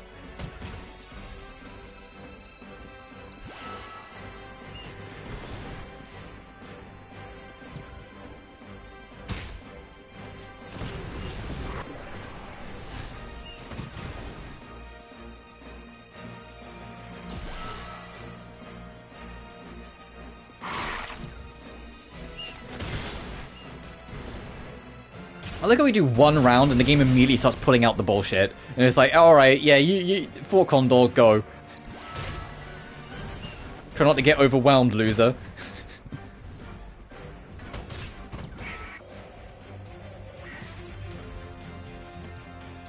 No, that's archery that will win. I need to get some swords in.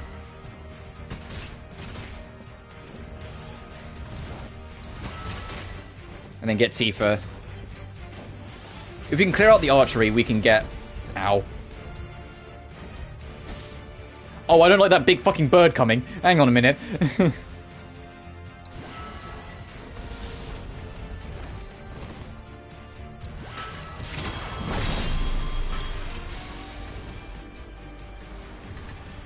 Uh-oh. T, do something.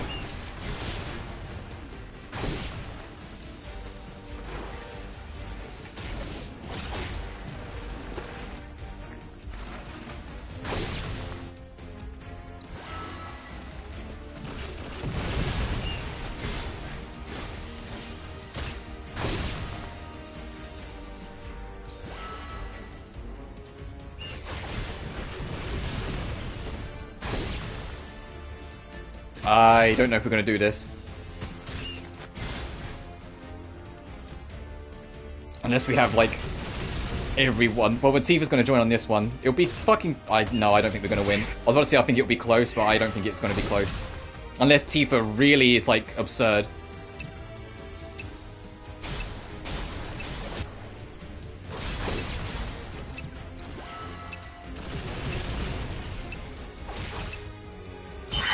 Ah, oh, bitch. So it begins.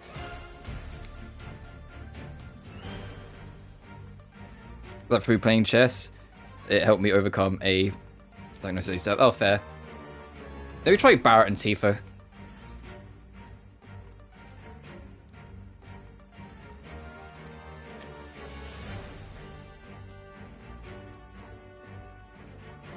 Oh, get a trebuchet instead of an elite defend. Sure, I'll try it.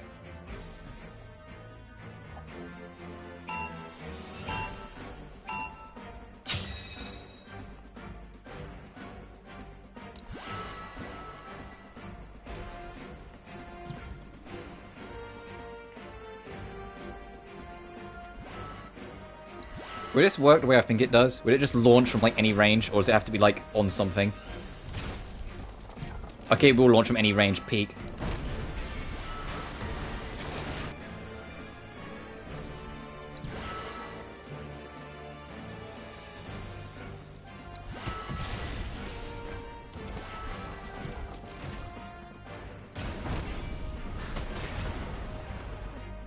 Oh, I see it. It's a fixed arc. So you kind of want to put it like here-ish. You know what, I'm going to retry now.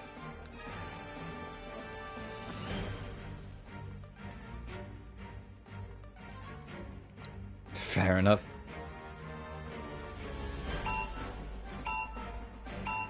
I've said it before and I'll say it again. When it comes to those things, ultimately everyone, to some extent, is on like the spectrum somewhere. At least that's what I believe. It's just how far along it is, if you're along it enough to count, per se, towards that sort of stuff. But I get it, because chess also helps focus your mind in areas, so I can understand in that sense.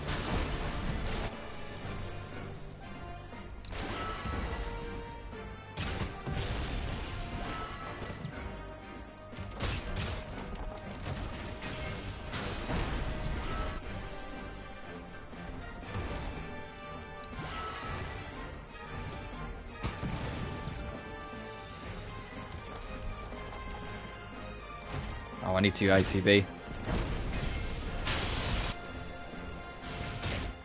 I'm gonna retry again.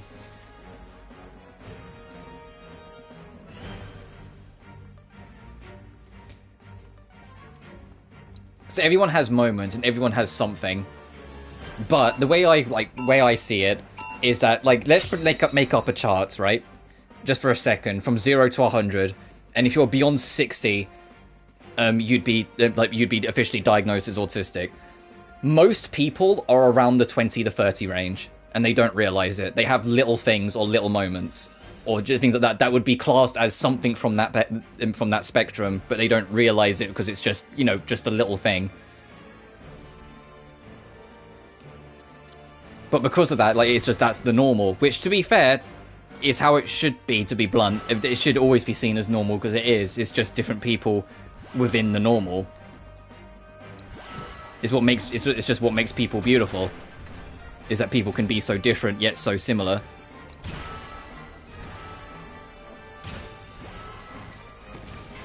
And when it comes to things like diagnosis is changing, more often than not, and this might be in your case, One Man, more often than not, it's because if we're using my example of like 60 being the class, it's because you're very close to that, and so sometimes it's hard to judge if you're above it or below it. Even in like a scientific position.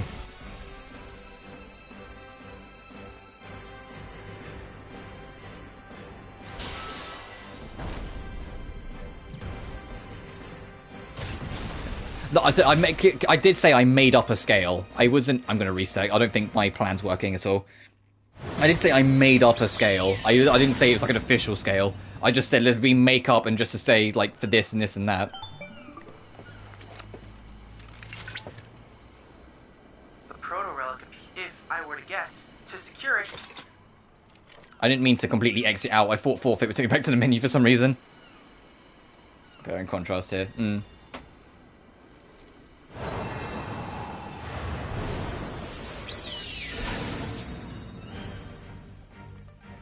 And obviously, it's hard to like scale and judge and think about anyway, because ultimately, people are different and brains can be wired different in general, and so something that should manifest one way for someone could just be completely fucking different for the next person, despite also technically being the same in terms of like a medical comparison. Not on a medical level, this still means the same thing, but it's shown in a different way, so it gets a bit muddied.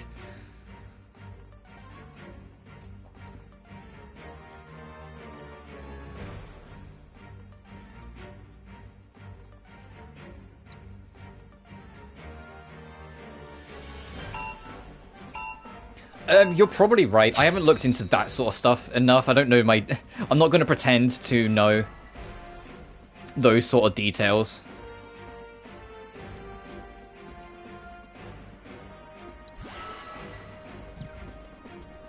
I haven't looked into it enough, especially on the US side of things, because obviously when it comes to medical stuff, you're going to stick to the stuff at home more often than not.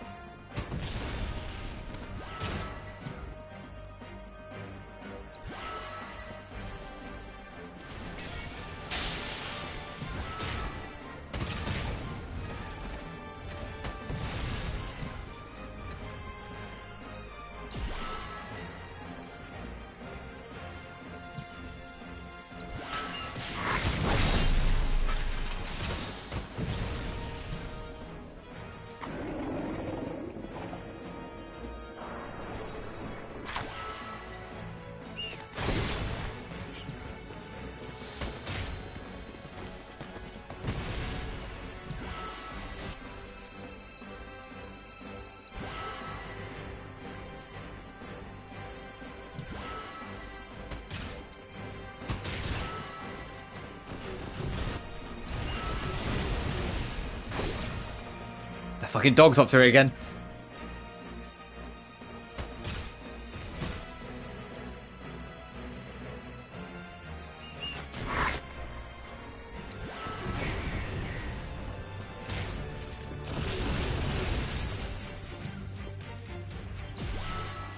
Okay, they're working on the main, and we still got time to...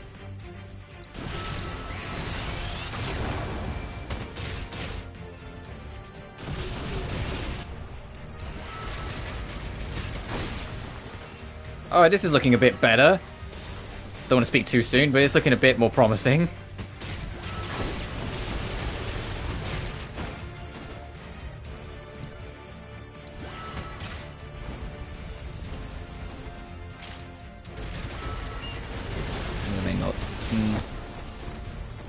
Yeah, that's... Oh, where'd half our units fucking go? I looked away for a second, what happened? What the fuck? I looked away for a second, what happened?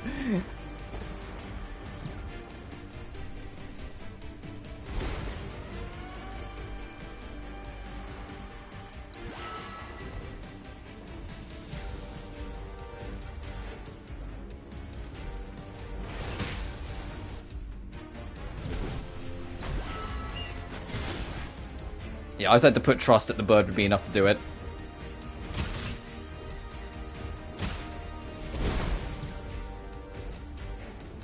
.9%.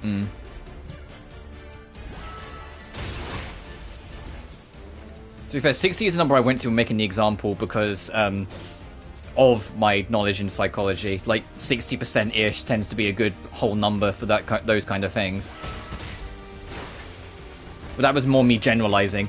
Yeah, we're not winning this. Fuck me. I thought we had it for a minute there, and then something happened. I missed it, so I saw in the chat, and everyone died.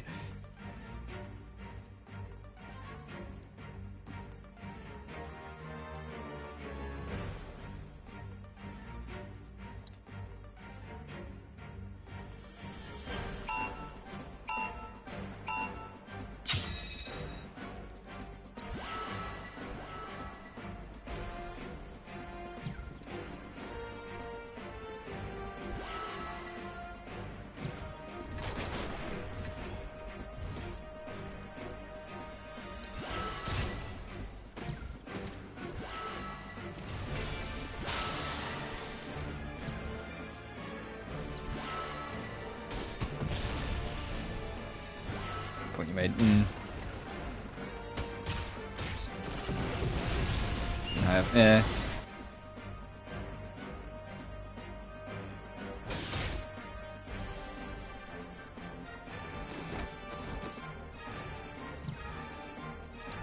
Fucking Doge is up to something again. Hey.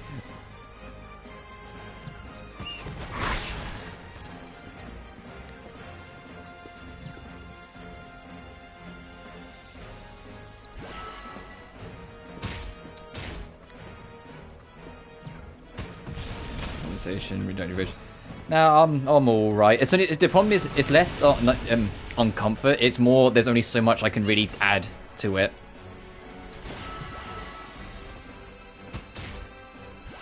If that makes sense. Because it's inherently not the easiest topic to talk about because there's so many variables to it. And how one thing can affect one person will always be different to the next and so on, you know? It's like I said, it's an inherently interesting point, but inherently also difficult.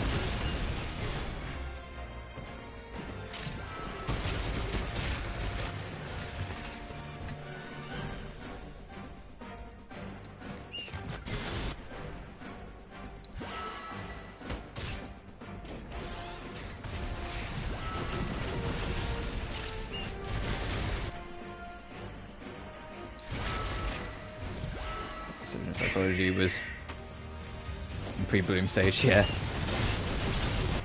Well, yeah, half the reason people think Freud is a vaguely valid psychologist is because of misunderstandings towards the psychological plane in general from forever ago. To be blunt, he isn't. Take it as someone who studies psychology a lot, that this man talks out. That man made a living off of talking out of his fucking ass.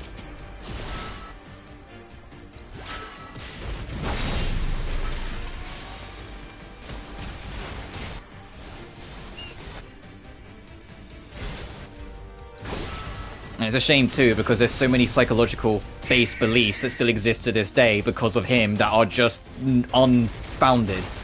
But people don't realize how unfounded they are because they're so, like, pre-built. When it's a study from 1906 that's just been around ever since, you just assume, hey, we won. You just assume it's true. But the moment you look into it, it's like, no, a lot of this comes across kind of weird.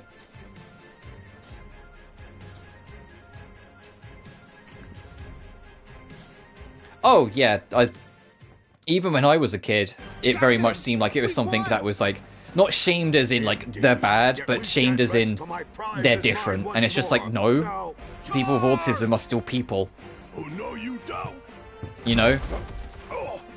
We're all people. We all do our thing as people. You fool! People just see it themselves a little different way, and there's something wrong with that. What is the meaning of this? Fucking Gilgamesh. Captain! Don't leave without us!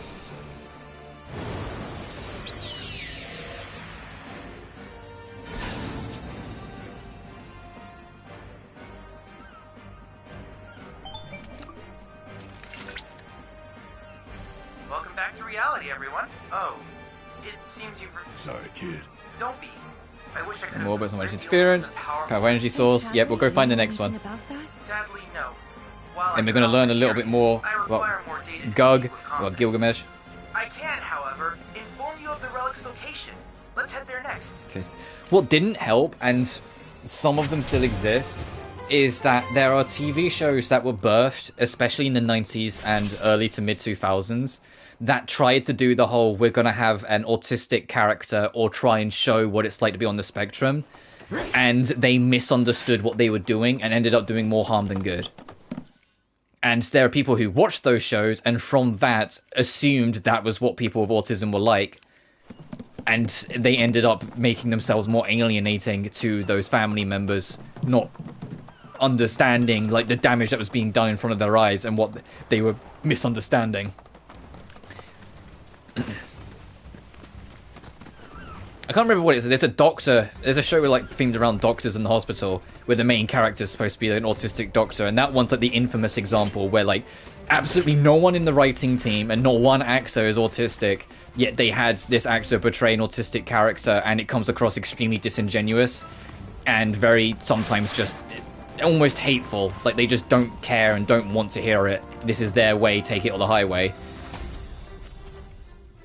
And of course, there are people that watched that, assumed that's what it was like, and then from that, their perspective towards autistic people changed for the negative and treated them far worse when literally they could have just carried on about their day without giving it another thought, and it genuinely would have been healthier. Family. How's it react? And that's the problem, because in reality, nothing should have changed. But because, you know, beliefs and whatnot, especially because if you're saying this is when you were a kid, you're in your, if you're not in your mid-30s now, you're definitely approaching your mid-30s now. I think you said you're 33 or 34. That sort of time altogether is still very much a different time in of itself. I can't claim to know so much of it because I was born in 99, so of course my knowledge is more of the 2000s and more predominantly the early 2010s. When things were thankfully starting to change for the better for the most part. 34, yeah.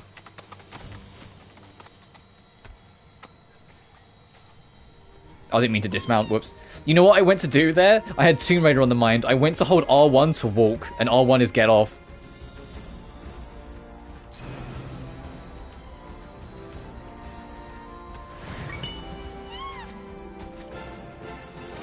Five Moogle medals, oh damn. Oh, and a quick travel points here, awesome.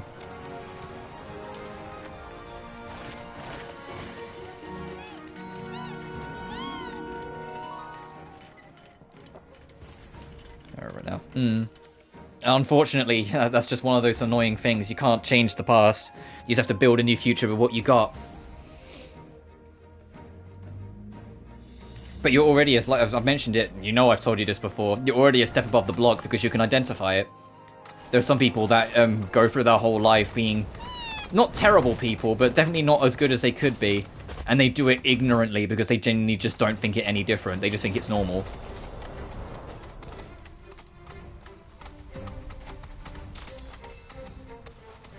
Or worse, they think it's like an entitlement. There's like they deserve to be treated better just because they exist, because of things that have happened in their life.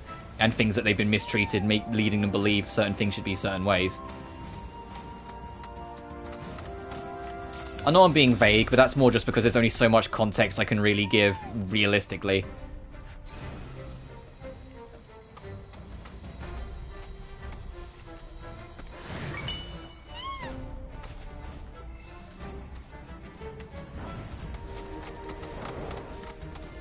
Should learn from my mistakes. Yeah, and that's that already. When you consider there are other people who under no circumstances would even remotely acknowledge they've done wrong, and if anything, if you called them out on it, would assume you're the problem and not them. The fact that you're prepared to do that already helps. Like, already helps put you a step above the others. Keep it together. Because no matter who you are and what you do, there's always room for improvement. There's always the opportunity to be better. There's always something you didn't know you could do, or something you didn't know you could learn that could help someone or help yourself. You know? Sometimes it doesn't have to be about helping other people. Sometimes it's just to help better your well-being.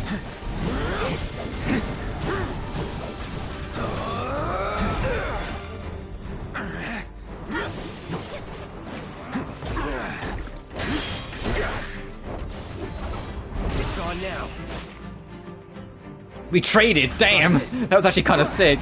We traded on that last hit, so he fell over and I fell over. That was inadvertently kind of cool.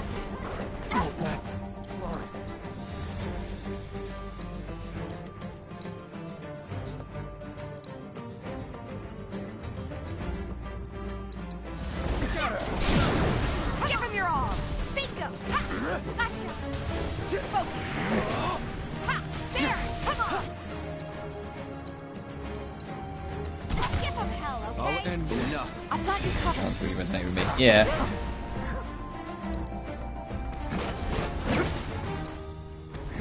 Take over. My turn. Gotcha. Let's go!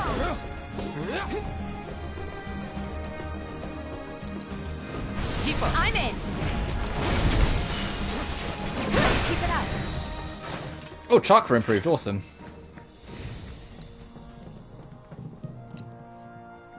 Also, it might just be that I'm playing bad, which I'm more prepared to accept. But I find that this game is, as a whole, a little tougher than Remake. Which, if that is true, and it's not that I'm just playing bad, that's sick. That's good, because that was genuinely something with Remake that I kind of improved. Like the normal playthrough was kind of not hard, but not easy. It wasn't easy, but it was kind of just whatever. I think it's the easiest way to put it in terms of difficulty. Like, you kind of just worked your way through it. You still had to think and like strategize, but you weren't thinking too much or strategizing too much. It was kind of weird. Whereas this, I feel like I'm thinking about it more often. And to keep in mind, I'm playing on normal. I'm not playing on dynamic. In Rebirth, they added a new difficulty called dynamic. And the idea of dynamic is the better you play, the harder it gets. The worse you play, the easier it gets. So the difficulty adjusts to how you play. And I imagine a lot of people will play on dynamic. Because apparently if you play on dynamic and play really well, it gets harder than normal difficulty. Play on hard. I am curious what this game will be like on hard, because I don't think they're going to do the same thing they did in Remake 1. Because in Remake, other than like rebalancing all the enemies, giving all the bosses new strategies and new skills to make you think more about what to do and whatnot, the big thing that made hard mode hard is that it disabled your ability to use items. So you had to be more careful on your magic usage and find more alternate means of getting by the strategy instead of just item dumping the moment you needed health. It's like, hey, you need health? Hey, are you going to waste MP for a cure? Or do you want to save that MP for a potential thunder spell to take down this mechanical boss later? You know? Which is why I'm curious about this one, because I think this game's scale would make the no item prerequisite a little too brutal.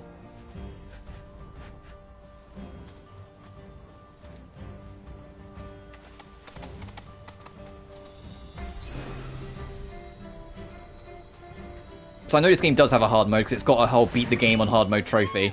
So this game is also a 2 playthrough game. Making a Rebirth, just report and treasury the PS4. I mean, in Japan, we don't have an announcement for the West, and the only reason I'm like that is because Rebirth 1 has been on PS4 in Japan for a while already. On the PS4 version, it's just Rebirth 2 and 3. It's just the Switch version that they're advertising is 1, 2, and 3 because they never had the Switch. They never had it on Switch. But I'm hoping if all three of them are coming out in Japan, that they will put them all three together on the West. Because I wouldn't mind going through those games again on PS4. What am I doing? Stagger, prevent it from taking flight using Soothing Breeze, and defeat within the time limit.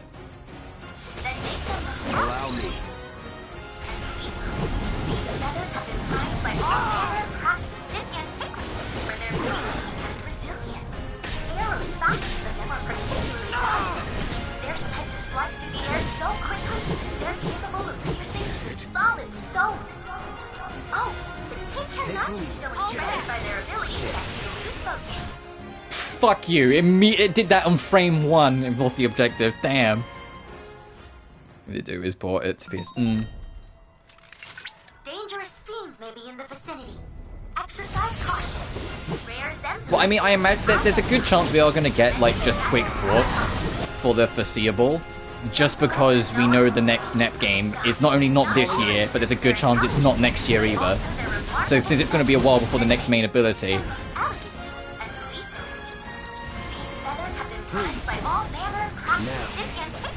Oh, I think I failed it to the other one. Yeah, the other one's trying to do it too. Hey!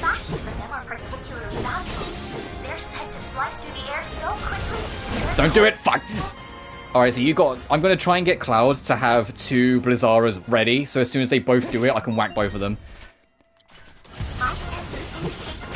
So I'm going to immediately try and build up 2 bars.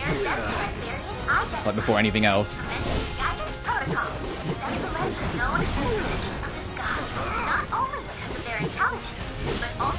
Don't overdo it. I got this.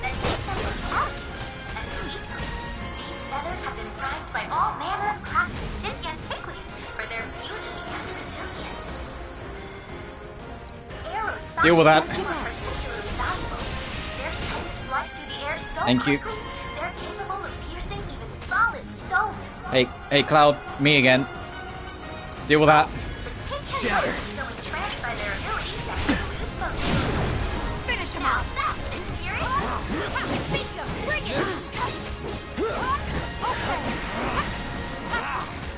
Wow. What a fight.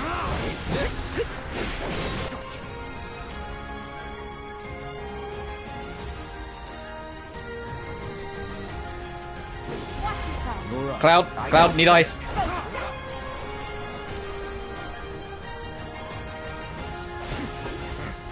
Calling ice. Thank you.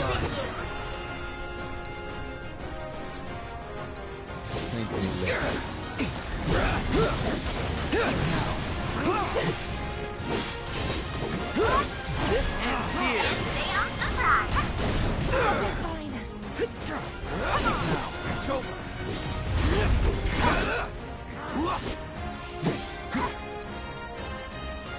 Cloud ice. Freeze. It's on now. Your strength knows no bounds. Sorry, let me focus on this fight and then I'll read chat. I want to try and get all the objectives. Let's do this. Alright, this one should be... Fuck you! Yeah, there we go. You mentioned how you like to cycle a triangle with Nepcast, but middle yourself. Way to go. Where are you? If he did it dirty, you'd like him to shoot. Yeah, I don't know if that's ever going to, like, really be resolved in the sense of, like, I think they've just let that go. Now, I don't think we're ever going to get Millie and Alpha again. So when I read Millie, I had to convince my brain for a second, because obviously, where, like, I'm excited to showcase Library of Ruiner, the lead singer for a number of songs goes under the alias of Millie. For like all the songs, so like I've had that on my mind. So for a split second, I was like, Millie, the girl who sings that. No, you're talking about Millie and Alpha. You know, I had that moment. I had to like register it in my head. I know, but it's just for that split second where I've had Library of Ruiner on my mind, because I've been listening to a bunch of Millie songs recently as well because I'm excited for it and reminding myself just how unique and fascinating her songs for Library of Ruiner and Limbus are. Especially Limbus. Some of the songs she's done for Limbus are wild. Like, there's a boss theme against Sinclair, a character called Sinclair, sorry, in Limbus, and it's 2 phases, and the lyrics burn into the background of the arena, so you can, if you glance around whilst you're fighting, you can see the lyrics. And the whole first phase is a church choir breaking down everything Sinclair fought for, and the entire second phase, it corrupts into what he really believes and what he's really become and all this other shit, and it's just like, when you hear it, it's like this a church choir that sounds all peaceful in phase 1 and then warps into this demented, like, self-gratifying but self-hating viciousness. It's like, man, Millie is so talented to do this shit. Like, comparing the essence of their life, and I might be slightly wrong on the context, I haven't played Limbus Company, it's just what I could gather. but like comparing their life to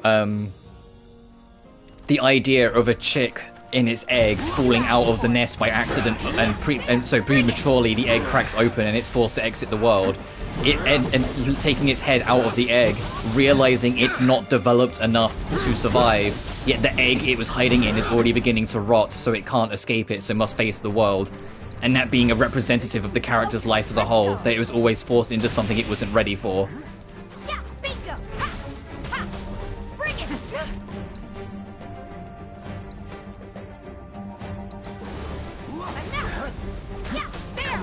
And it'll also be fun to play Library of Ruina, because who doesn't want to play a turn-based RPG that the entire point is literally that you're the fucking bad guy, and they don't even pretend to dance around it. Who's never up for a that kind of game? You know, everyone's always down for that. Because the context of Library of Ruina is that when someone dies within the library, their memories and everything interesting they learned gets converted into the words of the books inside the library. You're the library keeper, and the entire premise of the plot is that you're trying to lure people into the library to kill them to expand the library. You're the fucking bad guy. There's no two way around it, you know?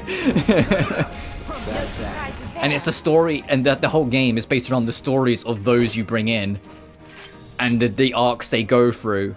And the ones that eventually either, you know, fall to the library and everything you set up to kill them, or the ones that maybe start to come around to understand it and join your cause to become your teammates. Those sort of things. The only trouble is that it's the middle game of a trilogy, the Project Moon trilogy. And although it's very much its own thing, there's some background details about the world and what's become of the world that won't make sense because of the first game. But the first game isn't a turn-based RPG, it's a... I forget what the genre is. It's where like you have like a base building, but you have to keep the base alive. Like you have to keep on micromanaging like who's doing what tasks to keep things on top of everything. Like those sort of games. Like a management sim. And it's very, like, built around PC and mouse, so I don't think they'll ever get ported to console, just because I think it would be really awkward to make that work on controller. But if you're curious about it, it's called Lobotomy Corporation. The trilogy is Lobotomy Corporation, Library of Ruina, and Limbus Company. With Limbus Company being a recently released one. That's on PC and mobile, currently. And Library of Ruina, the middle one, is the one that's coming to console. In April. Because to talk a bit about the future, I originally was going to do Stellar Blade in April. I've since turned away from it for now, just because it's too fucking much money. Like, even if I could have, like, even if it was, like, easier to afford and I was doing this as a full-time job, I still probably wouldn't get it at launch, because £65, I don't know what the convergence rate for that is in dollars, but that's way too fucking much. For me at current, it's just way too expensive to justify. So I turned off it, and I was like, maybe like when it's on sale, or if it reviews really well, I'll just come back to it later on, you know?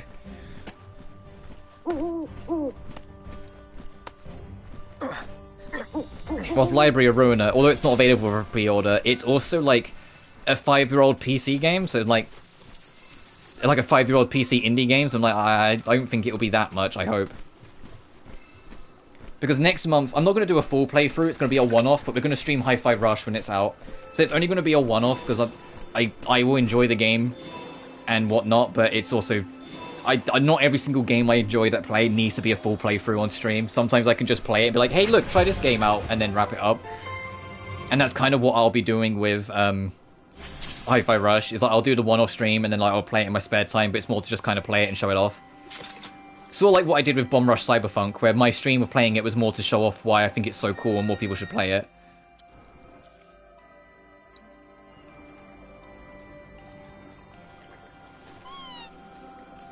But Library of Ruina, assuming I'm ready for the challenge that game presents, might be a full playthrough. But that depends. Because all of the Project Moon games... I haven't played Limbus, as I said, so I don't know 100% with that one. But Lobotomy and Library, they are insanely fucking hard games. I mean, lobotomy is partially because I'm bad at those kind of management sims as well, but it is really fucking hard. Because instead of it being like skills and magic, you have your basic attack and your skills are instead a deck of cards, and you build a deck. And each card represents a skill and you use those cards. But instead of it being like one turn at a time, the way it works instead... Oh, there's more enemies here. The way it works instead is you basically, if it's like a boss, you will see, it will tell you what their next 5 turns are. And so you can go through your whole deck and counter each skill directly with your own card for the next 5 turns. Then you press go and you watch all 5 turns play out in sequence like one fluid like fight instead of it being like broken up per each turn action. But obviously the problem with that is that if you misunderstand or misalign something, you can just get fucked on turn 1 and now you've just wasted the other 4 turns and now the fight's over, you lost.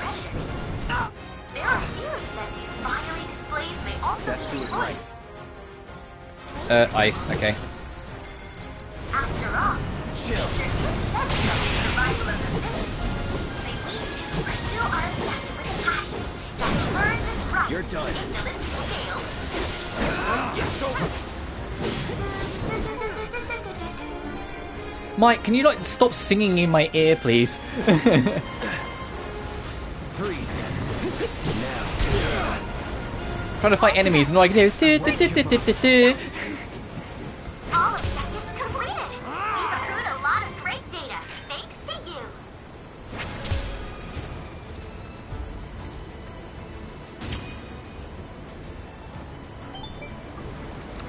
Oh, speaking of Mike, it's not Mike. Fucking lose this number.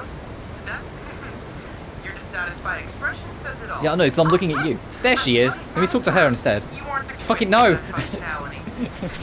Anyway, with the data from your latest bout, I created Oh, we got a new trial we can do in that. trial. It will prove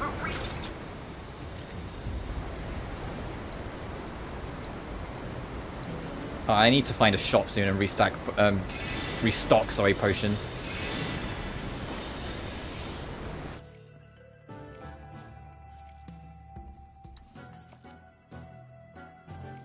That's a divine intel.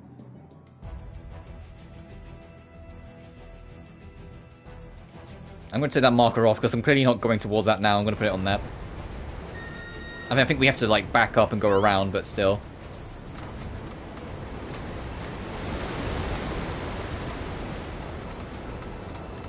And at some point we need to go back and like do this to try and find the things to build to do the side quests.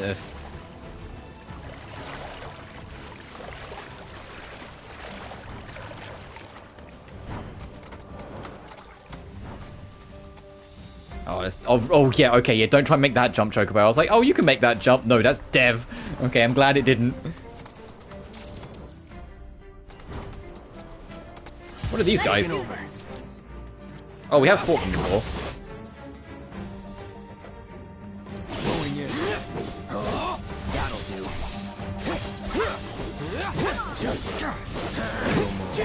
Let's go.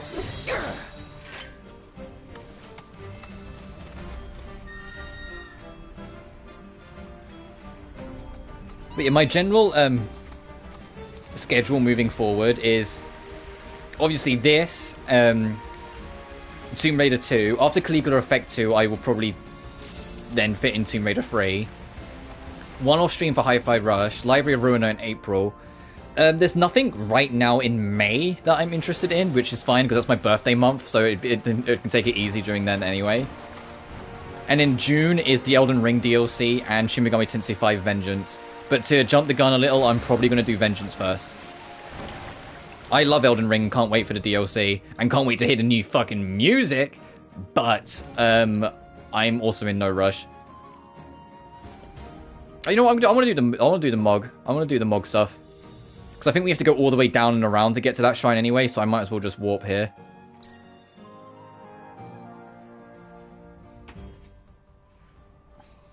And then afterwards, it's just Sonic X Shadow Generations in autumn that I'm really interested in, and then we'll just after that it's just we'll see what happens. I wonder what it'd be like to live Alright, time for another wacky, cartoony minigame. Where's in the original games? That's what I'm saying! That's why I can't wait! It's where they get to let more... I think it's more they just get to let loose. Like, when they're doing the main game, it's like, okay, this track needs to do this track needs to fit this purpose, this needs to do that. When it's the DLC, I think they're like, some of the restraints are taken off a little bit to just let them kind of go crazy. I imagine it's not as simple as that, but you know what I mean. Please bring back all the Mooglets for me, Kupo. Bring all 5 Moogles back to the Mog store.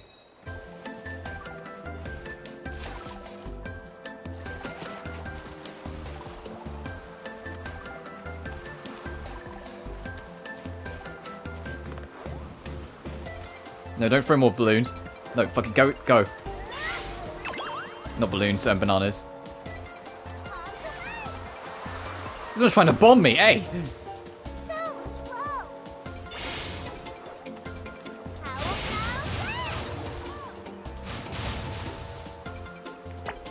Haha! Haha! Fucking gotcha, bitch! Aha! Now we're gonna do her!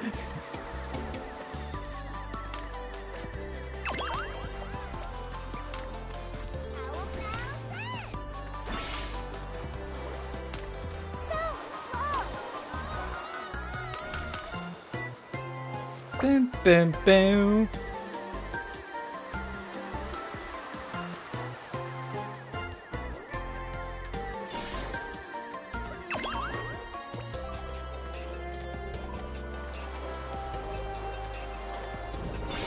Ow, you bitch. Alright, you get 1. You fail these if you get hit 5 times, which is why we now have like a red dot above us.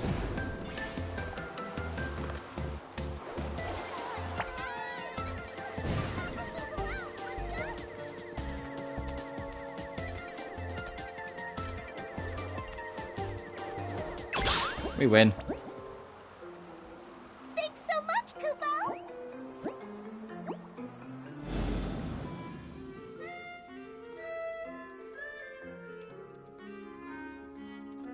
I really can't thank you enough for bringing all Emporium's the reached Mooglets rank back. 2. It's such a relief the Emporium that Mog and Mag built together won't have to close down. You're a lifesaver, Kupo! Kupo!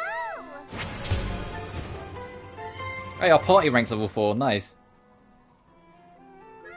Thanks for coming to our Moogle Emporium. Right, what do you sell? Precision Defense Focus Materia Earrings. That is a title. No, we only want the books. Thanks. Feel free to drop by any time. Right, bye, my Moogle friend. Bye. Ba-da-ba-da-da.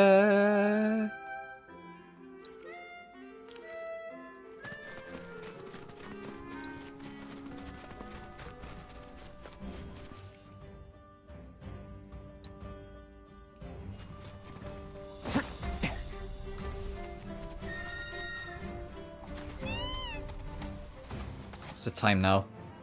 Oh, it's just gone 1. You know, outside of the side quests, we might actually get most, if not all of this done in one stream.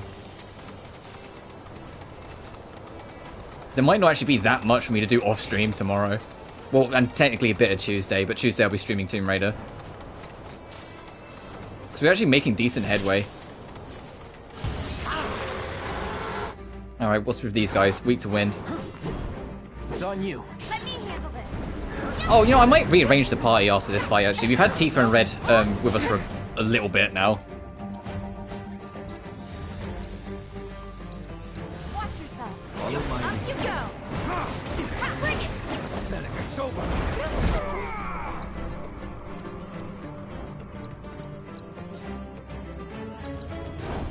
I got this.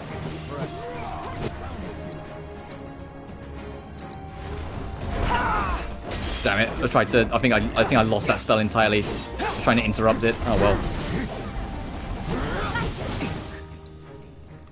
Try again. Calling wind. Ah! I got this. Gotta be careful. Yeah.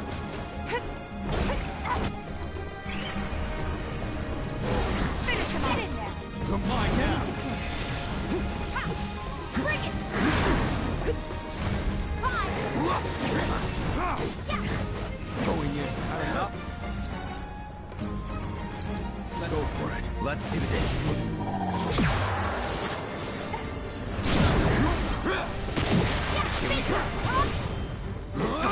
No time to waste.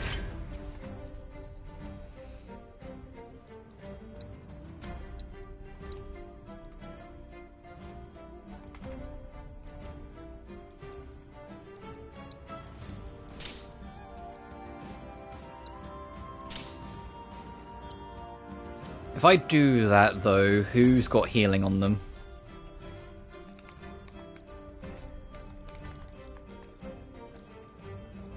Fucking no one. Alright.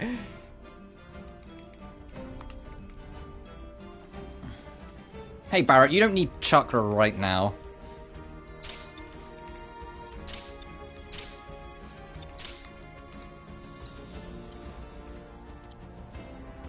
Oh, look how many autocasts I have.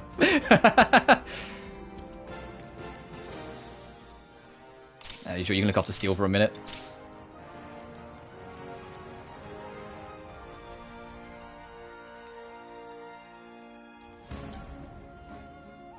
Okay, welcome back to the squad, big man.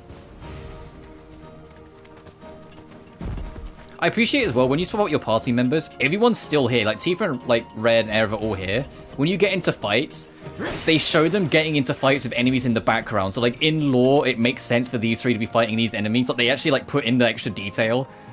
Like, anytime you get into a fight, if you look in the background, it looks like for right now, it'll be Aerith and Tifa are, like, doing some squabbling with something. Well, they actually made, like, an in-lore way of explaining why you have to keep to a party of three.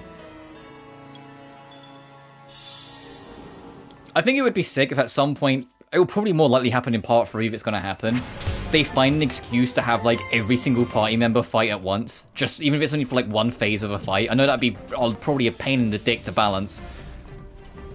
But if they could make that happen at one point, that would be amazing.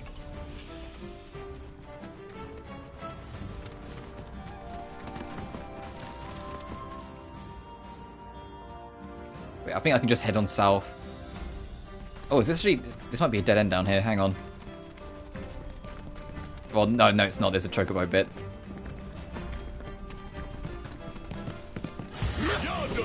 Take the lead. Need my sucking. One shot at a time.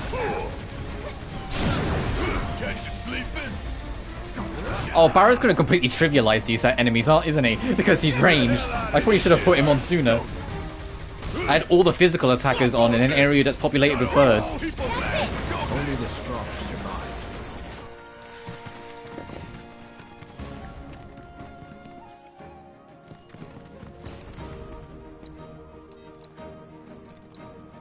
There you are, Red.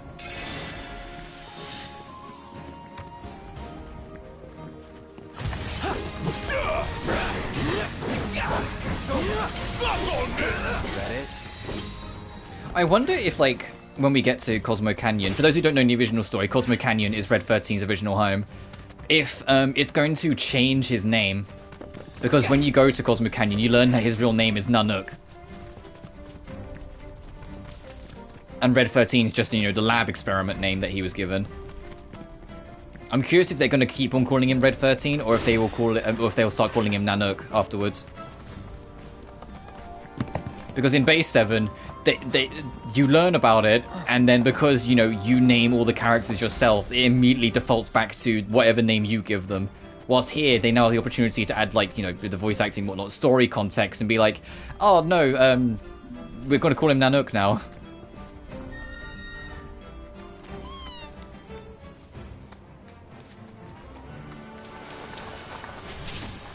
I had a feeling there'd be something down here.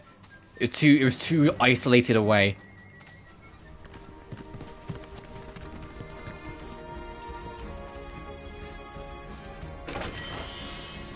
Oh, nice. 2 high potions to replace the ones we've used. How am I actually doing on finances? Oh, 8K. About nearly 9K gil.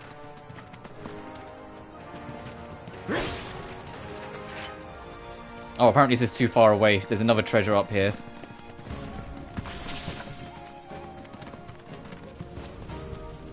Oh, there it is. Found it.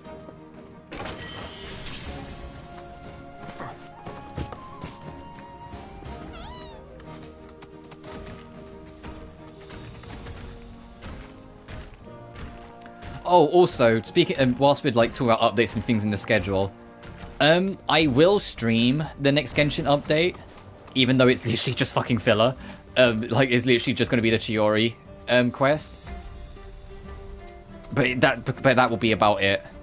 Like, it's only going to be the one stream, and it probably won't be that long because it's just going to be Chiori stuff. I'm not going to do the event because it doesn't seem that interesting to me. I'm sure it'll be fine, but it's just, hey, return to your friends in Mondstadt. You haven't seen them in a while, and that's the event. I'm like, yeah, I don't need to stream that. The main one will be 4.6, the next update after this one, because that's got to be Arlecchino.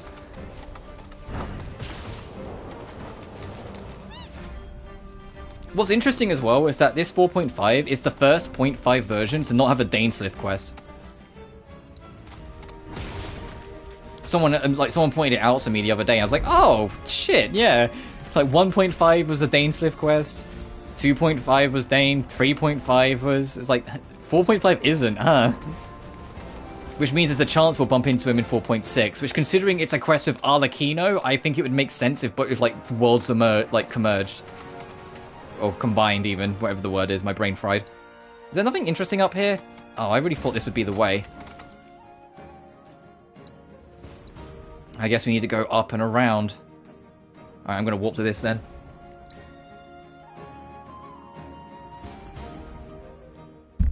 Oh, let's whack the mic by accident.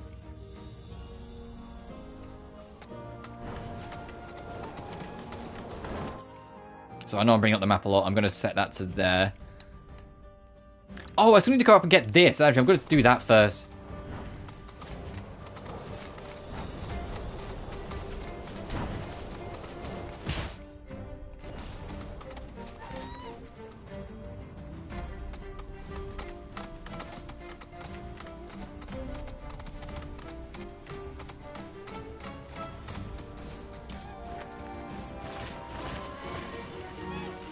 Nice, and we can use this quick travel when we get back.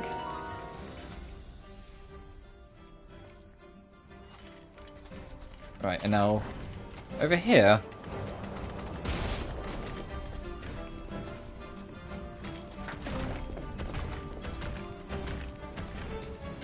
Uh-oh.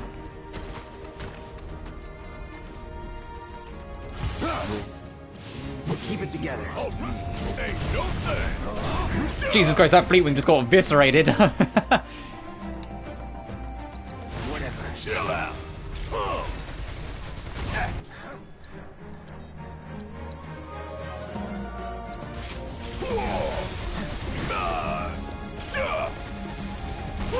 Gotta love it.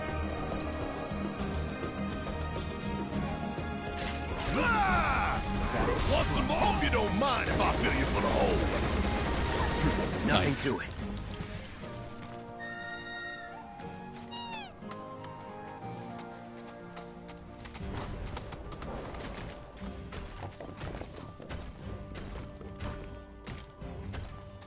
We've still got like the party members. Like, I'm having fun with all the party members, and I'm like, we still got to pick up Yuffie, and we've still got Kaishi, who will probably be in Golden Saucer. I'm really curious how Kaishi is going to play, because if there was ever a character I didn't bother with in the original 7, that was the one. Actually, let me correct that. If there was ever a character that no motherfucker bothered with in the original 7, it was that one.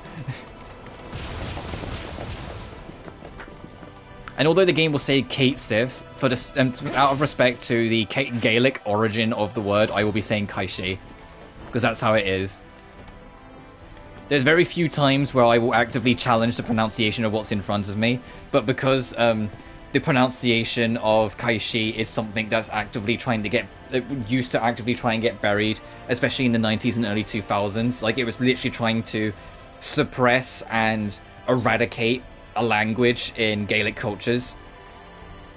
I will pronounce it the way it's originally pronounced. I'll be pronouncing it the Gaelic way the entire time. I won't be pronouncing it the American way. Which, to be fair, even the director himself admitted, like after the voice acting happened and revealed that yeah, that was a fuck up, and they probably should have called him Kaishi.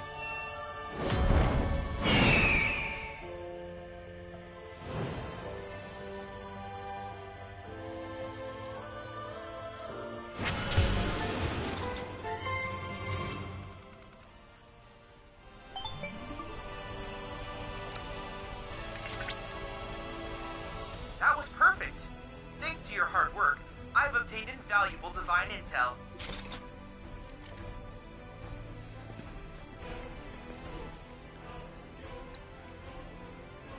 Alright, now we'll start heading down. We got the divine intel for number 3. The last fight one we gotta do.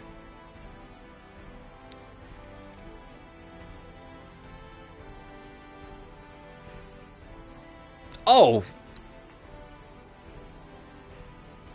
There's something we missed over here. I was looking at the thing, it's like, it says we're missing a life spring. I imagine that excavation site will help lead us to it. I have to circle back around for it.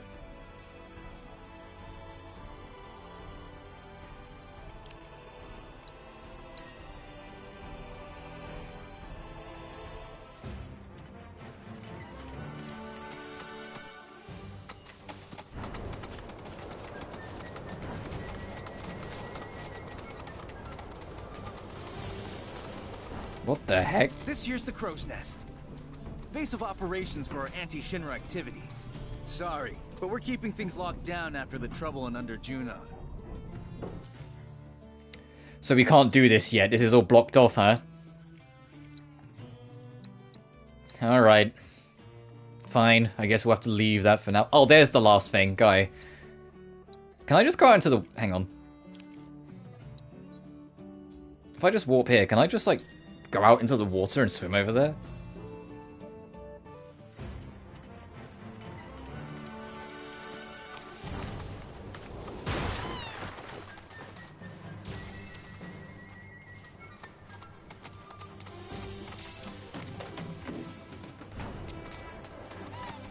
Oh, sorry, Chocobo.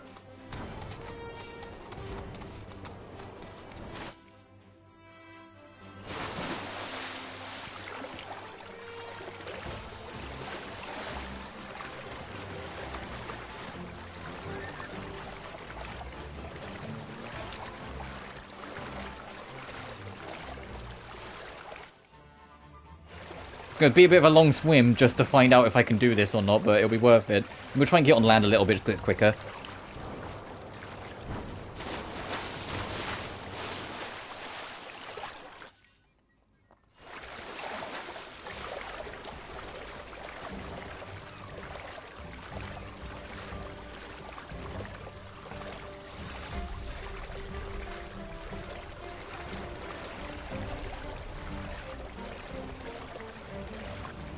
I know it's not going to let us get all the way over there to Fort Condor, but if I can, like, hug this edge, maybe we can make it.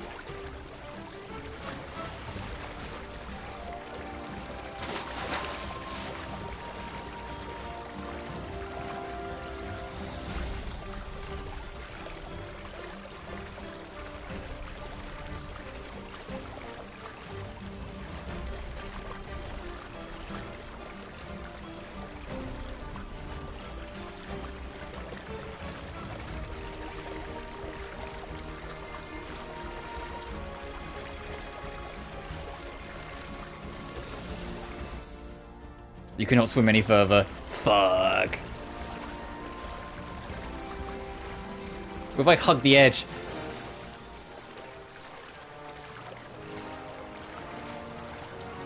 I mean, it's going to let me regardless.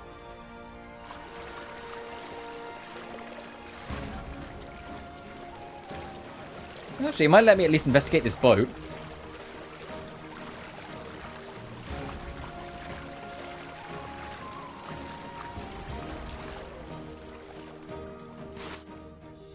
Oh, it's the treasure spot from the other side. Okay. Yeah, it might let us investigate the boat.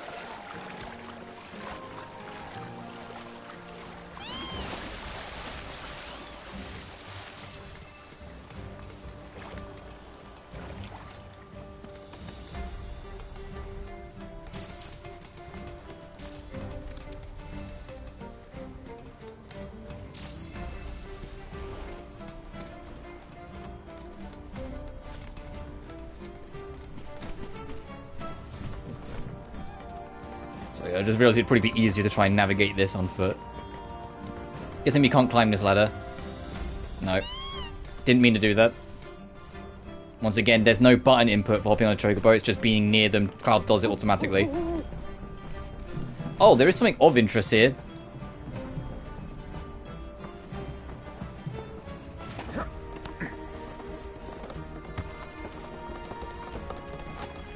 This is how we get to the last spring. Oh, can we go up, climb up this? I don't think we'll be able to make this gap, but can we climb up this and go across that? Like we just go up and around the back of the fort. Let us partake of the planet's wisdom.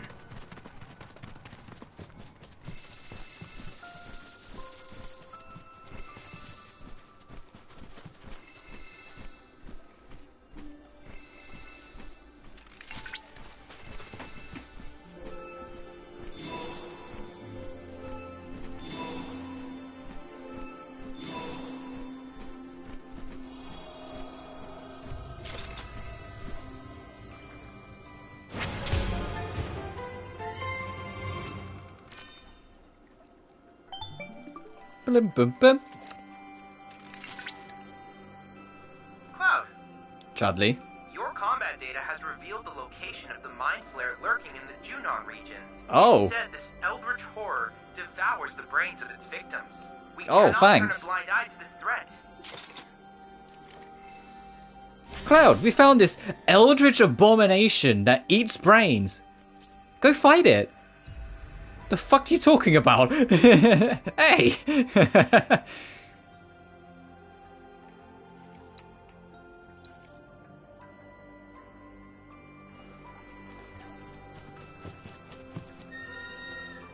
Alright, I guess now we know what we can do to end the stream later. Go fight this eldritch demon.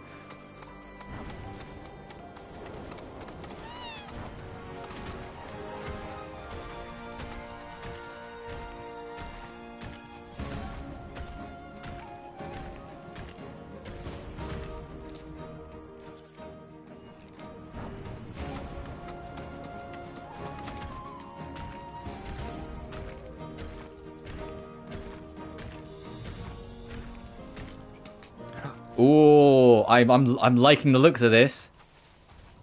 This looks like we might be able to get over to this island after all.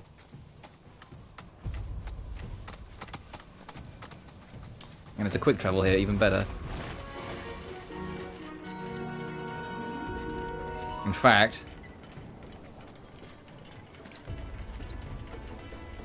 I'm going to use a cushion and rest.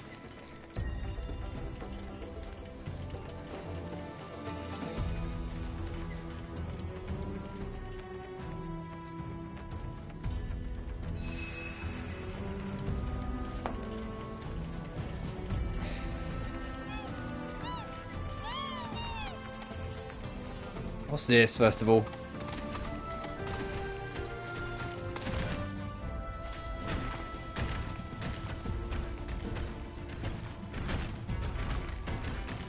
What the heck is all this? Abandoned lighthouse. Doesn't look very abandoned.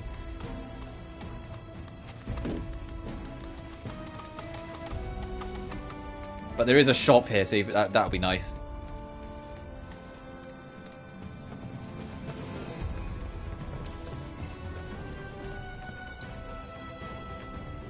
Mega potions, yay!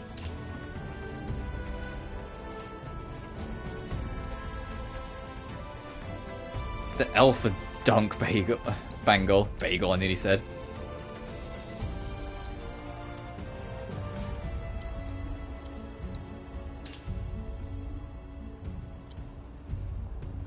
Oh, you know what I haven't done in a while? I haven't gone to my item transmuter to see if we can make new shit. Yes, we can.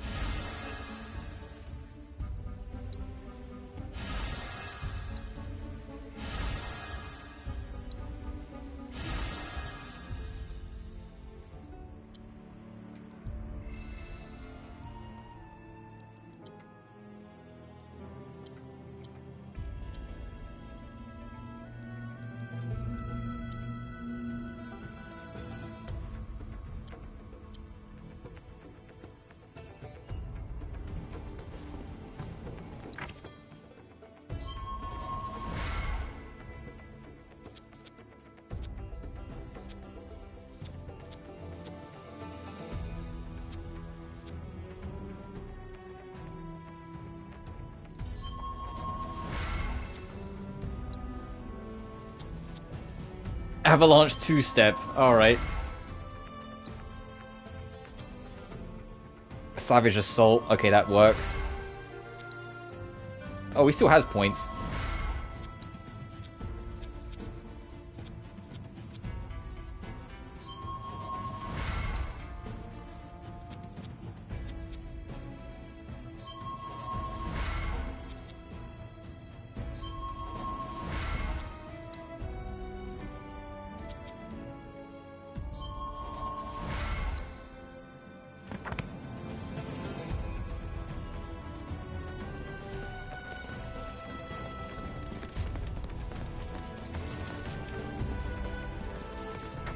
This is absolutely going to be the home of like some kind of minigame or side quest later on, and I've just stumbled here early.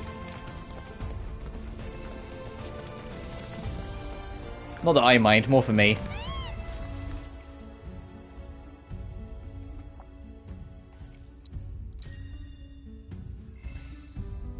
My real question is, how far along this bridge is it going to let us go?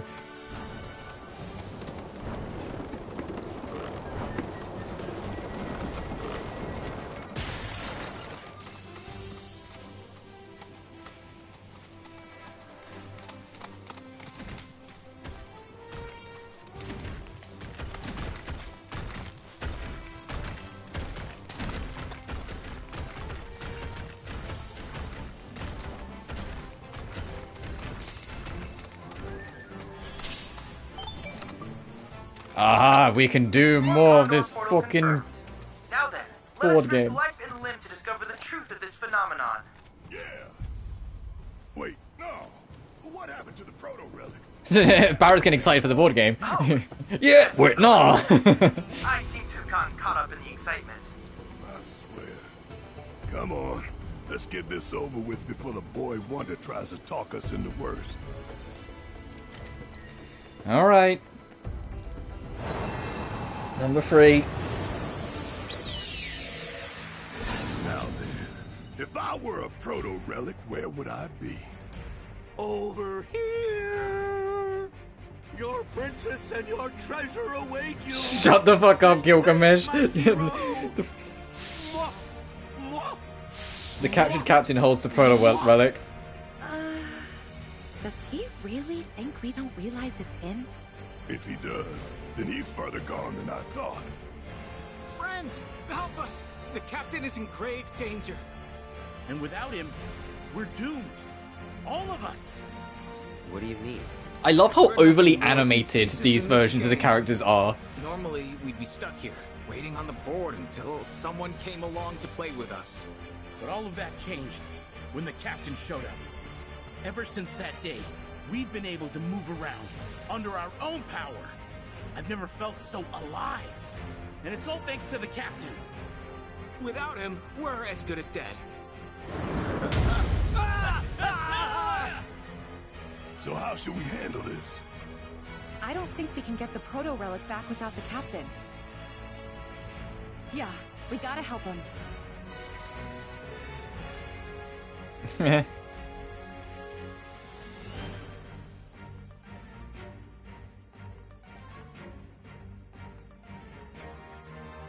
We have a lot of attacker units. I'll just go with standard and hope for the best.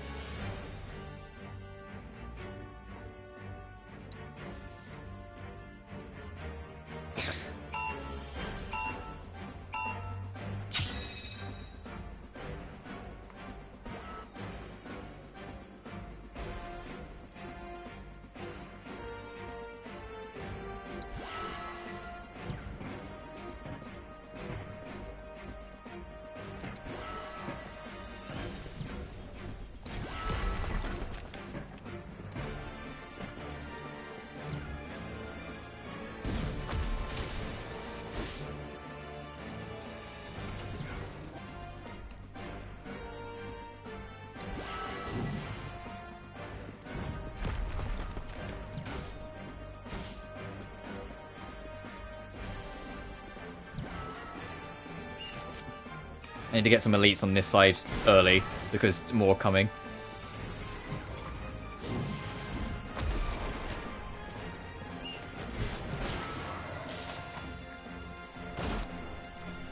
I'll wait for the elite involter.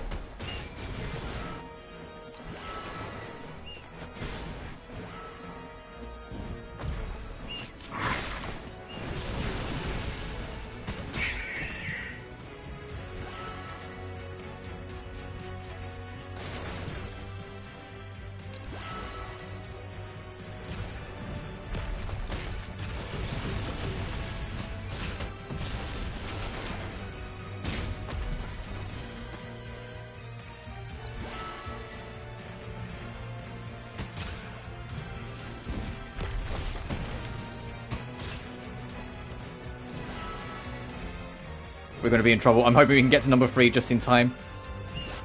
There we go, so I can put an elite down.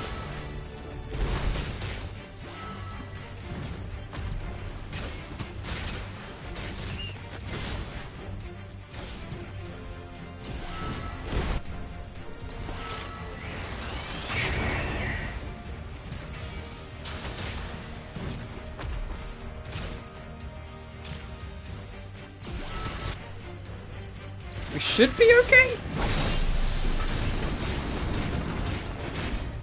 Minus that wasn't nice, that area of effect attack that we just got whacked by.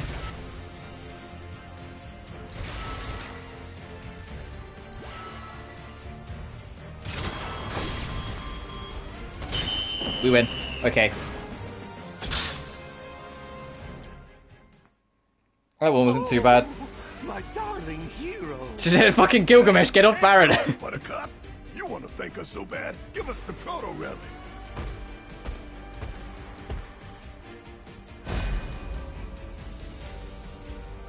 That, I'm afraid, I cannot do. This treasure is mine, and mine alone. Never would I allow you knaves to claim it. Captain? Come, my loyal henchmen! With this, none can hope to stand against us! We shall build ourselves a sprawling empire! Captain! Well, wait for us, Captain! Where are you going?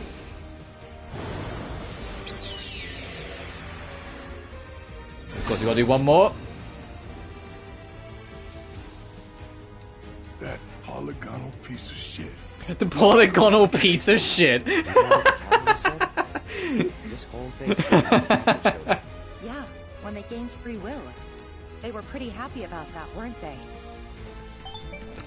Oh, that's perfect. Indeed they were. I still remember the weight of the chains that bound me to Hojo's service, and the joy I felt. It's no surprise he's... Even so, we can't just abandon those guys. Never mind the proto relic. Right. Speaking of which, I've reacquired its signal. Send us the coordinates. Alright.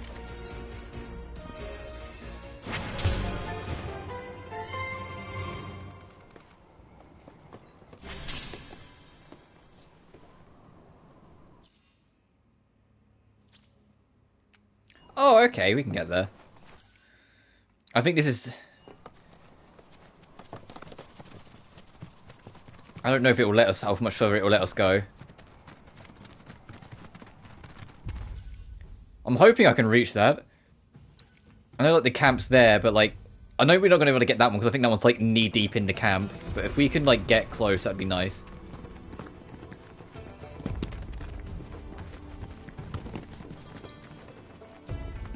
But I like that. This polygonal piece of shit. That's the sort of thing I'd say. That's something I probably would have called a character in OG FF7. Deal with that. Yeah, I'll do it. No time to waste. Oh, there's a quick warp nearby. I see it.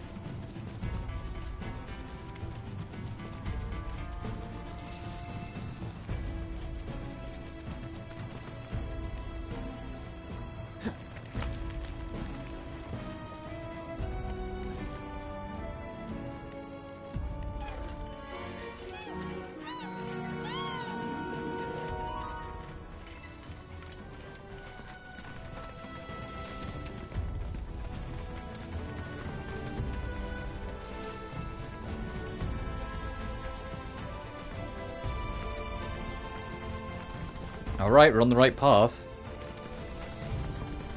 Sorry, sweetheart. No visitors allowed. Alright, we're not on the right path. We'll go this way. Where our brave resistance fighters come home to rest and regroup. Although, it's a little hectic right now. Well, she gave you a lot of information. We could have been anyone. You just revealed that that was like your entire rebel sanctum. Jesus Christ. Oh, so we can get this. You have to go under it. Okay. That's nice then. So you don't have to actually... You don't have to wait until you've unlocked that area. You can get this now.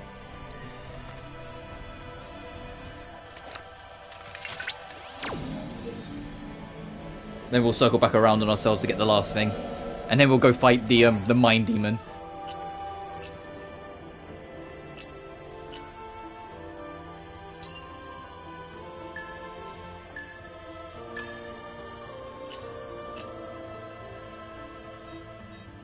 Shit, fuck.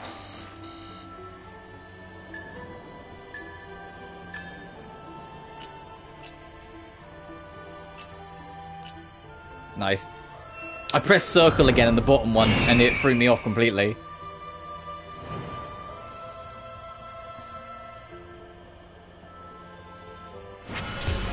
Oh, trophy unlocked. Intelligence Specialist. Gather world intel at 50 separate locations. Oh boy, we've been playing it a lot. Oh boy. What do you mean this is already our 50th location? You've located and analyzed all the crystals in the Junar, thanks to you. Though you'll first need to... Yeah, we can go get Phoenix soon. It's like a Joshua every time we see it, like it's FF16.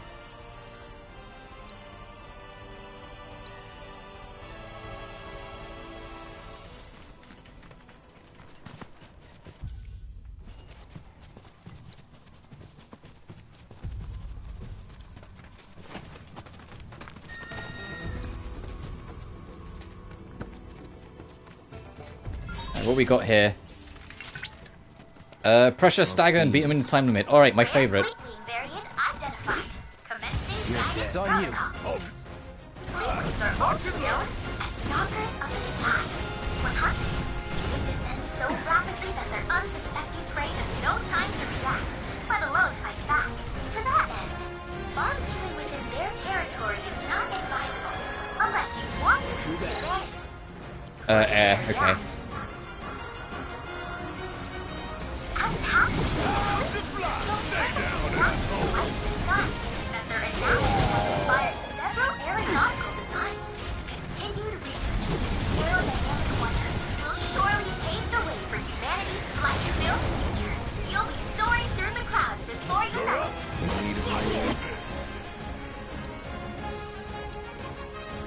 We're up.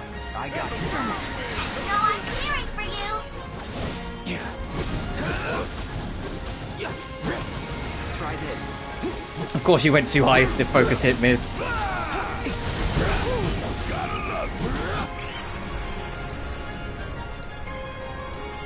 No, going in. Stand against you. You're dead. Take the lead. Need my help, do you?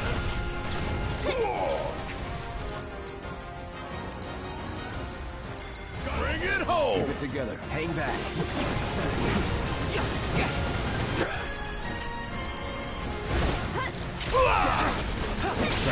I know you can do this.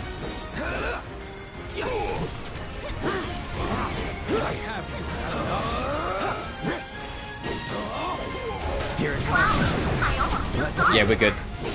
We're good. I was a little worried on the time next. It took a while to kill the first one, but once we got a rhythm, we were fine. To complete all intel objectives.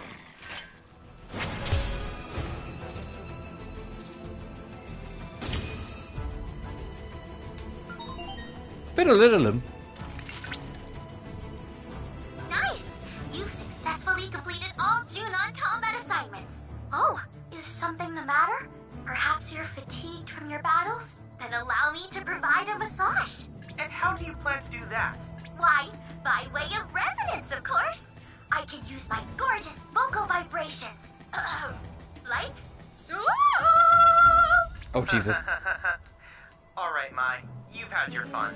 Now then, your latest triumph has allowed me to create a new combat trial. I hope you enjoy it. No, I probably won't. Your combat trials suck. I mean, yeah, sure. Later. Oh, we got that to do. We need to go mine that. We've got the quest. We got this. Let's do Fort Condor first. We might actually get all this area done before I wrap. That's crazy. I thought there was no chance in hell we were going to get this done. But we're making good headway. There's only the side quest that I'm not 100% sure if we'll get done, because I don't know how far along it we are and how much we got to do. In fact, actually, I can find out. What does this say? Oh, we're about halfway. Okay.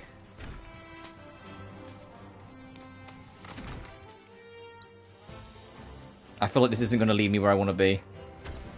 I'll follow it along anyway, but...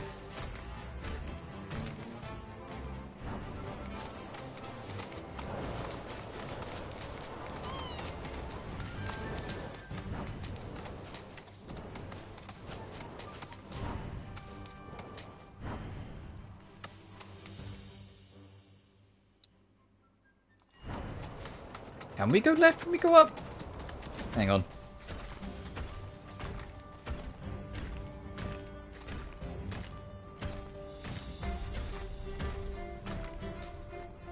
Oh yeah, we can. The dark is just the water. No, we don't need to retry that, thanks, game. Like Roche in the Integrated, I'm always down for Ford Condor. That's what we're here for.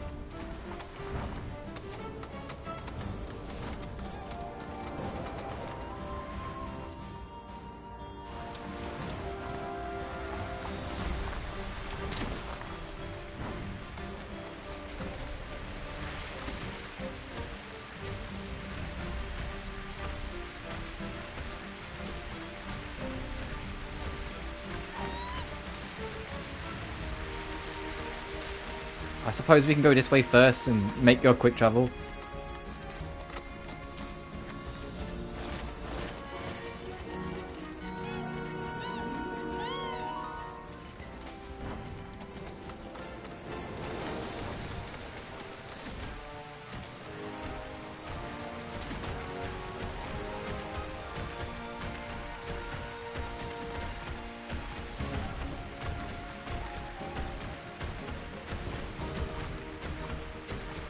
There we go. It's like, what a thrill! Get us up here. I'm on the wrong side of the fucking mountain. How do I get to that one? Unless there's a way around, across up here.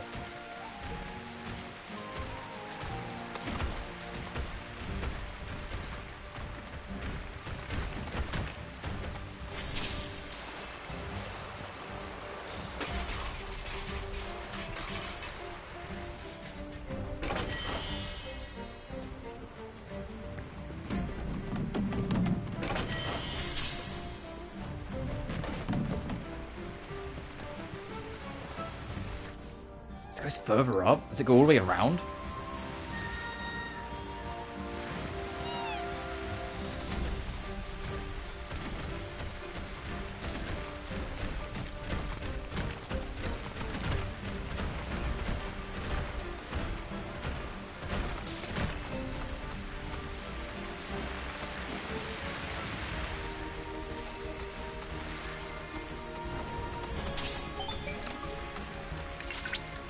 Preparations complete and standing by. You may proceed when ready, Cloud. We head back in there. It'll mean going up against the captain one more time. Fine by me. Let's rip him a new one. Let's go, gang. Last Fort Condor.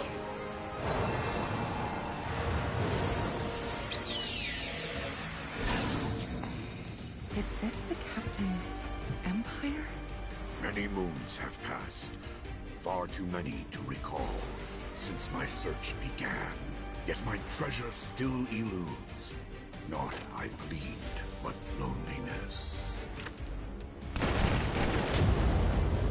What are you doing? Stay back! We won't let anyone harm the captain. Rest assured, we won't hold back. Fine. If it's a fight you want, you got it.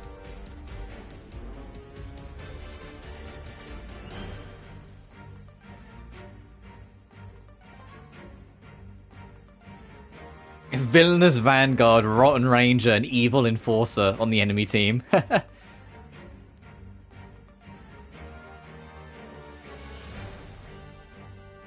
Alright, we'll just do our usual.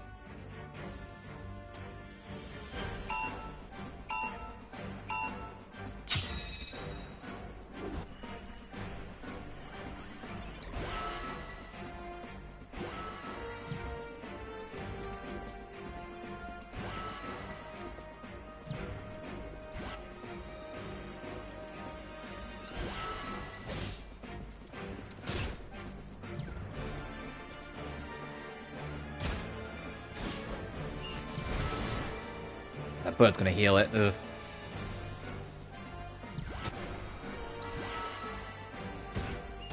And of course the dog just slipped past, because of course it did.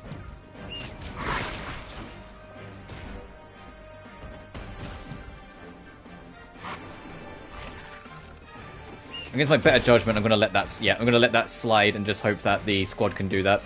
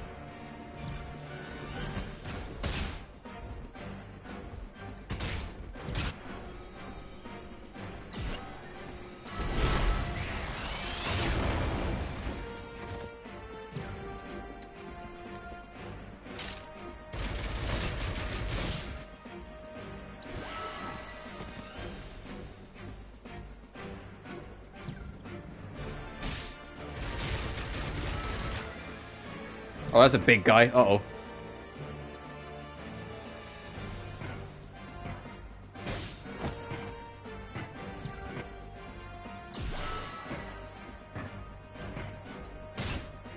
Oh, Barrett didn't survive long, huh? Okay.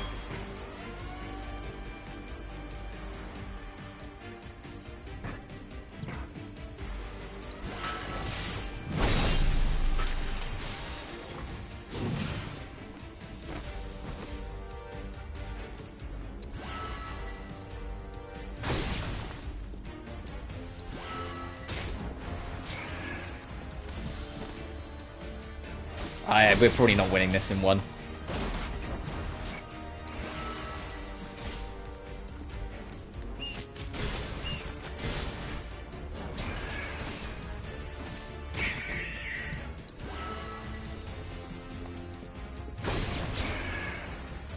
Unless they all, like, attack and beat the shit out of this man now.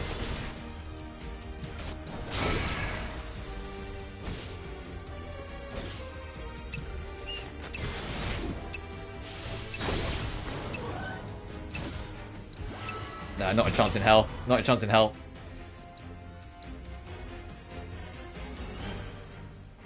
They do that.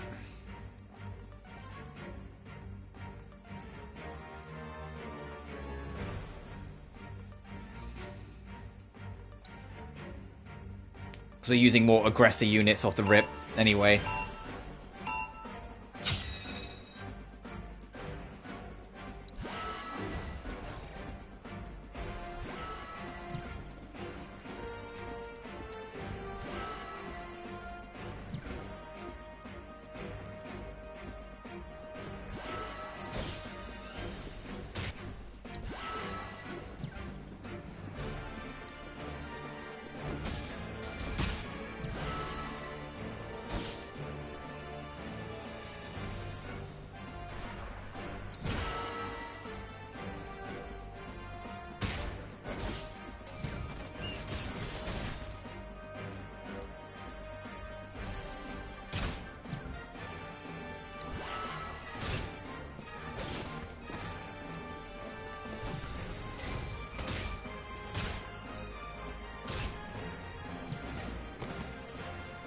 Come on, get us to 3.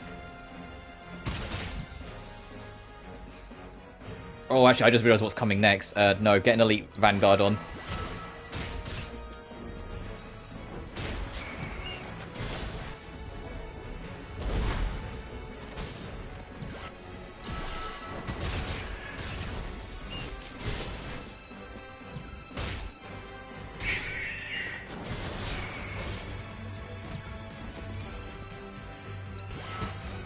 This is better.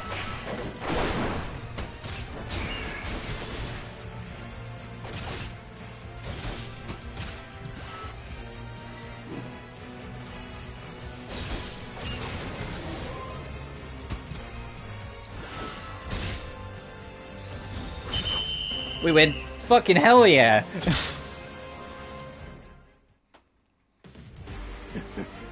Back where it belongs.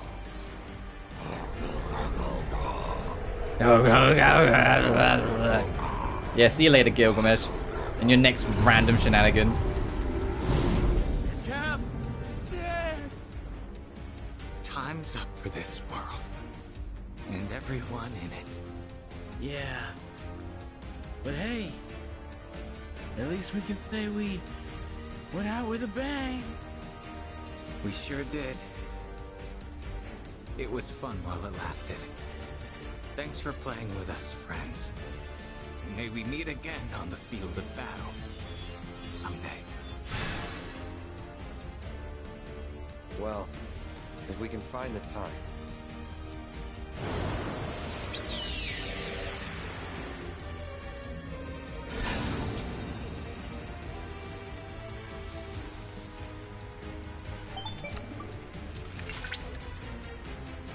Welcome back. And splendid work, everyone. Thanks. The Fort Condor anomaly appears to have vanished, along with the captain. Which Are you gonna get another little cutscene of like Gilgamesh in reality going, "What the heck was all that about?" That the last we'll see of the cavalry? Not necessarily. I've devised an alternative. Though, I am sure my efforts will pale in comparison to that of their captains. Allow me to present an upgraded model of Fort Condor. By optimizing the combat simulator's OS for the game's internal Oh, they're gonna processor, say, "Hey, you can play Fort Condor now." its cognitive function and operational freedom. Provided they accept the optional update, that is. Thanks to Chase update, hard mode is now available in Fort Condor. Both for those who want a serious challenge. Oh, fuck you. No. Next time we see him, I hope we're fighting on the same side. Yeah, man. You hang on to this. Just make sure to keep it safe, all right?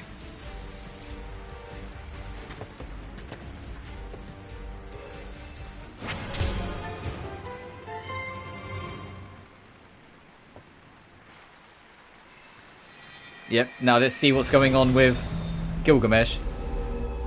Oh, trophy unlocked. Fort Condor Commander. Obtain the proto-relic in the Junin region.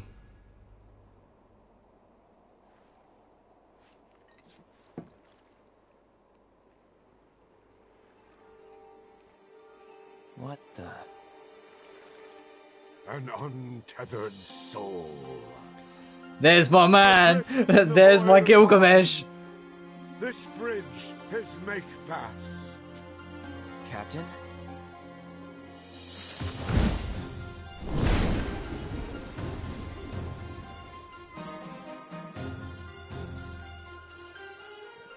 The singular item that you now hold is possessed of a power beyond your ken. You will deliver it unto me.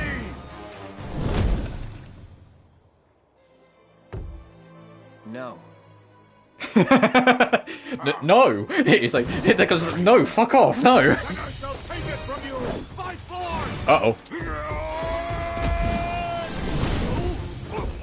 Oh, wow.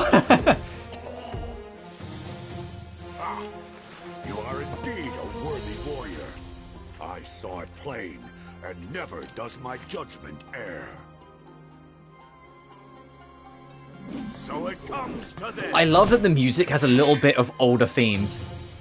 It had a bit of the original, it went orchestral like 12, and then it had like a bit of like it went into like the oriental version that 13.2 had. What the fuck? Alright, bye. But it's got a little bit of like the older versions put in together in one. That boss, they're gonna hype up that super boss all game long, and it's gonna be brilliant. I know it is. Gilgamesh and stealing the show go hand in hand. It's gonna be great. Cloud! Oh, thank goodness. I was so worried. What just... I was unable to locate you, albeit for only a moment. If something had happened to you because of me, Nothing happened. I'm fine. Right. My apologies. I let my emotions get the better of me. Rattled you, huh? Could it be you got a soft spot for Soldier Boy here? Annoyance response triggered.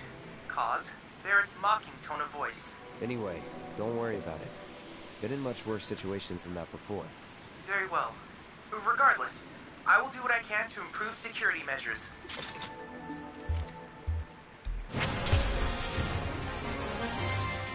Don't say it's a world intel to beat the Fort Condor hard modes. Don't fucking do that to me. No! No! No! Oh. I say that, it might not count in that sense. It might just be this and this. And it's just like extra if you feel like the challenge.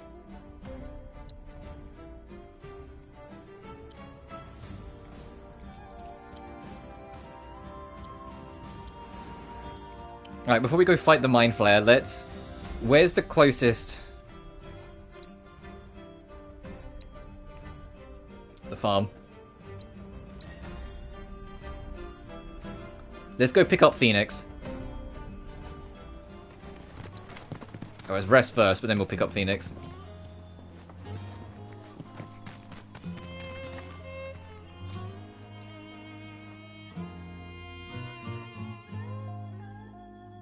Then we'll Mind Flare, and then I'll wrap up.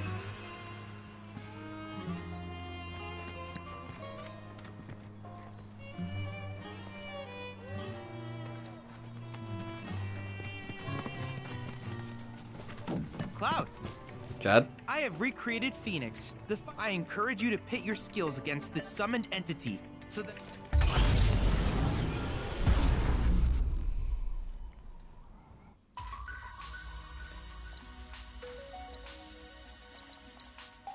Let's go, let's go take a bird down. Let's go take Joshua.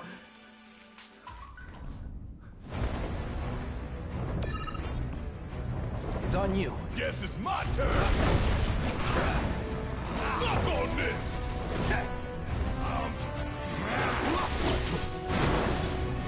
Go for it. Best do it right. This thing just pushed me all the way.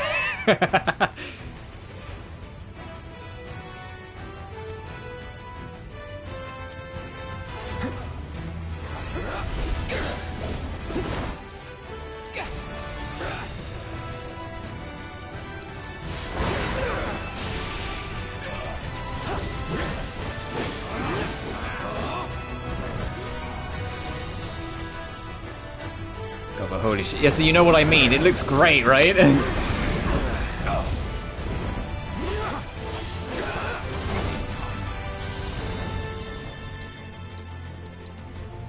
overdo it. About damn time. Yeah. Ow. Oh, it said interrupt it whilst it's doing Surging Flame, right? Oh, Empowering Flame, not Surging Flame. Okay.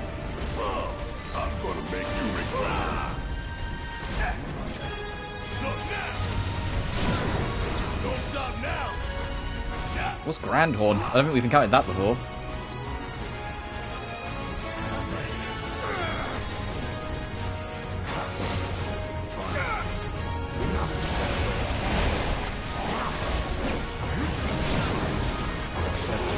Well, we're never going to find out because we killed it before we could analyze it.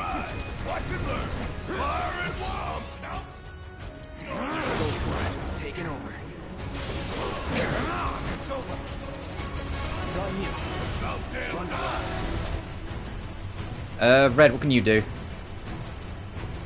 No, it's a fire monster. Maybe don't do that. Ow. Follow my lead. Keep it together. Let's do this.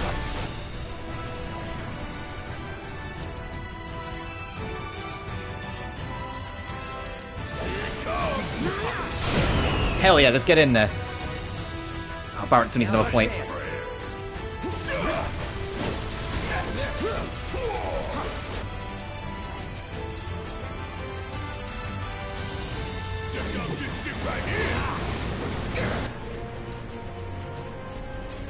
Oh, no, it's Red that needs it. Whoops. On it.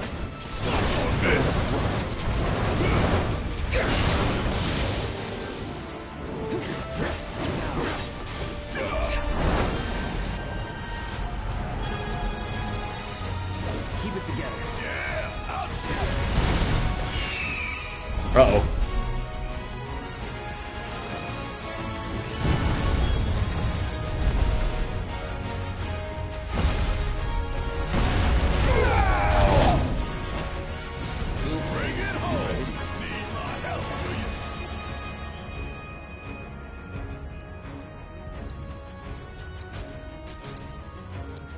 You do fire in the hole.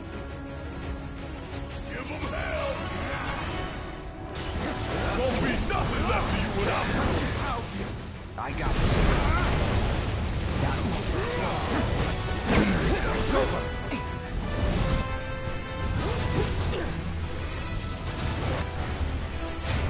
You summoned it, so we have fucking something in here.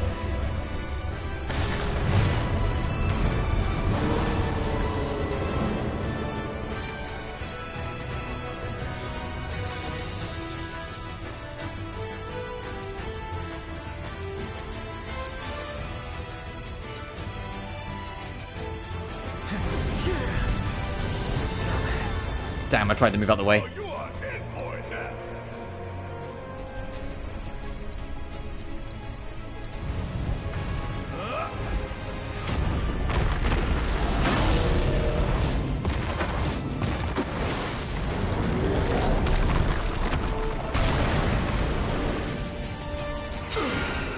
Yay! Cloud suicide bombed it. I mean, perfect victory. What are you on about?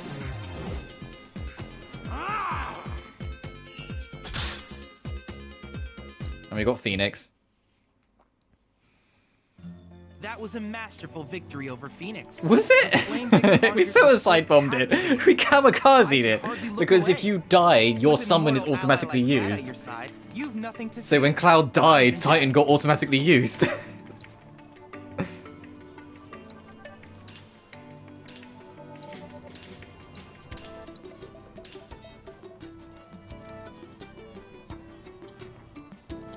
I look forward to seeing what new discovery.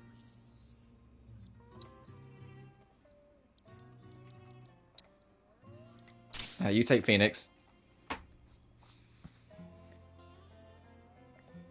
Oh shit, when you summon it, it has re-raise. Re-raise and Arise, damn.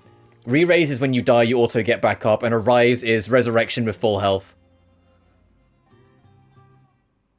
Damn, alright, yeah, that's definitely worth keeping around.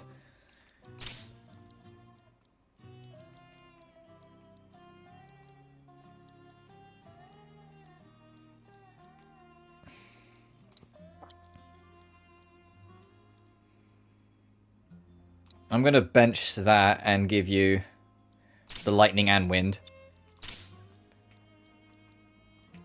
Start working on that as well.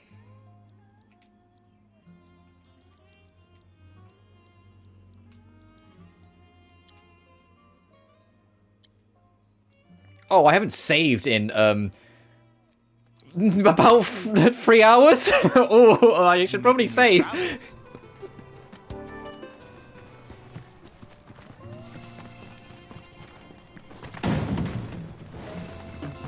Right, all that's left is the Mind Flayer and the side quest. I'm going to do the Mind Flayer. The side quest, I will probably worry about more off-screen than anything else. Oh, we've also got this, actually. Let me do this first.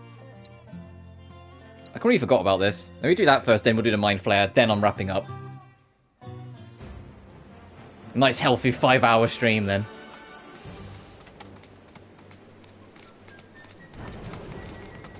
And one reminder, I haven't put my schedule up yet, so obviously that will be, like, the main thing, but I'm not streaming tomorrow. I'm back on Tuesday starting Tomb Raider 2.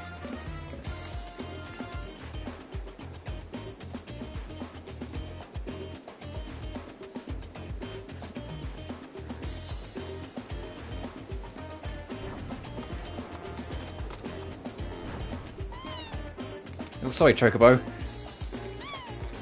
Like if you head bump the wall, they always get, they go, ah! Like, ah, what the fuck?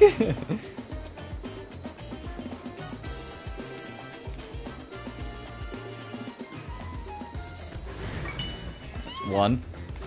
Now, transmute an enhanced sailor brace. Oh, whoops.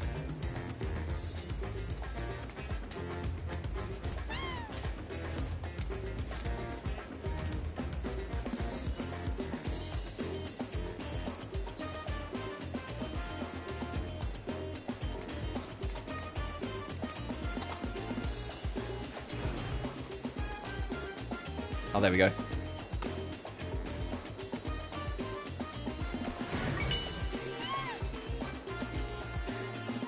Transmute manifestation in the planet's favor, and you can also transmute a psychic's charm.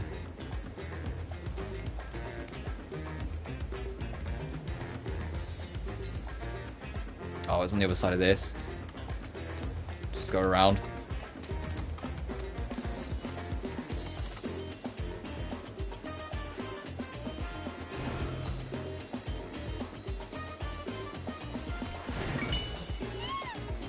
Enhanced Alpha Dunk Bangle.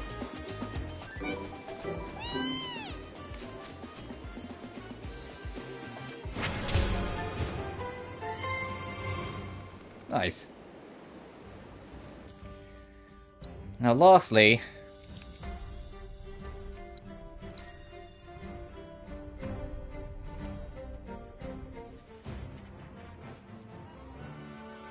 the gang at full.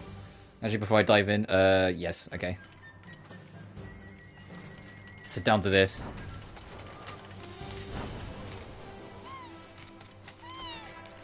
Yeah, like every time.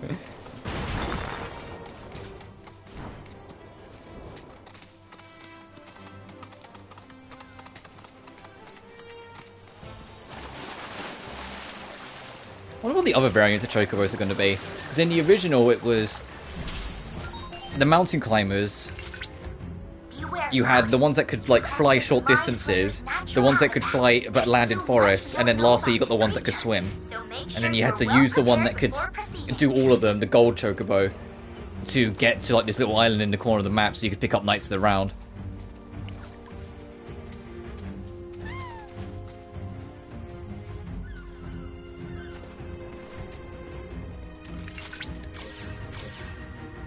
Alright, let's see this demon.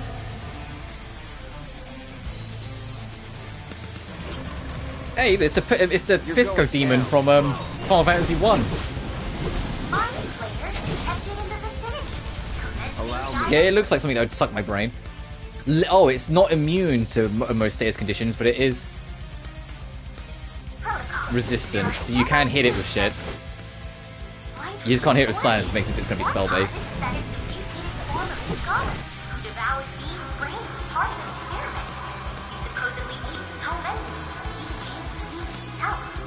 Deal with that. And its preference for consuming the brains of its victims lends some credence to this assertion.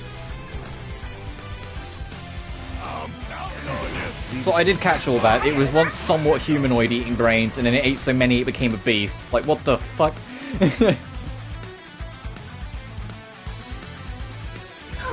Don't overdo it. Take over. My turn. Keep it together. I believe in you.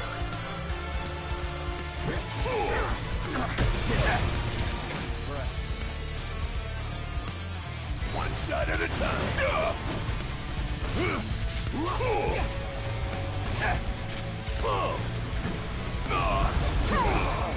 Joke on it. We're up. Hang back. It's you I need to build up points for.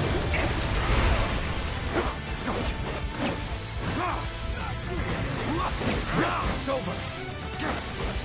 Make way.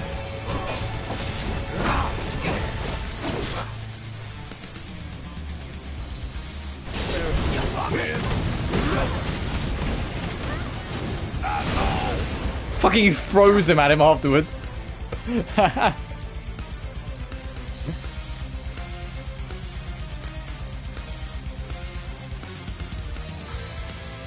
You know, focus for us, try and get that. You got this under control.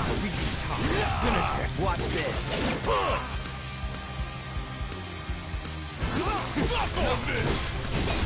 This ends here.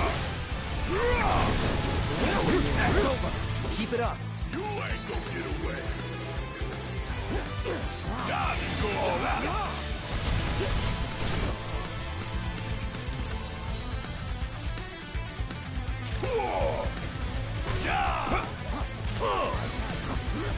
Gotta hold her up.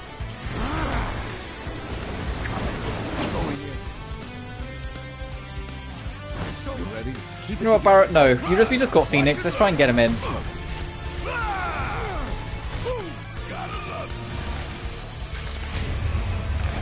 Let's have a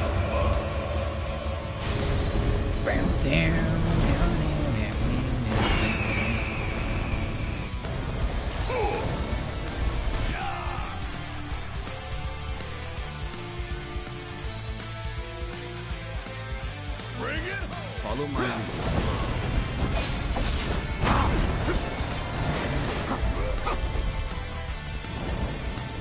Backing up on that. Oh no! Never mind. Gonna make me do everything?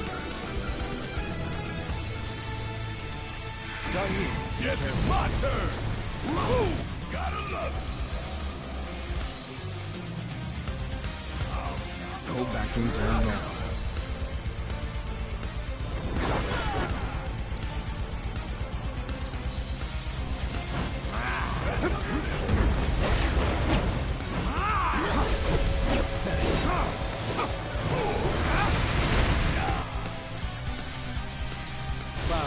On it. Nowhere to run.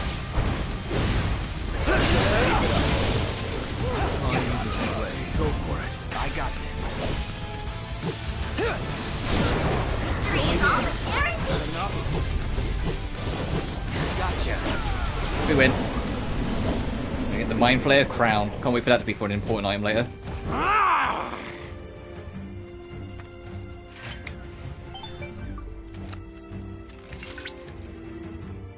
Cloud, congratulations on dispatching the Mind Flayer.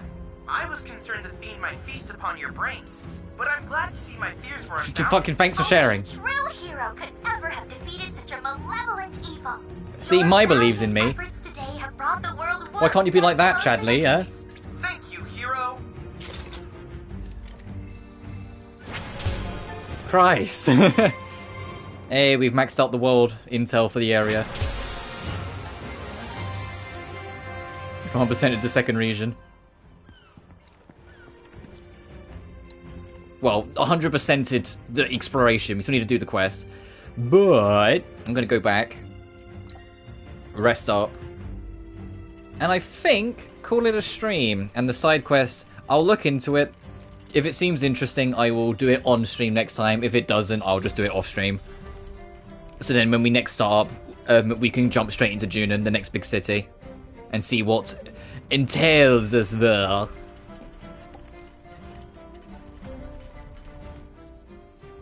Let me save as well. Nearly 15 hours we've been playing now. Oof. And we're in chapter 4. And we haven't had one game of Queen's Blood. What the fuck? Been fun. Yeah, it's not so. But yes, so I'm gonna put the schedule up, like kind of like the general sense of what I'm gonna do. But tomorrow I'm taking off. Tuesday's Tomb Raider 2. Wednesday we're back on this. Thursday I might be off. I'm undecided yet. You'll say in the schedule. If I take Thursday off, I'll stream Friday. If I stream Thursday, I'll take Friday off. Like it'll be either way round, you know. And we're going to be alternating this and Tomb Raider 2 for the rest of the week. So every other stream will be Tomb Raider starting from Tuesday. When Tomb Raider's done, what will take its place will be Caligula. But I digress. As always, thank you all so much for watching. I love this fucking game. It's such a fun just go explore and do shit game. It's brilliant. And I will see you next time. Remember to like and subscribe if you haven't already. It genuinely really helps this channel grow. Doing an edit stream. I'd love to do an editing stream one day. If next time I do like a scripted video, but maybe I don't know when. Just at some point. It'd be a fun thing to maybe do one day, but it'd also be kind of I don't know. We'll see. Additionally, you can find my Twitter, Patreon, and PayPal in the description of every single video. But until then, you guys take care now. Peace.